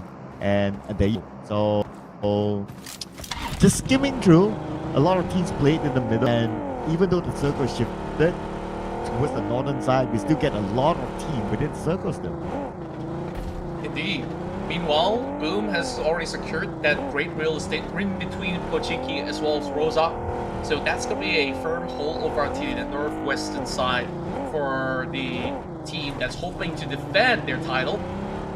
Meanwhile, I got a glimpse of the centerfold of the field. There's teams like RQ, Alter Ego, and so many squads right smack dab into the city. An urban warfare to end. I say this may as well be better than whatever happens inside of the Sonoska Island, which we were supposed to get. But hey, I'm not complaining right now because we're going to see who else has the best of muscles to survive the onslaught of the fight in the city. So you know, ladies and gentlemen, Masters Death Contra is the only one that loves Urban Warfare Finale. I'm sure the fans could appreciate a little bit of that because it's always gonna be whoever checks the corridors better, whoever drops better grenades, as well as how to maneuver around the city. Meanwhile, I want to take a better look at what's the surrounding like. Now, we get a good glimpse. It's SEA over onto the cathedrals. PIGMY on the far north, as well as DX somewhere in the centerfold. Here comes the rest of Vampire Esports driving by, somehow not caught up by the rest of SEA. Nobody really wants to pull the trigger. I guess they don't really want to excellence, especially for SEA. But I noticed that a couple of shots were fired by a pick that would tell the other opponents that where they are. Easy by Vampire Esports unchallenged much by other teams. But if it does end up inside of PUBG, well, the Xavier is still in there, and that's their regular draw spot. So we can make the assumption that they would have the knowledge of how to navigate around the city of PUBG. I hope so too. The Xavier smack dab in the center. Leaving the area will be a death sentence for a majority of the squads that usually play inside when the circle shifts.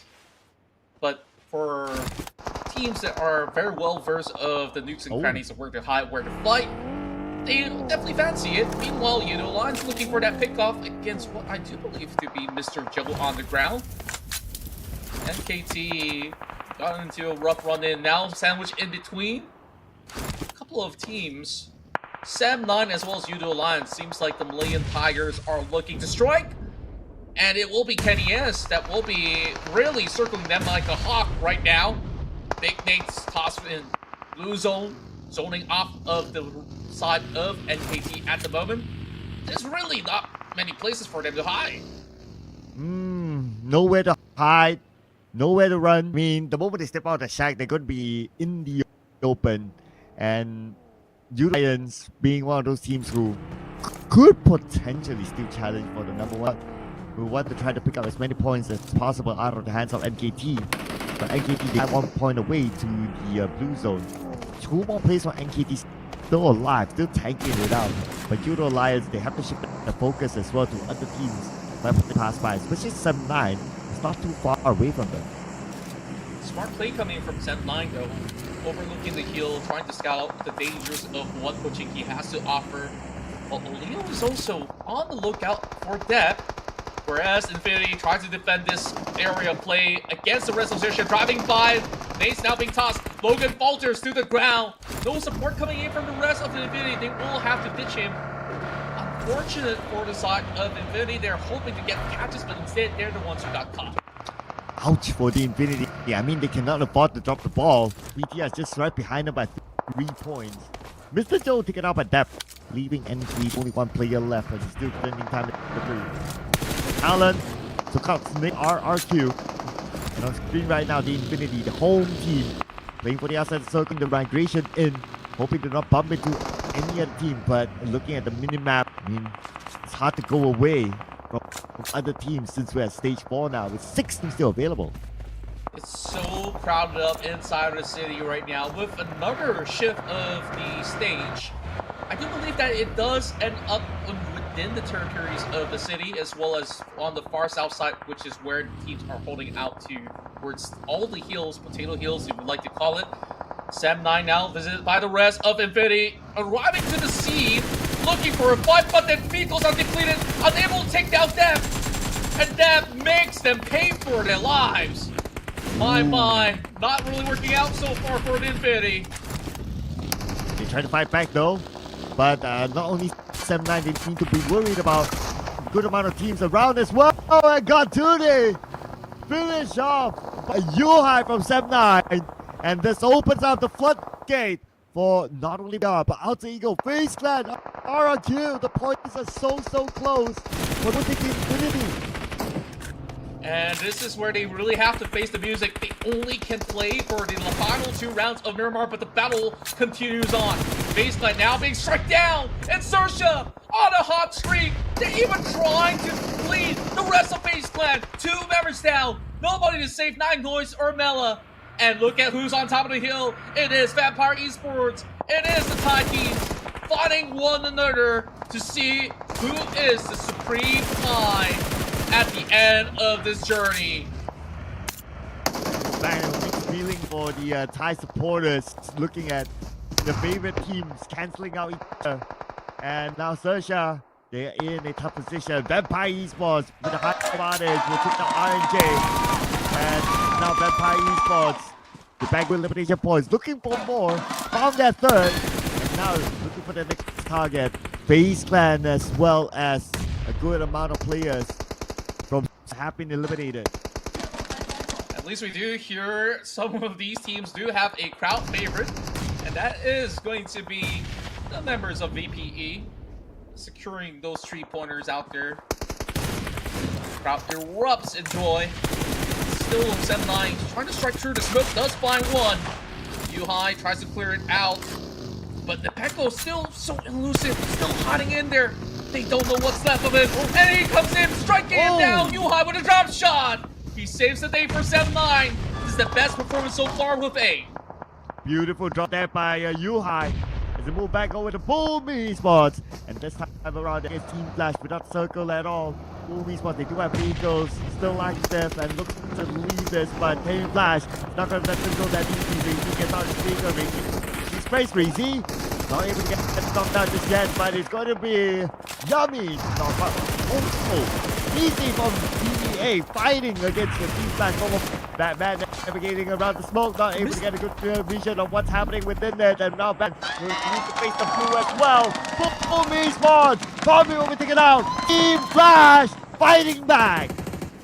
And Team Flash, they deter the entry of Boom as well. A collateral damage being done on both sides.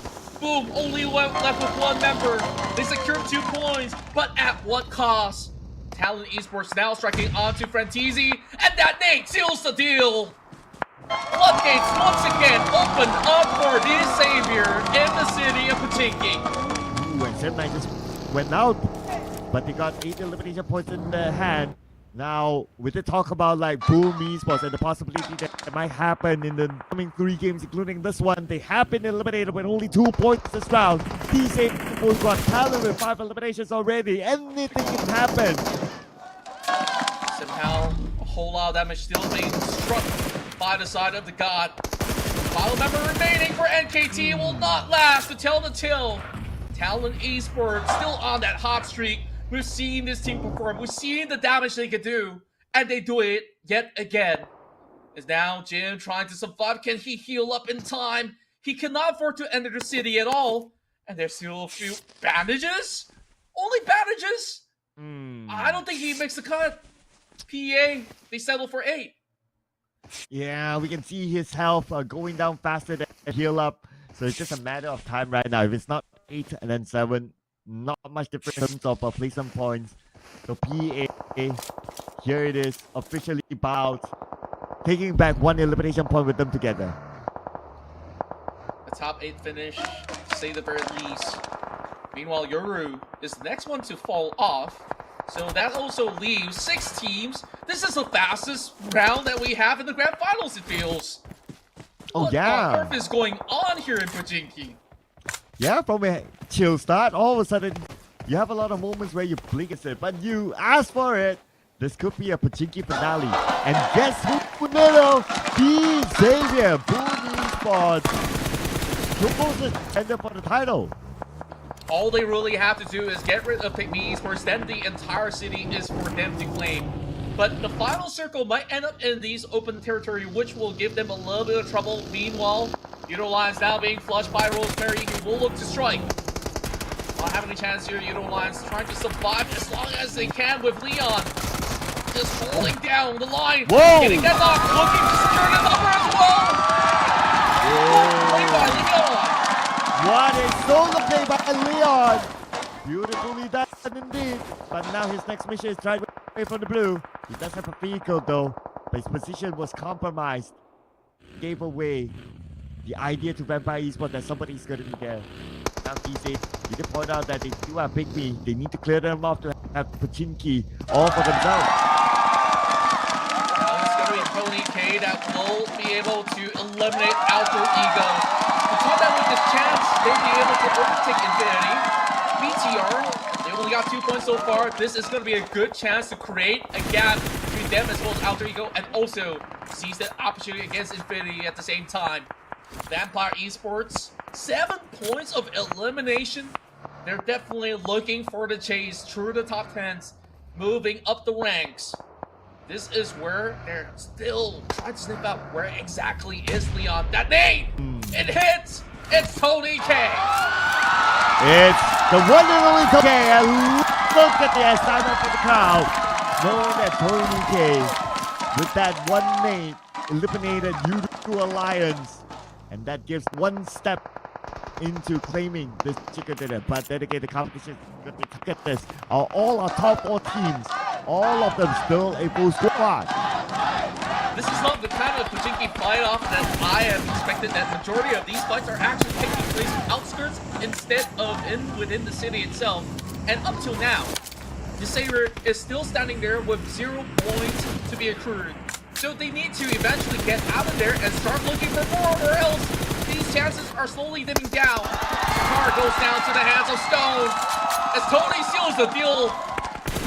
My word, they are on a rampage right now, hunting out for BTR. And we're about to find out the next piece of circle in about 4 seconds. It could still go into the city of Pachinki. And if it goes there, the Xavier will be the happy bunch. Of course, together with PIGMY, since they are unwanted neighbors now.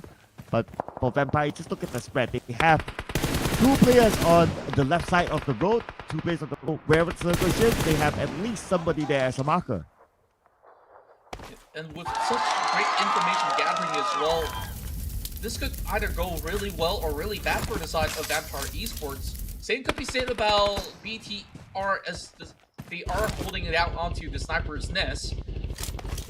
That bunker is not going to last for too long of a hold. The moment that the rest of the ones in the city knows of their whereabouts, then it will be increasingly difficult. Especially where BTR holds, it's not exactly within the circle, so they will have to leave eventually. So all eyes are on BTR. They managed to overtake one team. Can they do another one? As we take a look. PIGMY Esports closing in. And PIGMY, some of them do not have the circle, so they're forward. And this is where we might see the clash between PIGMY and Xavier. It's bound to happen as they slowly set foot with a flank being set up by IQOO. Meanwhile, Lamborghini is holding into the far right.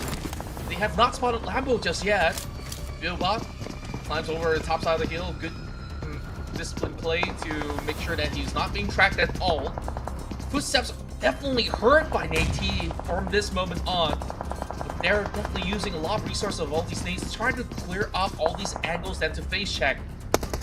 It's a very stiff competition between all of them, and BTR, they have one caught out. XERXIA on the field. Before has to make it to the shack though. One member in the back. Not sure how this will fare for BTR, but they must go in for the fight against BPE. There you go. Open fight between 2 teams. Another set happening within Pachinki itself. Vampire Esports on one side of the road. The rush is not going to be that easy, but they did it by sending a nade across, taking out XERXIA. Vampire Esports. We can hear the whole team cheer for their favorite team, Vampire Esports. And now there is just multitudes of possibilities. Big nade landing onto Shadows as well. 1 minute down from the side of DX. IQOO, he's gonna steal that point away. BTR is gone. 4th place finish, only settling for 2 points of elimination. Meanwhile, resets are coming through. The rest of PIGMY looking to strike, but Nate, he's holding the angles. He finds IQOO. Down from the side of PIGMY, he knows that there's some gun barrels sticking out. 2 members down from the side of DX as well. This is looking to be bleak.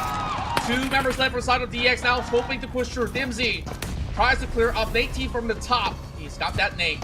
He's gonna hop off though, just playing by the corners, and he's trying to move out of the zone just to find an angle, but he's got nowhere to run. Nate, can he do it? He's throwing a great grenade, but there is not much space for him to work with. Man, this should be their area, but they're losing the plot. Lost Shadows, Harjin. 2 more to go against PIGMY. And at this moment, PIGMY trying to for any members of these areas. We got Lamborghini on the other side, DT on the other side. 2 different angles.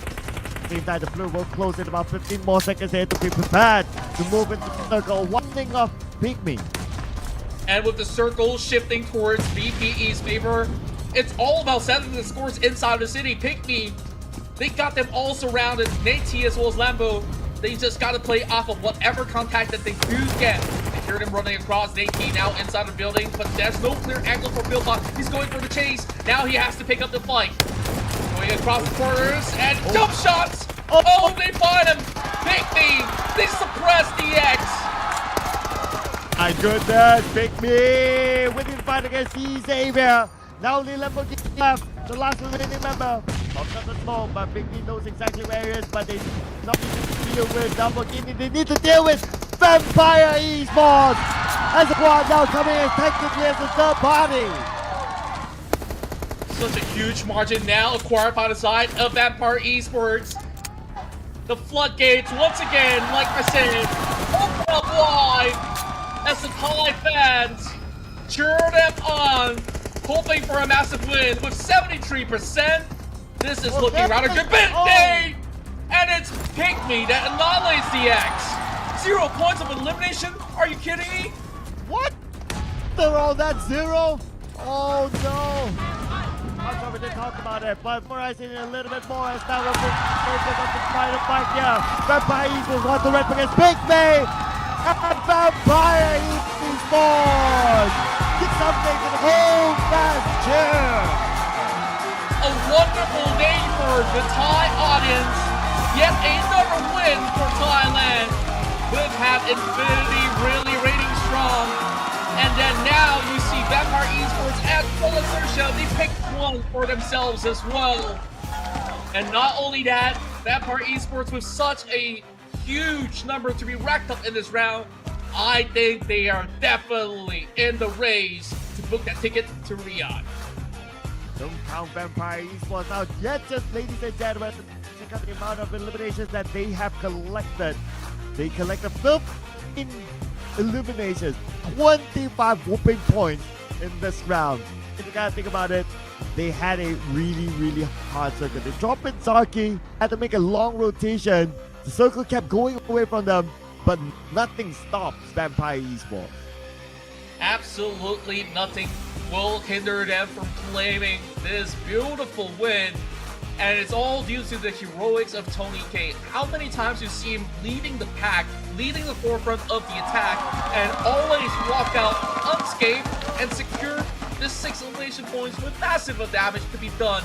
But other than that, a lot of these fights are actually taking place on the outskirts, especially on that south side where VPE is at. Xavier not even making it into the top 4. Instead, it's PIGMY, Sem9, and BT up here as South top 4 teams to focus.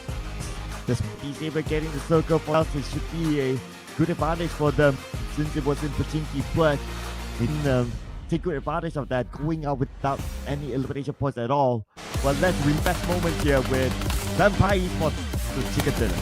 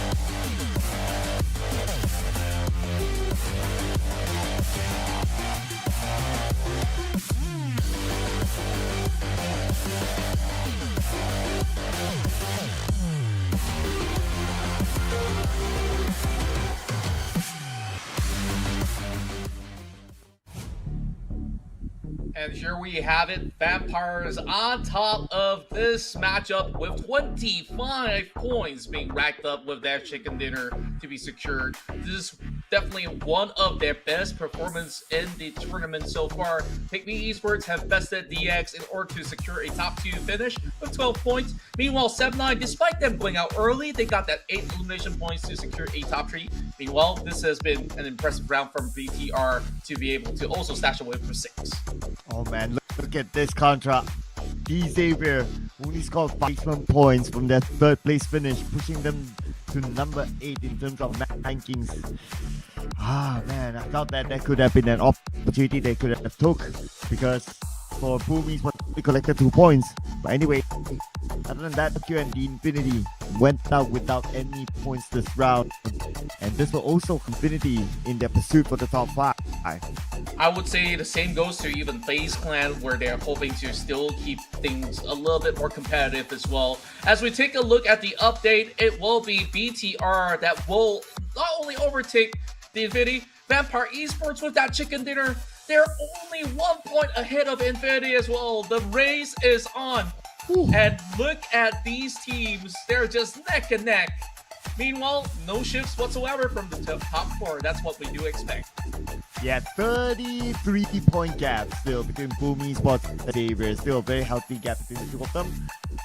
But on page number 2, no movers here except for PIGMY, who finished 2nd with a brilliant against the Xavier in their home drop spot. And now this brings them to number 11. Still quite far-fetched, but 87 with 2 games to go. They have to score big if they want any chance of getting the top 5. They definitely will need to pull any form of heroics out there. But speaking of heroes, Tony K definitely has been the hero for Vampire Esports, as the Wonder Boy once again shows that he still have what it takes to really put Thailand on the map as we compare him to Rosemary. Alter Ego, they also went in for those early fights over the southern territory, but Alter Ego didn't manage to get too much out of that. So it's still going to be 2 elimination points that has been secured from Alter Ego, nevertheless. As we take a look at the top 4 gunslingers, it's coming in undoubtedly from Vampire Esports, but we got Alter Ego, 7-9, and PIGMY to join in the ranks as well. Yes, and Vampire Esports with the best performance with the chicken dinner, 2,269 damage. Alter Ego, 1,444, 7-9, 1,417, and PIGMY 1,284. And here are the top fraggers based on the teams. Vampire Esports 15 eliminations, followed by 7-9, 8, PIGMY 6, and TALON with 5 when they were not in the top 3, top 4. Yeah, and it's definitely very interesting as to how this has occurred, because of how many of all these teams were just playing by the hillside and also looking to really sweep the edges, and that really sees Senline picking up those 8 corners out there. I'm absolutely surprised that, we saw that eruption of Thai teams going at each other, and Vampire Esports, coming a little rather late, has been able to reap those opportunities. Very unfortunate for the Infinity, but the show goes on. Now to our penultimate round as we begin our flight shortly into Miramar. This is where our eyeballs will be fixated onto a few names. DX, can they get massive rounds as they have been a little bit flat for the rest of these other matches? And also, who will take the final spot in the top 5? Oh man, Contra. I just can't get it out of my head. It would have been Xavier's round to try to close the gap significantly. At least close the gap significantly, but oh man. So close. I feel for it. I feel for it. I mean, I'm genuinely a neutral, but feel for like the fans of Xavier that should happen. Their chance to close that gap, put a lot more pressure to PUBG Esports for the final 2 runs. Yeah, and I'm just looking at the similar trend, right? DX, they're always fighting for that center of the circle. They kept going for it, and that lands themselves in the middle of the territory of Pachinki, which, once again, we see a little bit more passiveness. We don't see really fights happening, or the assertiveness to actually pick up any form of elimination, whereas PIGMY's in the same position. PIGMY's also looking out, trying to catch players from the side of BTR and anybody else, which got themselves so much more. If they were a little bit more proactive, I would think that they will be heavily rewarded in that instance and not be put into, yet again, this position. Now that means that they require a few scenarios again. Boom to lose out on these Miramar rounds, and also for them to at least score 18 points per round. That's not easy at all when you're playing in Miramar. Exactly, in such map where it's very rough to navigate around. I want to point out that maybe some would say that they got the circle, they don't really need to move, the yada and all that. Sure, you got the circle, naturally you don't move. But now we're talking about the points for the championship, right? If you don't like put in the crunch time, then you know it's giving away the opportunity to boom esports. The best example that I would want is Vampire Esports in that round. If you notice that based on like the map, they went into Pochinki at some point, but they went out of Pochinki to come back in to look for, whether it's intentional or not, to look for elimination points. And they got a lot of them in that round. 15 elimination points by Vampire Esports. Because they know that if they want the ticket into the top 5, have to get elimination points. They cannot play passively. And that is what exactly Vampire Esports, XERXIA could have done the same. I would certainly agree with that. And now, first, with only 2 maps to go, there's just very little chances left. So they have to seize every opportunity on the table. That requires a shift of mindset, lagi but let's go to dengan the Coach Cap daripada BTR. Dan sekarang Coach, pertanyaannya adalah sisa 2 game dan slot ke PMWC itu cuma top 5. Ada 4 tim yang mau ngejar, mau incar slot PMWC itu, yaitu Infin, VPA juga baru dapat Chicken, BTR dan juga Infin, BTR, AE sama AE. Jadi apa yang bakal dilakuin oleh pasukan BTR buat mengincar top 5 supaya bisa lolos ke PMWC?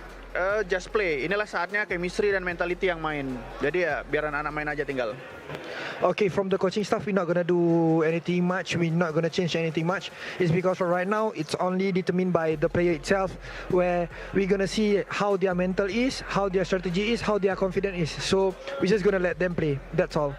So I'll see you guys on the last game, I think, and we're gonna see who qualified to PMWC for the top 5 slot. I'll see you guys later. Jans really wants to take the stage once again because he's expecting Boom to be there so that he could interview them, perhaps. Yeah, at this point, honestly, if I were Jungs, I'll start to like suit up, you know, do my hair and all that. Because at this moment, Boom Esports is looking pretty solid for the championship still. Okay, some changes here. Octar is going to take a break and Boyce is win. And this is Octar Eagles' first swap today. And beating out they can still gun for the top 5 slot. So making this change in hope for them to be able to get in, because it is so tight to be in the bare minimum slot of number 5. That's right, Alter Ego. Now, with this substitution, just goes to show that they always have a game plan when it comes down to different maps. And Boyshield looking to be the specialist coming into the final rounds, heading into the tournament. As we've got 20 seconds left, Vampire Esports with that massive win are also ready to take on the challenge to secure their slot. As we head to our penultimate round, this is where we're at, ladies and gentlemen. The 2024 PMSL Southeast Asia will kick off their round in Miramar.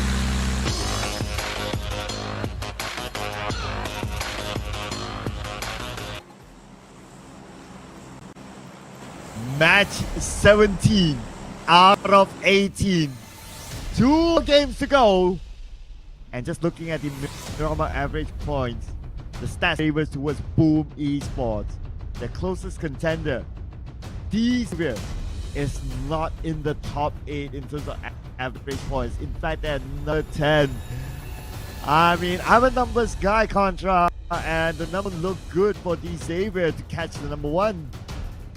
I'm not sure how they're going to do it, but they will need every single muscle to be working all together, as well as their brain muscle in particular.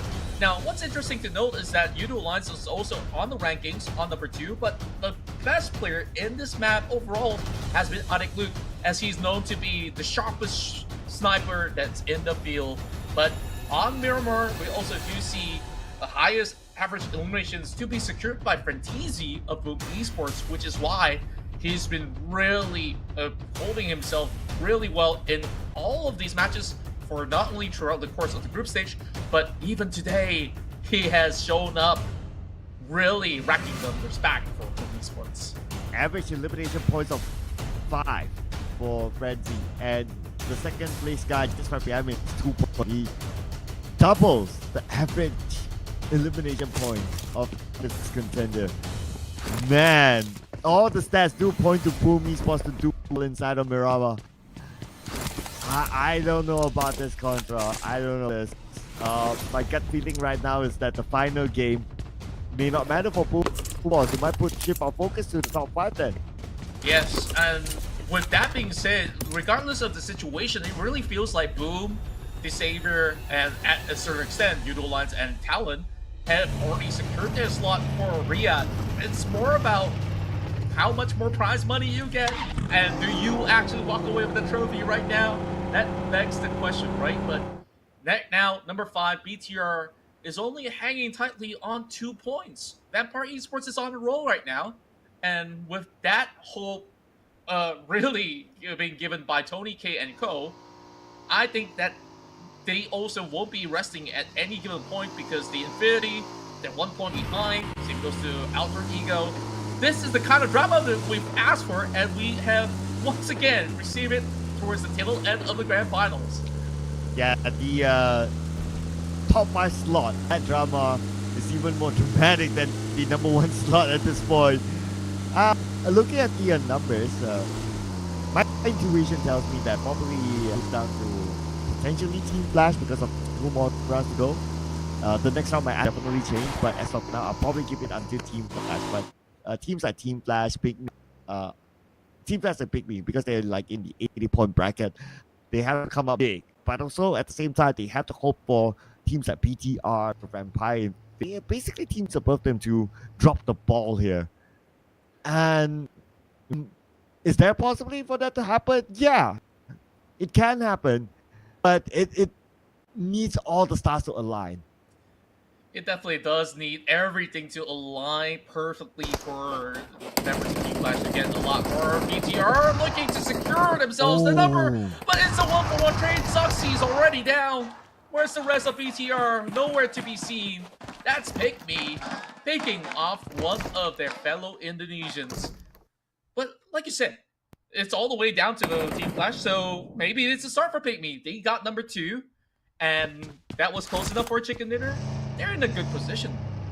Yeah, it's definitely for themselves, right? And of course, maybe to some of the Indonesian supporters, they might be thinking to themselves, oh, why did they end? You know, we should be supporting Indonesia. But yeah, in the first place, of course, you wouldn't know exactly who you eliminate because the names get masked if you're like playing inside. So you won't know until you end the person. When you end the person, you'll be like, oh, okay, this guy. Okay, whether it's the target that you want or the target that you don't want, that's a separate conversation. So just to share it to the fans that we may see gets knocked, but for the players, they don't until they eliminate the person. That's right, and at the very same time, when you are playing in a tournament, you want whatever advantages that you can get, not just for your nation, right, but for your own team. You want to be the one representing, than to have, you know, all of your fellow brothers from different organization to always claim the spotlight instead. So in that sense, every team for themselves. Meanwhile, as we take a look at the rest of BTR, they've done this before. They camped the top side of this hill to overlook the entire surrounding of Picado and the rest of the field. They spot of movements coming in from what I do believe to be 7-9, or it could be another different squad. And now, without the presence of Zuxy, some immense firepower has been lost from the side, but so long as they can hold out onto an optimal angle from the top of the hill, I think they will still be able to farm some numbers back towards BTR. Yeah, I want to put out this narrative, right? So if you remember, like the day, like BTR is always known for this Indonesian term ngeprank. Yeah, so for the benefit of our English ngeprank, well, basically like how it sounds, basically they like to prank, meaning that they show up during the last minute and all of a sudden they could clinch something the last few games of the last game. And I don't know, maybe this is one of those moments for BTR because yeah, this is at number 5, cool, and maybe they would to like be able to slide in, and if it does go their way, it may even into top 4 because that would give them a better advantage into PMSL. True enough. And when we take a look at the top 5 right now, we're seeing 3 names from Indonesia: Boom, TALON Esports, BTR. I'm pretty sure that BTR, if it's a prank or not, they're definitely not in the comfortable spot to, you know, pull some jokes in between. As right now, they definitely are in dire need to get themselves into a better position. But like you said, it has happened before. They're always moving into some of all these major tournaments with them positioning themselves at the brink of it, and then in the final game, somehow that Super Saiyan mode arrives just in the nick of time for them to just pull through. Now, is that going to be the case, especially when VPE Infinity is so close in the picture? EX now driving by very closely to another squad. I think they really want to play it a little safer this time around, just like how they did. DX, a lot of opportunities that they had, they didn't acquire. Might have actually bitten themselves at the back by the end of the tournament. Yeah, man. That definitely will stick. That will definitely stick for quite a while. I mean, it was honestly, for me, it's a missed opportunity there. They should have just taken their chances, because if you cut it, for them to fall out of the top 4, it's very unlikely. But for them to catch number 1 at some point, there was still a chance. So if I were the Xavier, like my process would be like, you know what? Let's just take our chances. Let's take a little bit of a risk, and who knows come up. But yeah, that happened, and now we're at the stage where they have to really hope for Boom Esports to really watch it, and they have to do very well in order for them to have a chance. Now, they're given a second lifeline here. The circle's on top of these 8. Yeah, this is definitely a massive chance, but at the very same time, I'm also looking at the charts yet again. Udo Alliance, this is one of the best maps that they play in the tournament. They're not getting the benefit of the circle, never mind that, but if they were to get about 10 points, that's an overtake against the Savior. The Savior has been very passive throughout day 3. This is not what I expect out of the Savior, so they need to still keep it within a good ratio of numbers in order to maintain that number 2 spot, because once you move to number 3, that's a few $1,000s that you lose right there.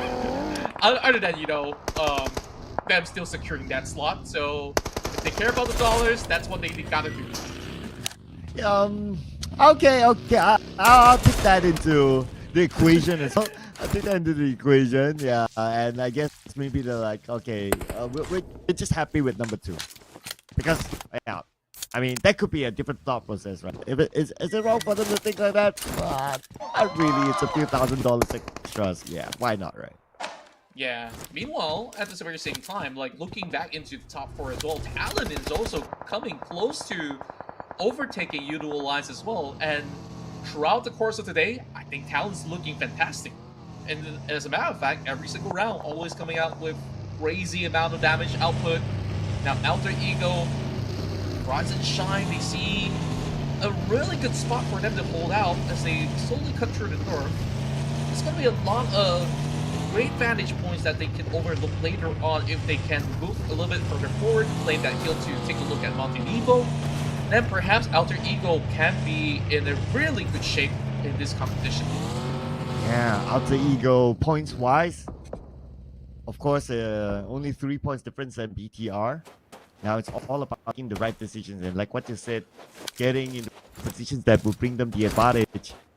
And for Alter Ego, you know what? I just want to point out that Alter Ego started this grand finals with the maximum points, 30 points, being champions. But they slowly slid down, and now instead of talk about them going for the championship, it's all about survivability to move on to the stage of this tournament, which is the PMWC. I mean, it's a big turn of events for Alter Ego, and I think this is what the fans would not be expecting coming to the grand final. It's definitely a wake-up call for Alter Ego as well, looking at how they've done so far in the group stage. There are so many rounds that they have definitely looked to be in their prime form, but they didn't really translate that here in the grand finals, unfortunately. As we take a look at the shift, this is going to the way of BIGETRON Red Aliens.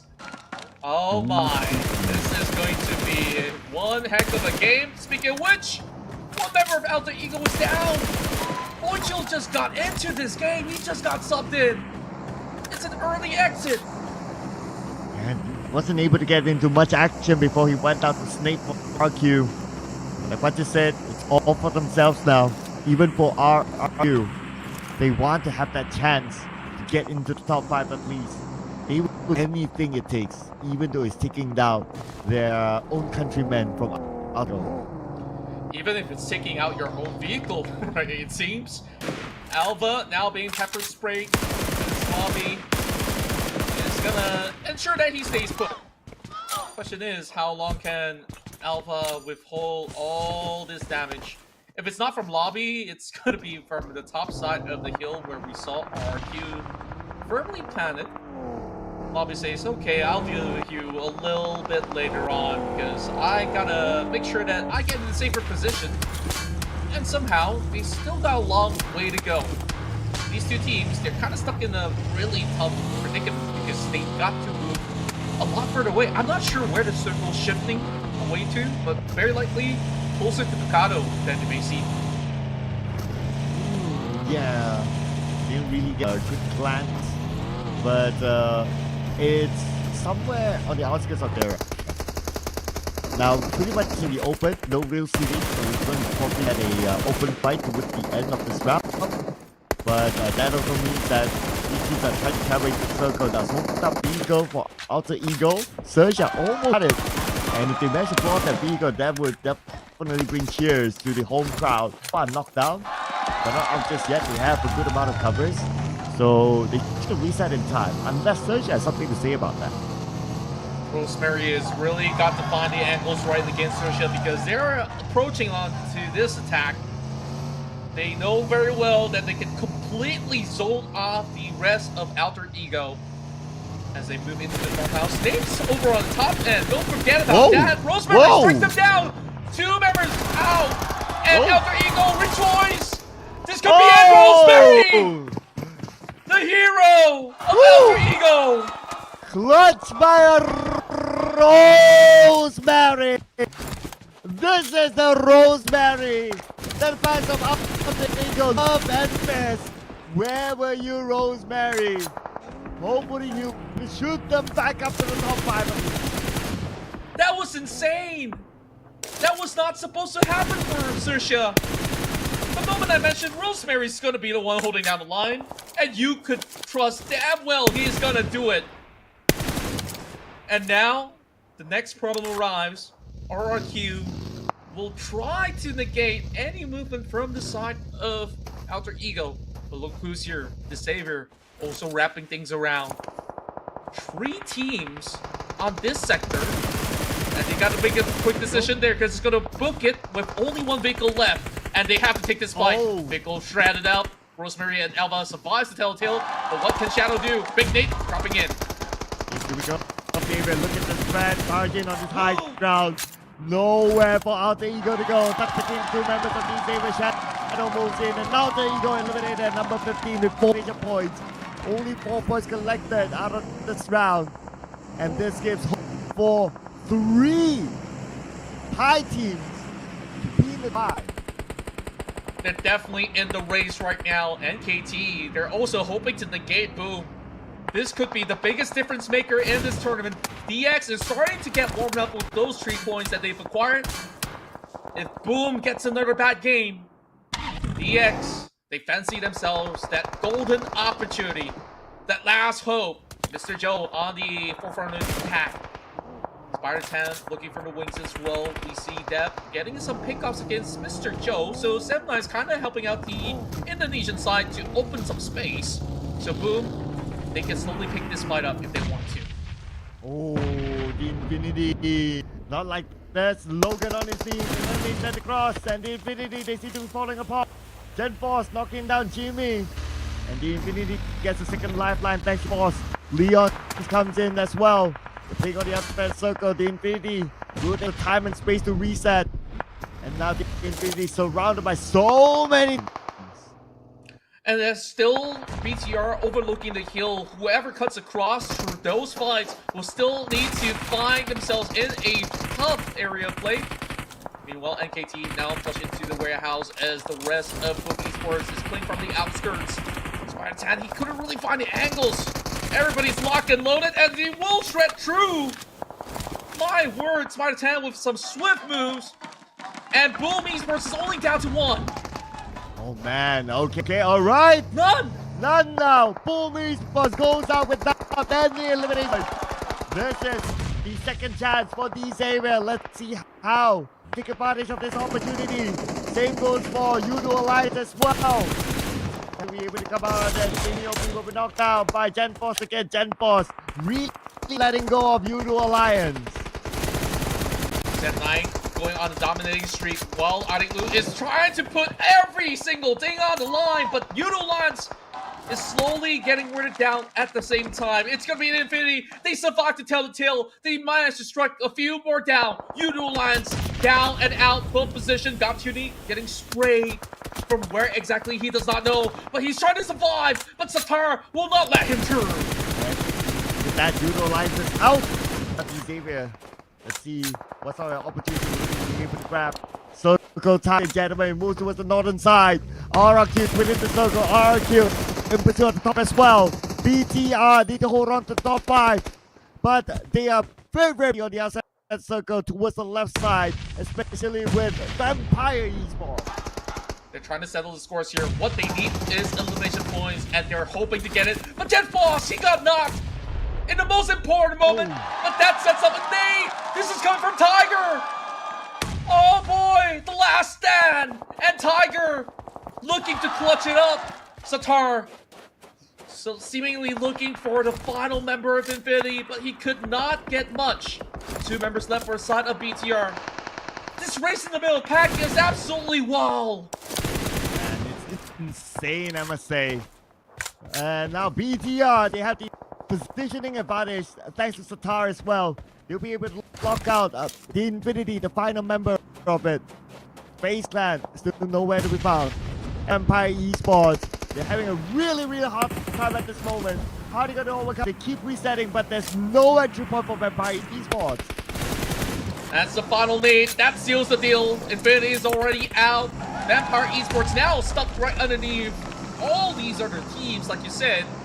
There's still PIGMY Esports here battling with the rest of Team Flash.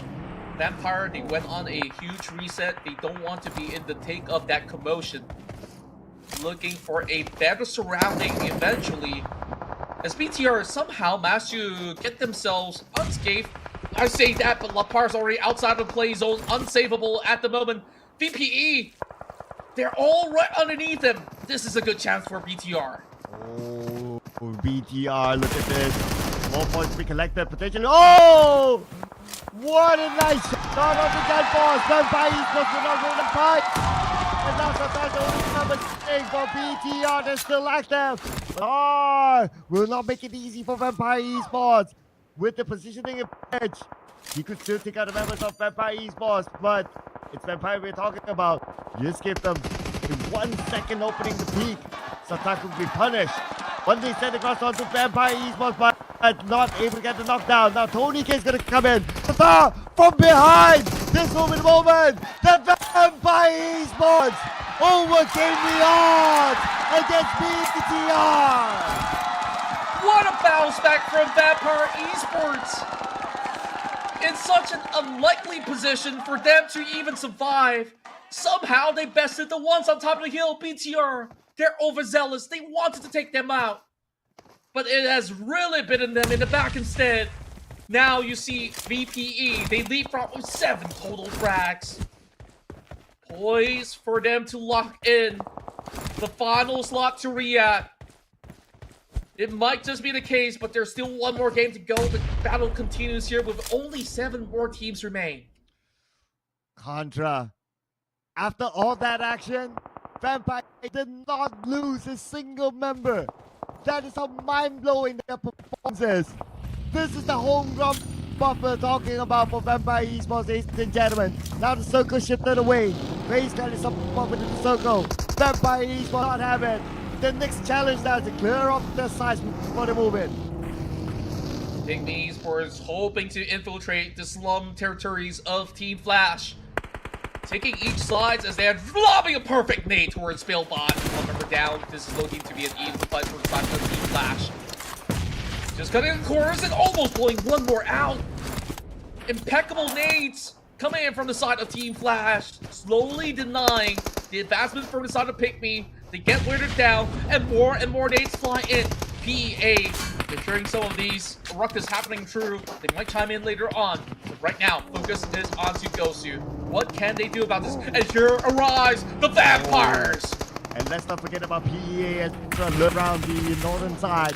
Vampire Esports, they want more points. Look at this as an opportunity for them to gain them, to solidify themselves in the top 5 at least. Vampire Esports so far with several elimination points. They send one player out into the circle marker in case they need to migrate in. PA sending 2 as well, while monitoring the situation from the outside. Such a gridlock situation. The moment that Team Flash steps out, PEA is waiting in the wings. And remember this, Vampires, they're also watching from the south. It's not gonna end well for either teams, but they might as well make do with this situation. Great jump shot coming from the side of Gosu, but he's not gonna find it just yet. So many smokes, so many deflates, and yet again, they can't get out of this.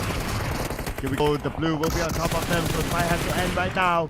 Gosu will be taken out by Vampire Esports. PIGMY now 2 ways gonna go. Batman comes in from the other side, and Batman will be taken over from the out the window with the DBS. Vampire Esports, somehow they win this, but now they need to take out the blue at the same time while fighting against PIGMY.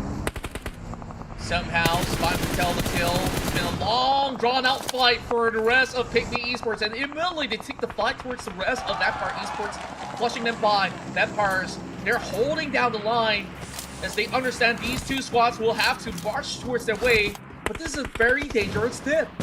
Any form of nades dropped in could be proven to be lethal. Vampire Esports sees the split going on, managed to find one pickoff. Jabrenki finds XERXIA instead, and Stone makes good use of that opportunity, stealing the points away from PA. No! Not this. Vampire Esports still got it, but whole FaZe Clan he stole away at least 1 elimination point. Okay, Vampire Esports still got 9 of them so far. Vampire Esports is stopping them at this moment. The next challenge is going to be RRQ. RRQ right on the sides. Now Tony K spots them out. Tony K sprays, but because of how the rain is, it's not easy for Tony K to land the shot. But wait a second. Nope, behind Tony. He's just by the corner. He's sleeping in B. Is he going to claim it? No. Vampire Esports, that's another free point out there. Make it 10 if they will. Oh boy. You know, he's trying to make a dash for it. It will be the play zone that claims it. Well, now that they notice it, it's like, okay, let's get some free stocks. It's not too shabby. They can tank the damage instead. And they got a free wheel. So that's good. If only they scored that 1 extra point, but it's okay, like what you said. Free stock, that's fine. But now they need to prepare themselves for the next fight. They do got the circle. 4 seconds before the zone starts to close again. Vampire Esports, the living dead of Mirama. My. What a fight it has been. Vampire Esports now need to make their way into the circle as well. And look at that, D-Saber is still within the game. This is definitely going to be a tough scenario. And look at how the points has been for the other 3 teams. They're definitely looking to go in Guns blazing in this final feud battle. Big nades coming from the side of FaZe Clan, trying to deny the rest of Vampire Esports. Is we're going to be seeing whether or not can VP overcome this. Finds Mela, and it's going to be 1-for-1. Here we go. Oh, looks like a big trip between the two of them, but then again, FaZe Clan. Only 2 active players left. Bomba! Nailed out by Stone! FaZe Clan, only 1 active number left. This is time for Vampire Esports. He's the rest of the round without traps, but that's okay. 2 Vampire Esports charging in on the FaZe Clan. Vampire Esports found that opening, and now it's really down to 9 Noise, but DX, they're also moving in the way. Vampire Esports, they get halted through as they could not go in for the full push. 9 Noise scouted out by DX as they bring the fight into a point-blank angle. That's Keratin talking about the corners of the flank. Spotted out by Tony K as well. 2 members down from the side of VP. They have to force themselves to hold back for now. It's really down to Tony K at the moment. The Savior, they're taking their golden opportunity, denying any advancement from Vampire Esports. Oh man, and now it's only down to Tony K, surrounded by RQ and D Savior. Existence of the Tony K. That could be the end for Tony K. No, not yet. Can't happen. Tony K is that. D Savior. It's time for them to get into action. It's a Tony K, 10% of health. Still somehow survives.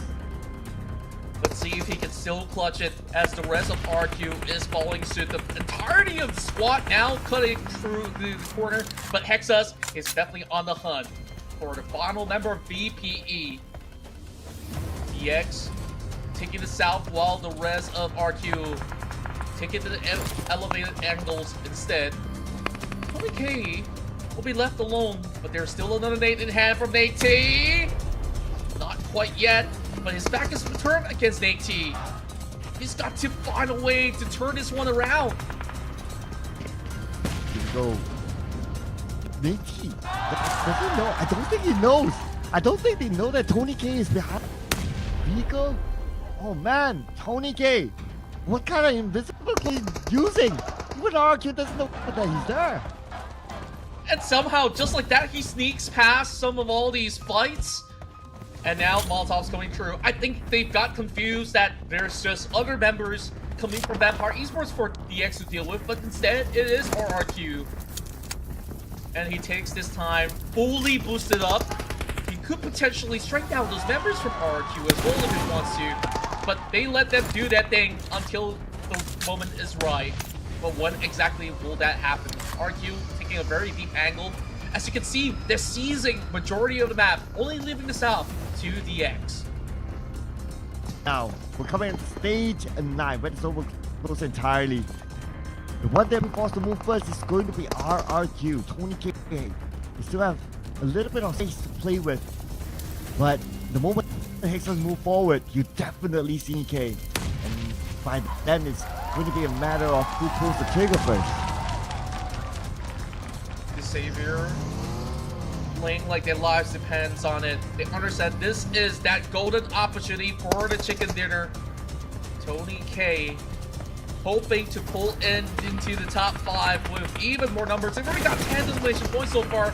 The first takedown onto the Pecco works in wonders for the Savior as Lambo opens up the fight. Now the rest of the Savior tries to reposition, and so much space has opened up for VPE as well. RRQ, they understand that they don't really have to force anything because they are taking majority of the center. The rest of DX, they eventually will need to slowly march in, and they have to be careful every step of the way.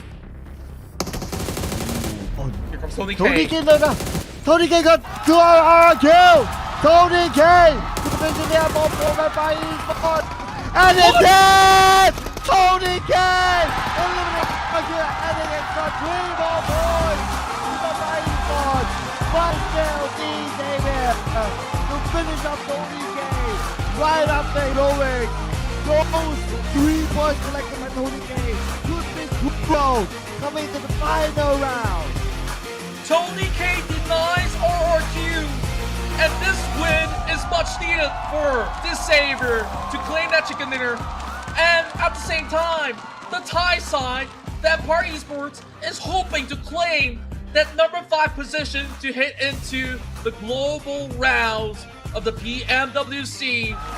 And Stone is just getting started with the crowd. Yeah, you're thinking in moments, Stone winning a thing or two. Check out the amount of eliminations for DZ. Not a big amount. So it's 6-8 eliminations. So it's 18 points for D Xavier. Now we gotta tabulate the scores to know how many points the PUBGM Esports got exactly as well. Wow, what a game. What a performance. Talking about drama, this is what DX offers. The brink of the final game, they show up, and he is the MVP of the match. Huge damage to be done there. But it is Vampire Esports that have secured majority of the points in this match. Vampire Esports, huge amount of eliminations. And let's include RRQ and me as well as the top 4 teams in this round. But then again, Vampire Esports aiming for number 5. RRQ doing the same as well. PIGMY pretty much the same. Going for number 5. DZ. Let's see how many points the PUBGM Esports get. Do they have a chance? Do they have a in the final round? Potentially overtake Wolf. Potentially come up with the biggest drama ever. The biggest dramatic ending ever in the PML. Ladies and gentlemen, check out the highlights.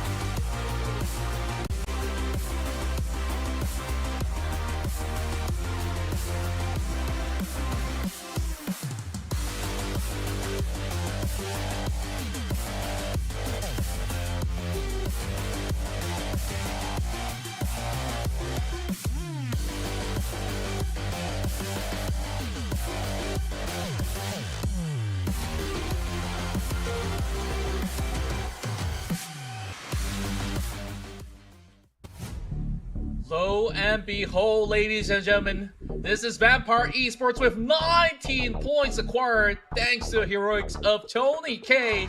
And this is a monumental win for D Xavier now with an 18-point chicken dinner to be acquired. Of course, with an addition of 11, RQ will close some of all these margins. PIGMY with another 8. Meanwhile, FaZe Clan is also stashing up points as well. But the drama is brewing all the way up to the very final game, Sir Cloud, as we do not know who will take the title by the end of the journey. And also, after all that, BTR is actually not in the top 8 for this round's of match rankings. And let's be sure how many points. BTR only 1 point after all effort, after all that gatekeeping contra. This was devastating for BTR. It definitely is. We thought that they would have gotten so much more. That fight with them as well as VPE, they're supposed to actually get so much more points out of. And how many teams were also right down below?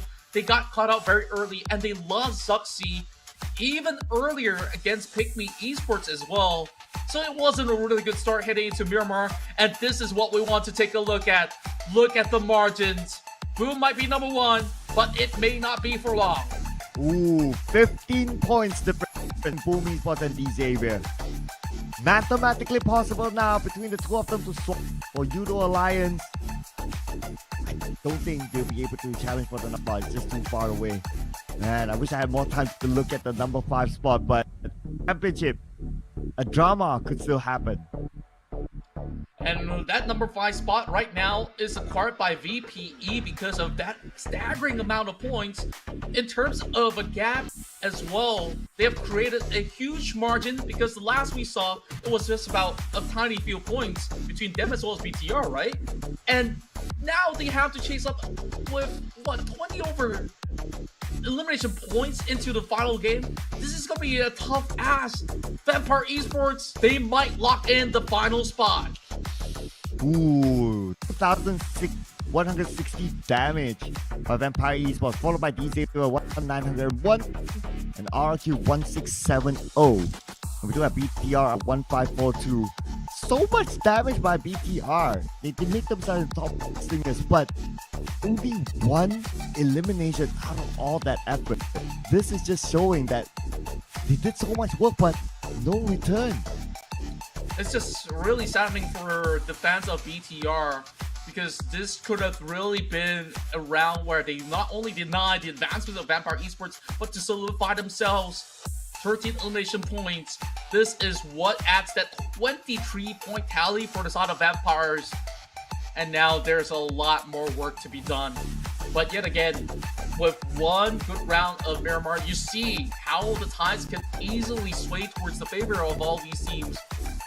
VX, they clutch it at the final moment. Can they pull off another chicken dinner? Because this is going to be the golden chicken dinner, the final one throughout the course of the grand finals of the PMSL Southeast Asia. And this is not only DX that's hunting out for it. Every team within the top 10 is looking for this chicken dinner for that solid chance to move to Riyadh. Oh man, Contra, we did ask drama.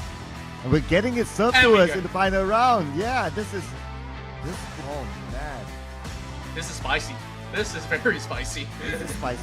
Okay, so just to put out a little bit more narrative to this story. These Xavier, they did it before during week 1 of the stage, whereby they needed a very good final round. And when we talk about very, it's like 20 plus points in the final round to score the ticket directly into Super Sunday. And they did just that in the final round. So they have the experience, they have the know-how. They know how to overcome this, especially mentally. So if that story has been before during the league stage, it could be told again in this grand finals. It may be the case. And for Boom Esports, now they really got to wake up. It's been about 3 rounds in a row. It really feels like that they went out a little too soon. And now, what they really have to do, even if they don't get the chicken dinner right here, they need to be safe. 4 elimination points up to 6 in order to create the gap once again. And at the same time, that also will require DX to also not advance more than 20 points. So that being said, I see my good friend from the Thai commentator port on the screen, and I am absolutely happy for him to be able to cast for his home crowd. Anyways, this is it, ladies and gentlemen. The final game will be served to our course in due time. At this point, 15 points is the golden number for these Xavier. The last time they won a Southeast Asia Championship was in PMPL Southeast Asia. And they won it handsomely, beautifully, by remaining number 1 from the first game to the last game in a 3-day sprint. They have done it before. They can potentially do it again. Be there. This could be their moment. This could be a very big moment for so many different teams as well to lock in that final spot. Their biggest opponent could possibly be anybody within the top 5 right now. Speaking of which, LaFlame and the rest of his boys of Talon Esports looking to be in the voice position. And here we have an Imperial World ขอ Vampire. สอบถามนะครับว่าทีมเราจะมีการพัฒนาหรือปรับปรุงอะไรสำหรับเกมสุดท้ายเพื่อการันตีให้อยู่ในท็อป 5 และได้ไปเล่นในรายการ PMWC ไหมครับ ก็เอาจริงก็ยังไม่ได้คิดครับเพราะว่ายังตื่นเต้นขนลุกไม่หายเลยก็หวังว่ายังเราสามารถที่จะซีเคียวพื้นที่แล้วก็โพซิชันเอาไว้ได้ครับจริงๆก็ทำให้เต็มที่ครับอะไรก็เกิดขึ้นได้ครับในเกม PUBG Mobile ฝากเชียร์แวมไพร์ด้วยครับมีปัญหาหรืออะไรที่ทีมเราคิดว่าต้องแก้ในตอนนี้ไหมครับเพื่อจะได้การันตีท็อป 5 ปัญหาไว้ว่ากันครับตอนนี้ขอให้น้องเล่นให้เต็มที่ในเกมสุดท้ายที่กำลังจะถึงครับผมเพราะว่าเป้าหมายเราคือ PMWC ครับมีอะไรอยากจะฝากบอกแฟนๆคลับที่มาเชียร์วันนี้หรือว่าให้กำลังใจน้องๆในทีมไหมครับก็ฝากบอกทุกคนนะครับขอบคุณที่เข้ามาเชียร์แล้วก็รับชมกันในวันนี้นะครับพวกเราจะทำเต็มที่แม้ว่าเกมสุดท้ายอะไรก็เกิดขึ้นได้แต่เราเต็มที่ที่สุดแล้วเราจะไป PMWC ด้วยกันครับขอบคุณที่เชียร์ครับผมขอบคุณครับ Great words by Sir Tanny. I agree with my Thai. I think the translator forgot to translate it to us. But anyway, yeah, great Sir Tanny. Very inspiring indeed. I feel very motivated words. It almost felt like he didn't have to translate to feel the emotions on Sir Tanny. He was so relieved, he was so proud of his voice, he almost broke a tear right there. And speaking of which, seeing him like that broke a tear in my eye as well. Thankfully, the cam's not on me yet. And boy, oh boy, do we have ourselves a finals to be remembered. I don't think we've ever seen anything quite like this before for the longest of time. Back then, it was always about 2-3 horse races. Now, we're seeing about 7-way horse races throughout the course of the final day. And it's been super entertaining for what it's worth. And I'm entertained by fans' reaction to Stone as well. I mean, look at this guy. He's so good looking, man. You cannot not, admire how he keeps himself. Especially that amazing smile. Just gotta put it in there. Yeah, he's an absolute gentleman. I had the pleasure to meet him in one of the tournaments back in the days. That was like 2019 or 2020, and how much he has grown to be the gentleman that he is. And still, right here playing professionally for so many years, his expertise as well as his knowledge of the game is definitely second to none. And now you see the chances of having him play in the global stages yet again. We're definitely looking forward to that. Meanwhile, of course, eyes on the prize for a majority of these squads who are prepared for the final duel, as 30 seconds are left on the clock right now to see who will be the very best in PUBG Mobile Esports Southeast Asia. Could it be Boom Esports, or could it be the savior that will steal the limelight away in this golden hour? And the final 5 spot will be claimed, as well as the trophy, to see who will be the champions of PUBG Mobile Super League Southeast Asia. Here we go to the final round of Miramar.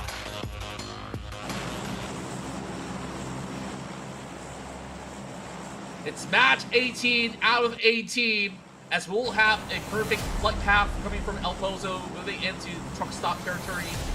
Plenty of spaces for them to be able to get to required drop zones, but this is where our eyes will be on Boom Esports, the Savior, Vampire Esports, BIGETRON Red Aliens, and many, many more names to acquire that slot to the PMWC.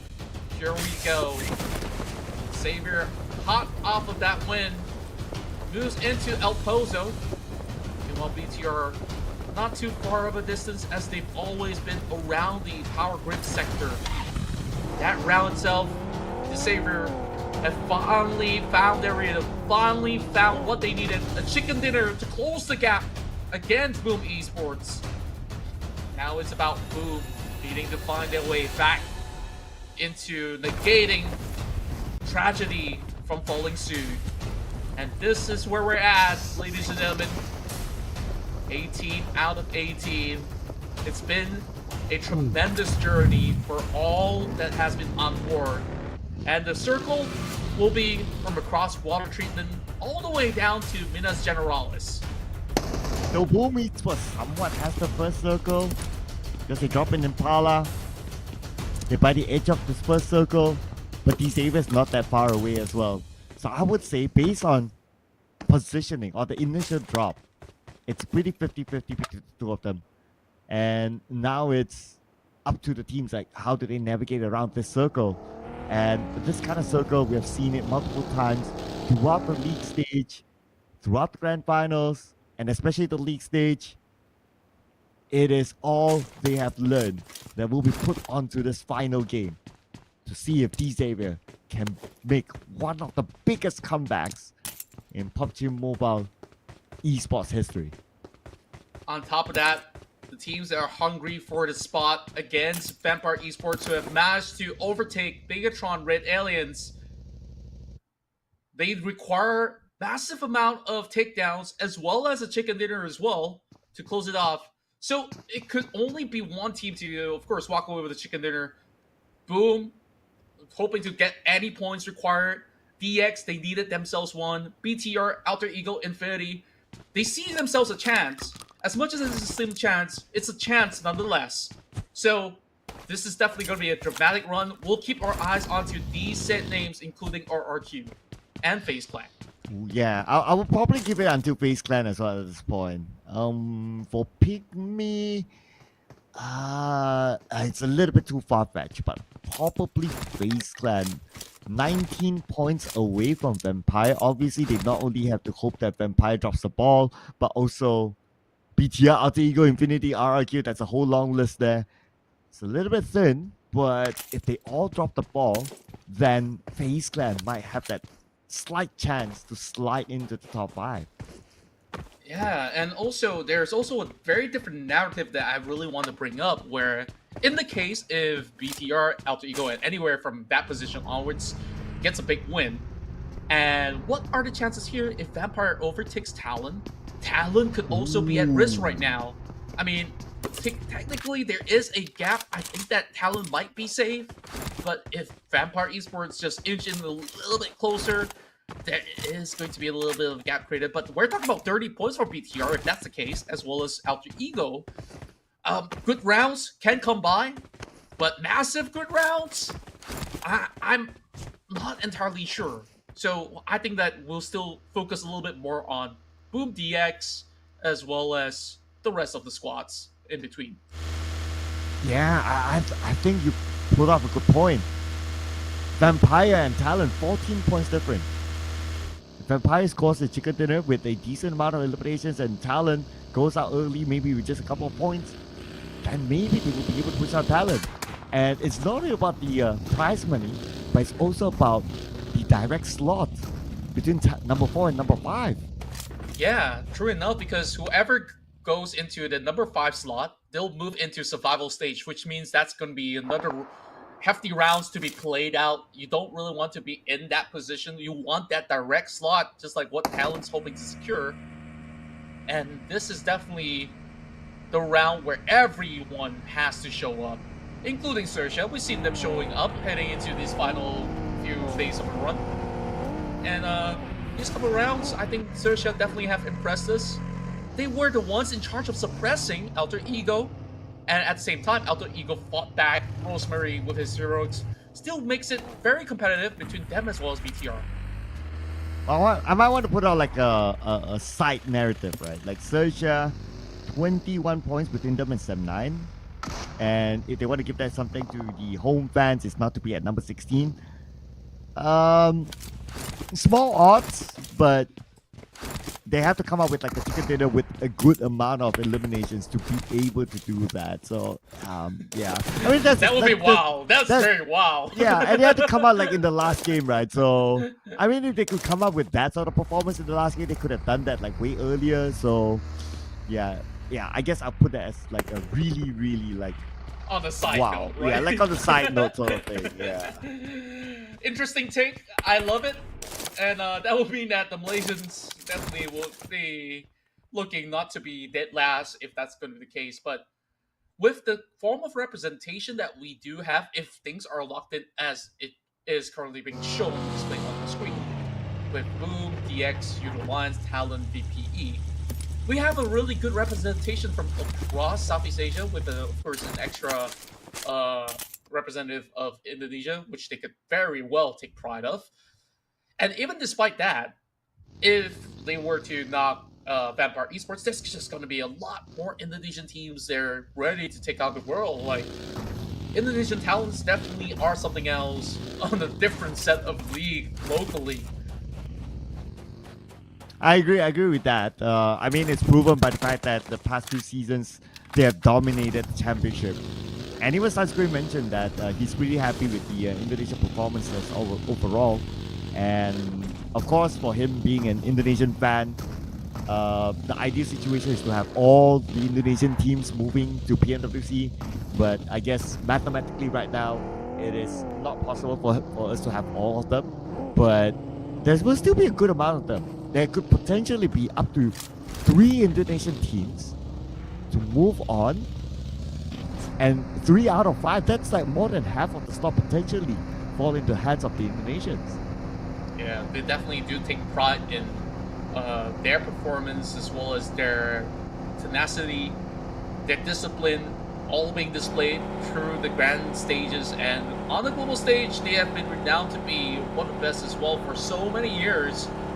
So it's really down to all these teams to really tell their side of the story, especially now with Boom already claiming the top spot. They are definitely set for the group stage no matter what happens. It's really about the trophy right now, whether they keep it back at home, whether it's Jakarta or anywhere else in Indonesia, they want it to remain right there. D-Saber, they've been starved out for a couple seasons already. They've previously won titles before, but it's been a long shot ever since then. Oh, it seems like a little bit of hiccup coming for NKT as we take a look at the shift of the circle, moving closer and closer to the truck stop, as well as areas like Minas Gerais, if I'm not mistaken. And this is a replay of the pickoff that comes in from No Mercy. Important one for RRQ. And slight affecting the side quest of XERXIA. So, unfortunately, they'll be playing the rounds of the round. 3 players. Okay, we got one of the big boys here. D-Saber on screen. Getting to the circle, unchallenged by Team Flash. Team Flash not interested in taking fights. Moving themselves to the area where water treatment is at. But if they're not interested in taking fights, they might be forced into one because RQ is in the area. And look, I just need to point out as well that, okay, since we have this Rising Star voting here, Lamborghini, Yuhai, Rosemary, Tony K, and based on the votes, well, big numbers there, big numbers. Definitely a lot of fans for Yuhai, that's for sure. But I'm surprised though, Rosemary, 30 votes? Okay. They could do better. Yeah. Well, to be fair, Rosemary is not a rising star. He's already a star, no? Well, if you would put it that way, is it the same for all of them? True enough. Meanwhile, we're glad to see names like Lambo up there as well for Vietnam. Meanwhile, a flip! In the likeliest of time, somehow Zuxing ran out of bullets. He's trying to switch it up, but he is being ambushed from another corner as well. Lapar ready to trade them on. NKT looking to shred BTR to pieces. This is not looking good at all for BTR. Oh no, if BTR goes out, that is it. That is the end of the season. BTR, 1 player left, and that's going to be Satar. He's together with his teammate Gen Force, but he has to clear off Sem9. Sem9 is coming towards him, and not only Sem9. Multiple teams around this area. That with the one last tick of hell will finish off Satar. And BTR officially eliminated. And the season ends. BTR, see you again next season. Such a heartbreaking way to end their final run. A little anticlimactic, but that is the nature of the tournament. When you're not well prepared from the get-go, who would have expected by the end of stage 1 that teams will immediately go in for some hefty strikes? And BTR they weren't ready to take them on. Unfortunately, they crash out, but we thank them for all that they've shown us throughout the group stages, throughout the finals. They've been always an impressive team from Indonesia.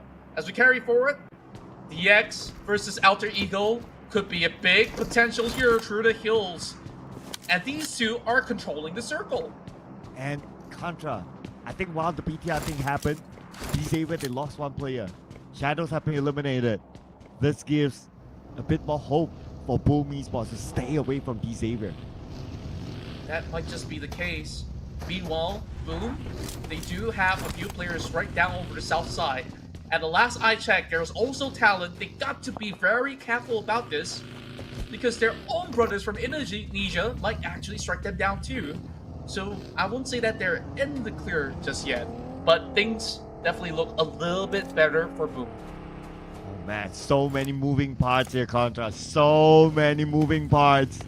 There are so many theories to what might happen. It's going to be a dramatic ending indeed. I mean, kind of feel for Xavier right now. 3 players to score at least a chicken dinner and 5 points at this moment. It's still doable though, so I think if I were Xavier, it's not the time to give up yet. Definitely not in their books at all. Meanwhile, we're also taking a glimpse out of NKT. Suddenly they're showing up on the radar so much more now, taking on to Sem9. They were in close proximity early on as they take on BTR. Sem9 was also in the way. Meanwhile, possibilities of Alter Ego, Infinity, as well as RRQ. Not forgetting FaZe Clan. One massive win might still knock out Vampire Esports. Vampire Esports have not found anything so far. As of the moment, it doesn't seem like we'd see them anywhere around the map. But here comes Team Flash, taking on the rest of RRQ. Here we go from the outer side, Team Flash firing onto RRQ. RRQ, they do have the circle advantage. So the worry is bigger towards Team Flash.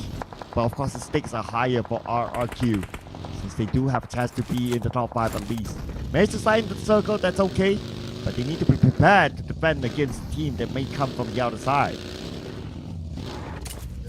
We're definitely hoping to get a better surrounding to hold on. RQ has definitely had an interesting setup. They're taking split formations across the highway, hoping that teams who cut across will fall prey into the trap that they set up. FaZe Clan has played through the water tanks instead. Hexus now spots out Batman in broad daylight. A little bit easier to see the man in cloak, but it's gonna be a double coming from RQ. They're definitely striking it hot as the rest of Team Flash. They're on the brink of it. They may have just got themselves into a tough corner. Another big thing comes in. Oh, Hexa's doing wonders for RRQ. And that's the way for the Indonesians to start it. RRQ now can quickly restock and reposition, but they gotta be careful about Infinity. That's also just by the corner of the circle. While the circle is shifted, I want to point out as well that these Xavier still has the circle. Boom Esports do not have the circle. They have to fight their way through. There was another team close by with Boom Esports. Now, you can look at it as a half full or half empty cup. And Boom Esports could look at this as an opportunity to gain elimination points to stay away further from the Xavier. While they do that, PIGMY Esports strikes all the way from the back. The moment that RRQ moves, they got stuck right in between the crosshairs, and Achul just makes them pay with their lives. They got nowhere to go, nowhere to hide. This is that blunder. The timing is off. RRQ, they shred apart the next team to bow out. To Indonesian side, sent off the lobby in the most crucial game. And that leaves only a few more names on the block in contention for the ticket to Riyadh. Alter Ego, Infinity, FaZe Clan, potentially PIGMY if they can score big. Vampire Esports still not budging yet. Not losing any members, not gaining any points. TALON will be also looking over their shoulder. That Vampire Esports, no movement from them yet in the elimination feed. Both teams sweating. And also Boom Esports.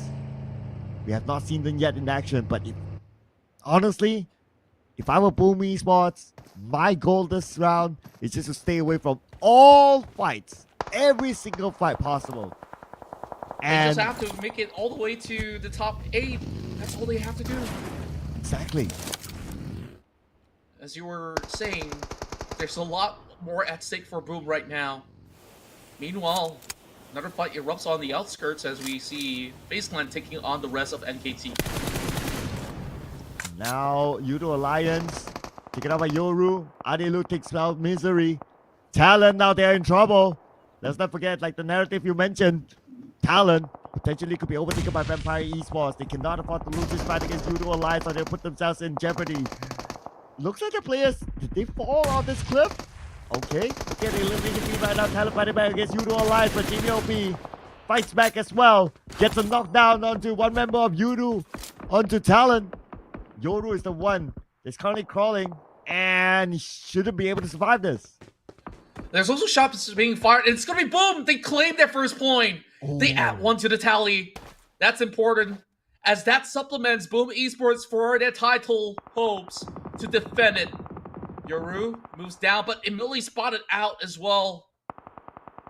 This has been a long ordeal of an exchange between Yudo Alliance as well as Talon Esports, but Boom, now they secured 2.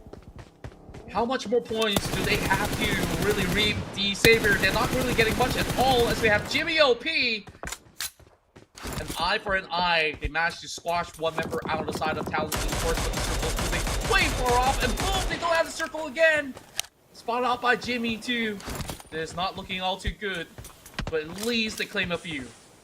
Man, now PUBG Esports, they have Yudo Alliance to deal with. Jimmy! Nice time to knock down Razy. Okay, that's 1. PUBG Esports, 3 more plays to go, but then again, Razy can still be picked up. Talon is out with 2 elimination points. Vampire Esports will be looking at this as an opportunity to potentially overtake Talon. You can just look at the crowd, their eyes filled with intensity, understanding that this is going to be the round that makes or breaks the chances of Vampire Esports as the home favorites. Infinity looking to race up against the rest of PIGMY Esports as they finally go up against each other. Big Nate's now tossed right in. A huge wide angle take coming from the side of PIGMY Esports, hoping to take them on from all different sides. Billbot on wheels. He hopes to find an opening here. Logan defending it with his dear life. Not allowing PIGMY to go any further from here, as they're just by the rim of the circle. This is not the best place to actually fend off, but understanding this, PIGMY is looking to diversify their position and look to eventually pick off in another firm. Wow, what a nade from Billbot. The stakes are definitely higher for the Infinity right now. If they get eliminated by PIGMY, now PIGMY, they're going to rush in. Turn EK is the one down. His teammates are nowhere to be found. No time for him to be picked up. The rest of PIGMY, they're going to rush in onto the Infinity. Cartoony will be the next one to go down. The Infinity, 2 more to go, and the Infinity, ladies and gentlemen, have been eliminated. Unfortunately, they will not see the ticket to Riyadh. They came so close and yet so far, but they will settle for that 9th position for now. PIGMY on this final round is on the rampage, and here goes Vomit on the ground as well. It's PEA that they're down with, and Jimmy goes down, adding 1 more for Boom. They're definitely picking whatever pieces that they can. Doesn't matter if they lose 1, but Vomit has been the one that scores. Oh my. Now with 3 members left, how much more can Boom acquire to be safe? Xavier, they have to pick up the pace though. PUBG Esports, one of the players knocked down. 3 points collected so far by PUBG Esports. Now we're at 9 teams. 1 more team down and we'll start to collect placement points. PUBG Esports now down to Yummy and Razy. Try to hold on as long as possible. While Xavier, we have not seen him collecting any points out of eliminations just yet. They need to come up with an action plan now. They cannot stay quiet like this. And they're all the way down in the lower ground. There's nothing to be found from this position. They need to move up. That's where they will meet against Boom. They need to annihilate Boom, no matter the cost. But the fights are taking place. Kito goes in for the challenge again. That gives 1 more opening point for Boom as they're looking to hunt out the rest of PEA. They are given a little bit more of a stock with the care package dropped in for PEA. But that's not the time to loot up. Urs will find the member of PEA, get some beautiful headshot towards Miss. Boom Esports do not have the circle, This but they is have the it. high ground against. Oh, this is it. This is the fight, ladies and gentlemen. This could be the fight that decides what happens this round. Boom Esports Racing gets to knock down the Lamborghini and he will get the elimination point. Xavier still on the lower ground. Boom Esports dominating with 5 eliminations. Xavier, 2 players left. They cannot afford to drop, especially towards Boom. This is not the fight that they love to lose to, and it's Yummy. They shred them apart. 1 member left inside of DX. This might just be over and done with for the title. Boom Esports with 6. And my, it did not turn out how DX expected it to. And it's due to their inability to acquire all these early eliminations. Oh man, Xavier, that one player, I don't know how much he can get out of this round. I mean, they not only need to depend on placer points, but they also must bring in the elimination points as well. And Boom Esports, they could have just done enough. But of course, the fight's not over as long as there's still bodies on the battleground. You could still probably get something out of this, but the odds are against him. Parajin, look at this position on the lower ground, on the outside of blue. And the moment he steps up, maybe Boom Esports might eliminate him. All eyes on Boom right now. Despite them playing by the corner, despite them being challenged, they are never the ones to back down from a fight. And speaking of a fight, we do have XERXIA versus PIGMY Esports, as they have picked up severe amount of points. They got 10 eliminations, but it seems like they met their match in the form of XERXIA. McNate's now popped in. Achille's gonna be down. The only 2 members be at the moment. Bilbo, he lobbed the nade in exchange. Billbot tossing another one as well, but he's being cornered up. There's nowhere to hide. Lobby's gonna be burnt down. But the rest of XERXIA, they might have actually done just about enough to deny PIGMY from moving anywhere further in this tournament. But it's been 10 massive points. Here comes Parajin. He knows he needs to strike down Boom, but he's sliding down as well. 2v1. Trying through the spokes as he slides. M249, not enough. Boom! They're hunting out, and that will be it. Boom! Indefinitely defends their title as your champions of the PMSL. Now, ladies and gentlemen, the drama is not open. We still have Alter Ego, Vampire Esports in the game with full squad. We'll focus on to the next section right now. It's going to be Team Z, the last member of PIGMY. He managed to score 10 elimination points so far. The Molly did not land on the Team Z. Team Z looking at clutching this moment. It's going to be a big flex if you're able to do that against XERXIA, the home team. XERXIA comes in, Mega Mind knocked down, 1 more to go. What a swing coming from the side of Dimsy. Now 1 versus 1 against Lobby. He can't go in for the revive. He doesn't really have to force it. But he's really looking to secure it. I mean, there's nothing to lose. They're dead last if they don't. And it's going to Dimsy! Yo! Came out with a clutch against XERXIA. Now we move to Yame. Yame wins another 5. 8 elimination points right now for Boom Esports. Of course, nothing will be able to stop them, but if they're able to come up with the chicken dinner, that will be the cherry on top of the cake. They're absolutely undeniable. That's a total of 9 elimination points by the end of that fight. And now, hunting out for Boy Chill. Boy Chill got subbed in. He didn't manage to play last round entirely, so let's see if Boy Chill can deny Boom from getting more at the very least and give a little glimmer of hope for the side of Alter Ego at the very least. Big Nate's popped out a little wide as 2 fights are going through. Alter Ego having a member to deal with Jimmy. IQOO Alliance should be down and out. Top 5, and that secures that ticket to Riyadh as well for IQOO Alliance. Seb9 still playing in this match. This Kenny has been spotted out as well. Damage being done towards the side of Yummy. Seb9 Brian will shut him down. But Alter Ego sees this as a chance to close in with the chicken dinner of their own. Let's not forget about Alter Ego though. They need 70 points to overtake Vampire Esports. He must score this chicken dinner, but Looks like it's looking dim for them. Alter Ego only has one active player at this moment. They have to reset, they have to revive. Alpha will be eliminated by Brian from Sem9. Alter Ego falling apart. They're losing grip against the ticket to overtake Vampire Esports. Boom Esports have the crowd roaring for them. Dipsy somehow still survives all the way to the very tail end of it all after a hefty round of fights. And PIGMY Esports moving into the top 3. Could they have just about enough to dismantle the likes of Vampire Esports? Dipsy spots out Razy. Boom, relying on their own player. It's 1v1v1 for the chicken dinner.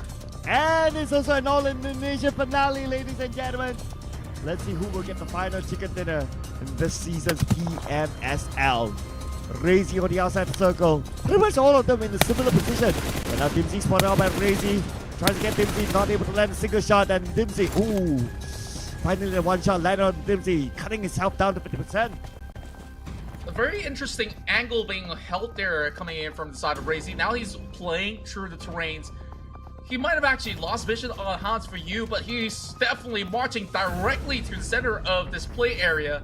So he might get a better chance to getting Dimsy instead.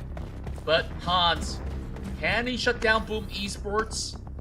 We'll have to see because he's getting up close and personal. Ooh, look at this. Razy managed to relocate himself to center of the circle. But that also means that he may need to manage two teams at the same time. Or more like two players. Hans for you. And has an idea that Razy is playing by the ledge. Tries to get a good angle. Tries to flank. Of course he's proning, he's crawling. He won't be able to make a sound. Razy could be caught off guard. Razy, he's done so much for the squad so far. Boom Esports, they want to celebrate this on a high note. He's not even looking at the direction of Hans at all. I think he thought that it has already been cleared off of the sector, so he's really playing out to fight against Dimsy instead. Now he's finally at the right direction, but I don't think he's got any glimpse or a hunch of an idea at all of where Hans is at. Now he's looking at Hans. Okay, this could be an opportunity. But now we're at stage 9, ladies and gentlemen. Anything can happen at this moment. Stage 9. Who will be the first one to pull the trigger? A nade is being cooked up on the right side, but did not land onto anyone. Now Razy is cooking his own nade as well, just trying his luck, but Hansel is nowhere close. Heard some movements as well coming from Hans, and this is another nade that he can prep. Maybe toss a little bit wide, I do believe. And there we go. The nade popped in, actually chips over onto Hans. Hans, he's got the move. It's been claimed. Razy, can he do it all for Boom Esports? This is his moment. His time to shine. Here we go. Razy on the top of this hill. He does have the elevation advantage against Dimsy. 1v1. Razy shoots. Dimsy down to the arm. And Razy on the fight. And Dimsy will score the final chicken dinner. But then again, nothing will stop Boom Esports as the defending champions of PMSL Southeast Asia. All hail the kings of Southeast Asia. Back-to-back victory, a successful defense, and you're talking about Franks. They're the ones who pull it off, leaving fans at the edge of the seat to claim another victorious bout. Lo and behold, as the Infinity region rise again once more. Woo! What a journey has been for them. Boxing journey for Boom Esports. Okay, so ladies and gentlemen, now champion are here and goes to Boom! From Indonesia, back-to-back champions! And for sure, all of them can bear the title once again to the Indonesia and with the Boom. Hey everyone, please congratulations with Boom! They were the spring champion and now they are the summer champion. They are the back-to-back champions! trophy. Hey, the trophy is yours. What are you waiting for? Hoist that trophy up high. 1, 2, 3. Huh?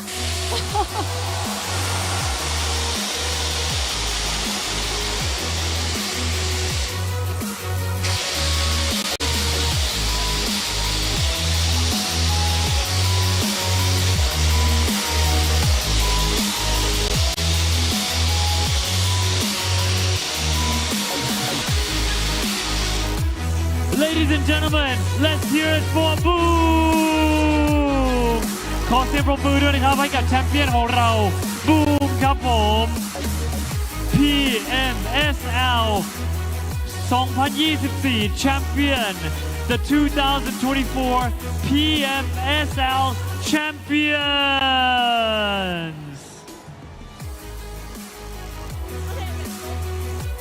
Congratulations well done great job great job congratulations we still got an interview for you Boom, boom, boom. Boom, boom, boom. Boom, boom, boom. Boom, boom, boom. Hold on. Oh, boom, boom, boom. Hold on. Okay, so congratulations, Miss Boom, once again. And today I would like to an interview with our champion once again from the Boom from Indonesia. All right. So congratulations and to get back to back for the PMSL champion. How do you feel now? Oke, Yami, menjadi back to back PMSL Champion, apakah perasaan yang dialami sekarang? Yang pertama senang, terus yang kedua kayak sedih lah, kayak apa ya, perjalanan kita nggak mulus, banyak yang kita laluin tuh susah, struggle, tapi alhamdulillah karena kita bersyukur, terus kita ngelakuinnya dengan sepenuh hati, jadi kita dapat hasilnya. Okay, first of all, I feel very happy because we winning the title for back-to-back champion. But then we managed to overcome our struggle. We faced a lot of struggle during the league. We maintain our performance, we maintain our mental, and yeah, we managed to lift the trophy once again. Okay. How does it feel to be back-to-back champions? And this year, your team had such great success because you get to go on to a global event such as PMGO, PMWC. So how does it feel to be back-to-back champions? And what difference did you make this year in order to go to such a big global event? Oke, Frenzy, tahun ini kalian ngikutin banyak sangat turnamen-turnamen global seperti PMGO dan sekarang kalian bakal berangkat ke PMWC. Perasaan kamu nggak pernah absen lah, intinya sering ikut turnamen-turnamen global. Perasaan kamu apa sekarang? Perasaannya pasti bangga dengan tim saya yang sekarang. Yang pasti saya sangat senang lah berada di tim ini. Saya sangat senang. Okay, first of all, I want to praise my teammate. I'm proud with my teammate because we managed to lift the trophy, and then we about to go to Riyadh because of PMWC. And yes, I would love to thanks to them to become a great teammate. That's all. All right, so and then we go for the last question, right? Oh, you guys are also representing from the Indonesia, right? In PMWC, anything you want to say to your family, your team, your member, and all your support here? Oke, sekarang sedikit kata-kata buat fans-fans yang datang dari jauh dan juga fans-fans yang ada lagi menonton kalian di live stream sekarang. Buat yang udah dukung Boom, terima kasih banyak udah dukung kita selama ini. Buat turnamen kedepannya, kita janji kita ngusahain semuanya yang terbaik. To our fans that support us from the start, from the beginning until now, I would love to thanks to you guys for the support. Thank you so much from coming all the way from Indonesia, and we would do our best in PMWC, and I promise we're not gonna let you down. All right, ladies and gentlemen, let's hear it for our champion, Boom! Thank you so much. And please do not go anywhere because next up is the award ceremony. We will announce the finals most valuable player, which is the FMVP, and the 5 team who will get to advance to go on to compete in the PMWC, including a group photo with our VVIPs. That's coming up next. So back to our casters, and we'll be back with the award ceremony in less than 10 minutes time. So once again, let's hear it for Boom!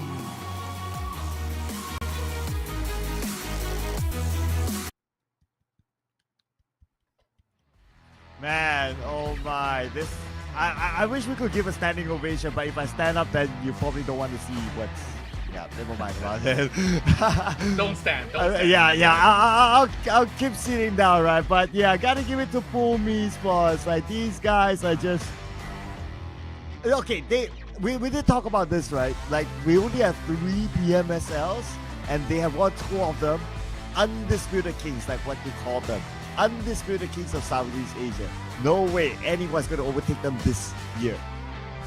Definitely so, and they have once again proven that they are the best in the region. I think that will stand tall to the test of time throughout the course of 2024.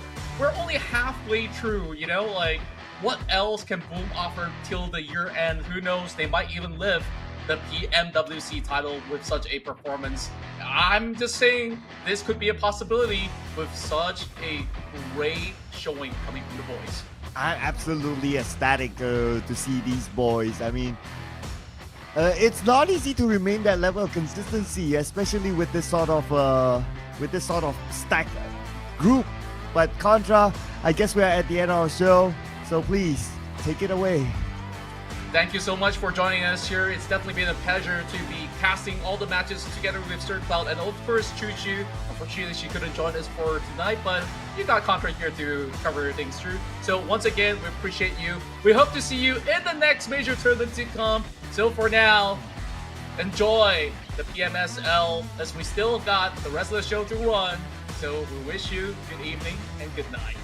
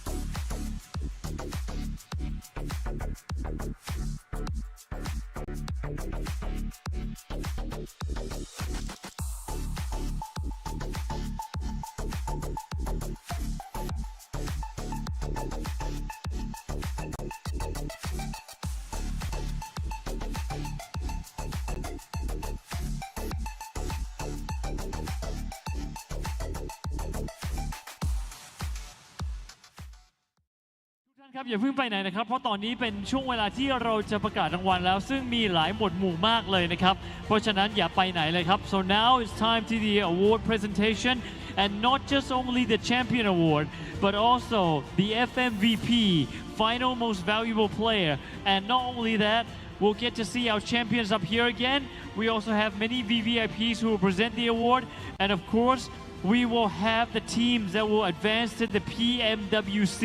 In total, 5 teams. So, let's start with the 2024 PMSL SEA Summer Most Valuable Player Award, or the FMVP, Final Most Valuable Player Award, goes to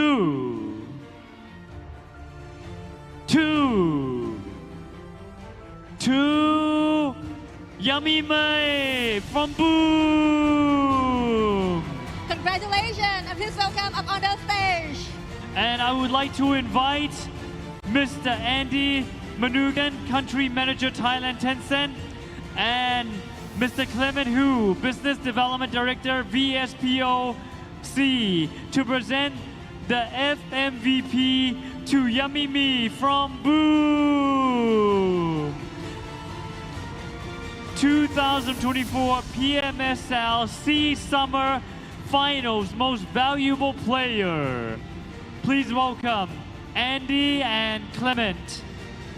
Andy Manugan, Country Manager Thailand Tencent, and Clement Hu, Business Development Director VSPOC. Let's give them a big round of applause.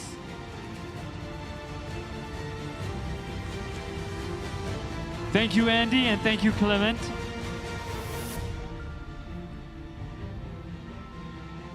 And congratulations to Yummy Me from Boom.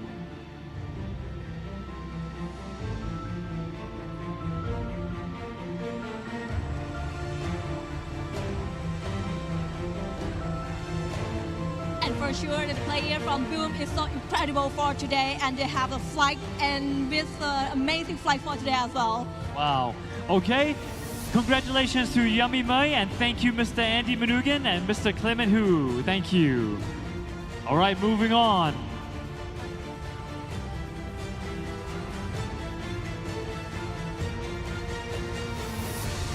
Okay, ladies and gentlemen, now we go to the Champion Award. Now it's time for the Champion Awards. Let's welcome Boom up on the stage to join us and receive that well-deserved with our Champion Award. Make some noise!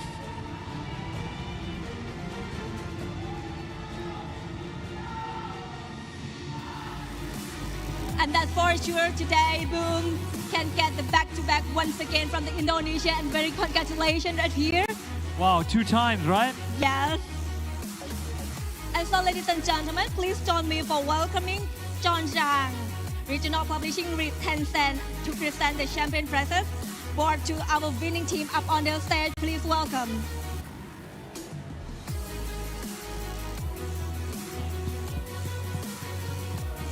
Please welcome John Jang, Regional Publishing Lead Tencent, to present the champion prize to our winning once again.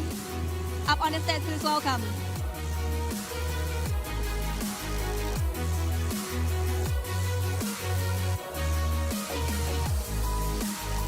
Very deserving a win. Sure. So the FMVP belongs to this team, and this team is now champions again. Alright, now at this time to take a photo group. 1, 2, 3. And for sure, 1, 2, 3. And can we say hi once again and more power for the championship for us today, alright? 1, 2, 3, hey! And please welcome Clement and Andy, and also to join the picture taken with Boom and Mr. John.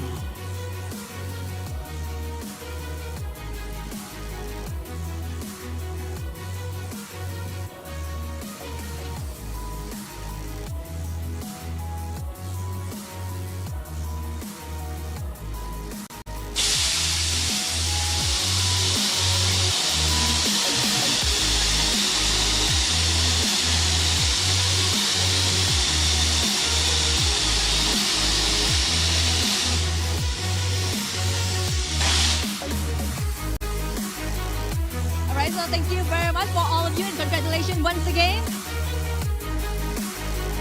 Alright, so everyone, now I would like to take for all of you to announce, and we are going to announce for the finalists for the PMWC. There will be in total 5 teams advancing to the PMWC. So we would like a representative or the captain from each team to come on up. ตอนนี้นะครับเราจะมี 5 ทีมที่จะได้เข้ารอบไปในการแข่งขัน PMWC จะขอเรียนเชิญตัวแทนของทีมหรือกัปตันทีมนะครับขึ้นมาบนกลางเวทีครับ So the first team that will be advancing from PMSL to PMWC on a global stage. First, congratulations to Boom!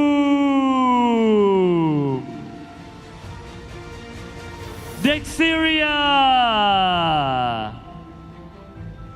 IQOO Alliance! TALON Esports! And Vampire Esports! You are going global! And let's welcome all the captain and all the team up on the stage.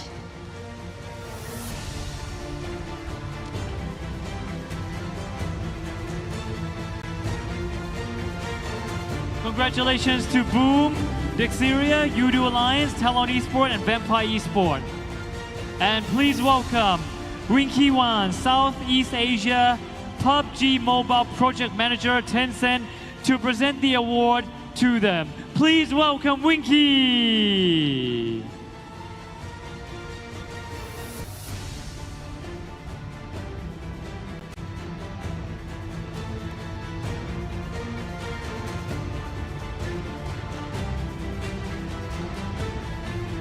It's so great to see them go global from a big competition like this one, PMSL, and now even bigger on a global stage with the PMWC. W means world, so not only in Southeast Asia, but in the entire world.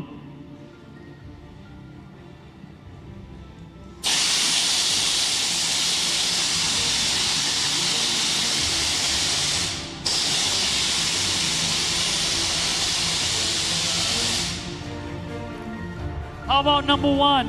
Number one. Okay, we go to the big group photo. And now I would like to please welcome Andy Manukian up on the stage. Please welcome. Please welcome Andy up on the stage. And next goes to the John Zhang. Please welcome. And for the last one, please welcome Clement Hui up on the stage to take a photo, a big photo once again. So these are our VVIPs who have made this event possible, and these are the representatives from Southeast Asia who's going to go global with the PUBG.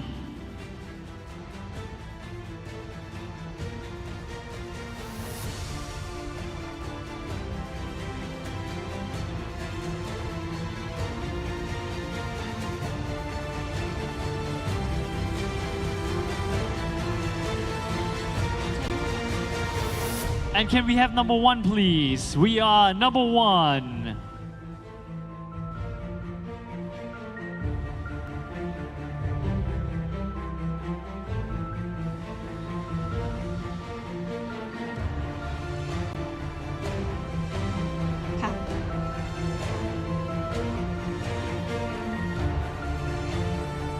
Alright, so ladies and gentlemen, now we go to the end of our event for today for the 2024 PMSL SEA Summer Final. And thank you very much for everyone to the huge success for today. And stay tuned and for more so exciting because we have the next event or the next tournament in the world of PUBG Mobile.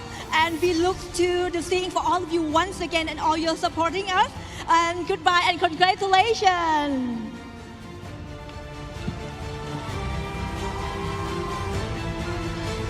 พบกันใหม่ในโอกาสหน้านะครับสำหรับวันนี้ขอลาทุกท่านไปก่อนขอบคุณและสวัสดีครับ Have a safe trip home. See you in our next event.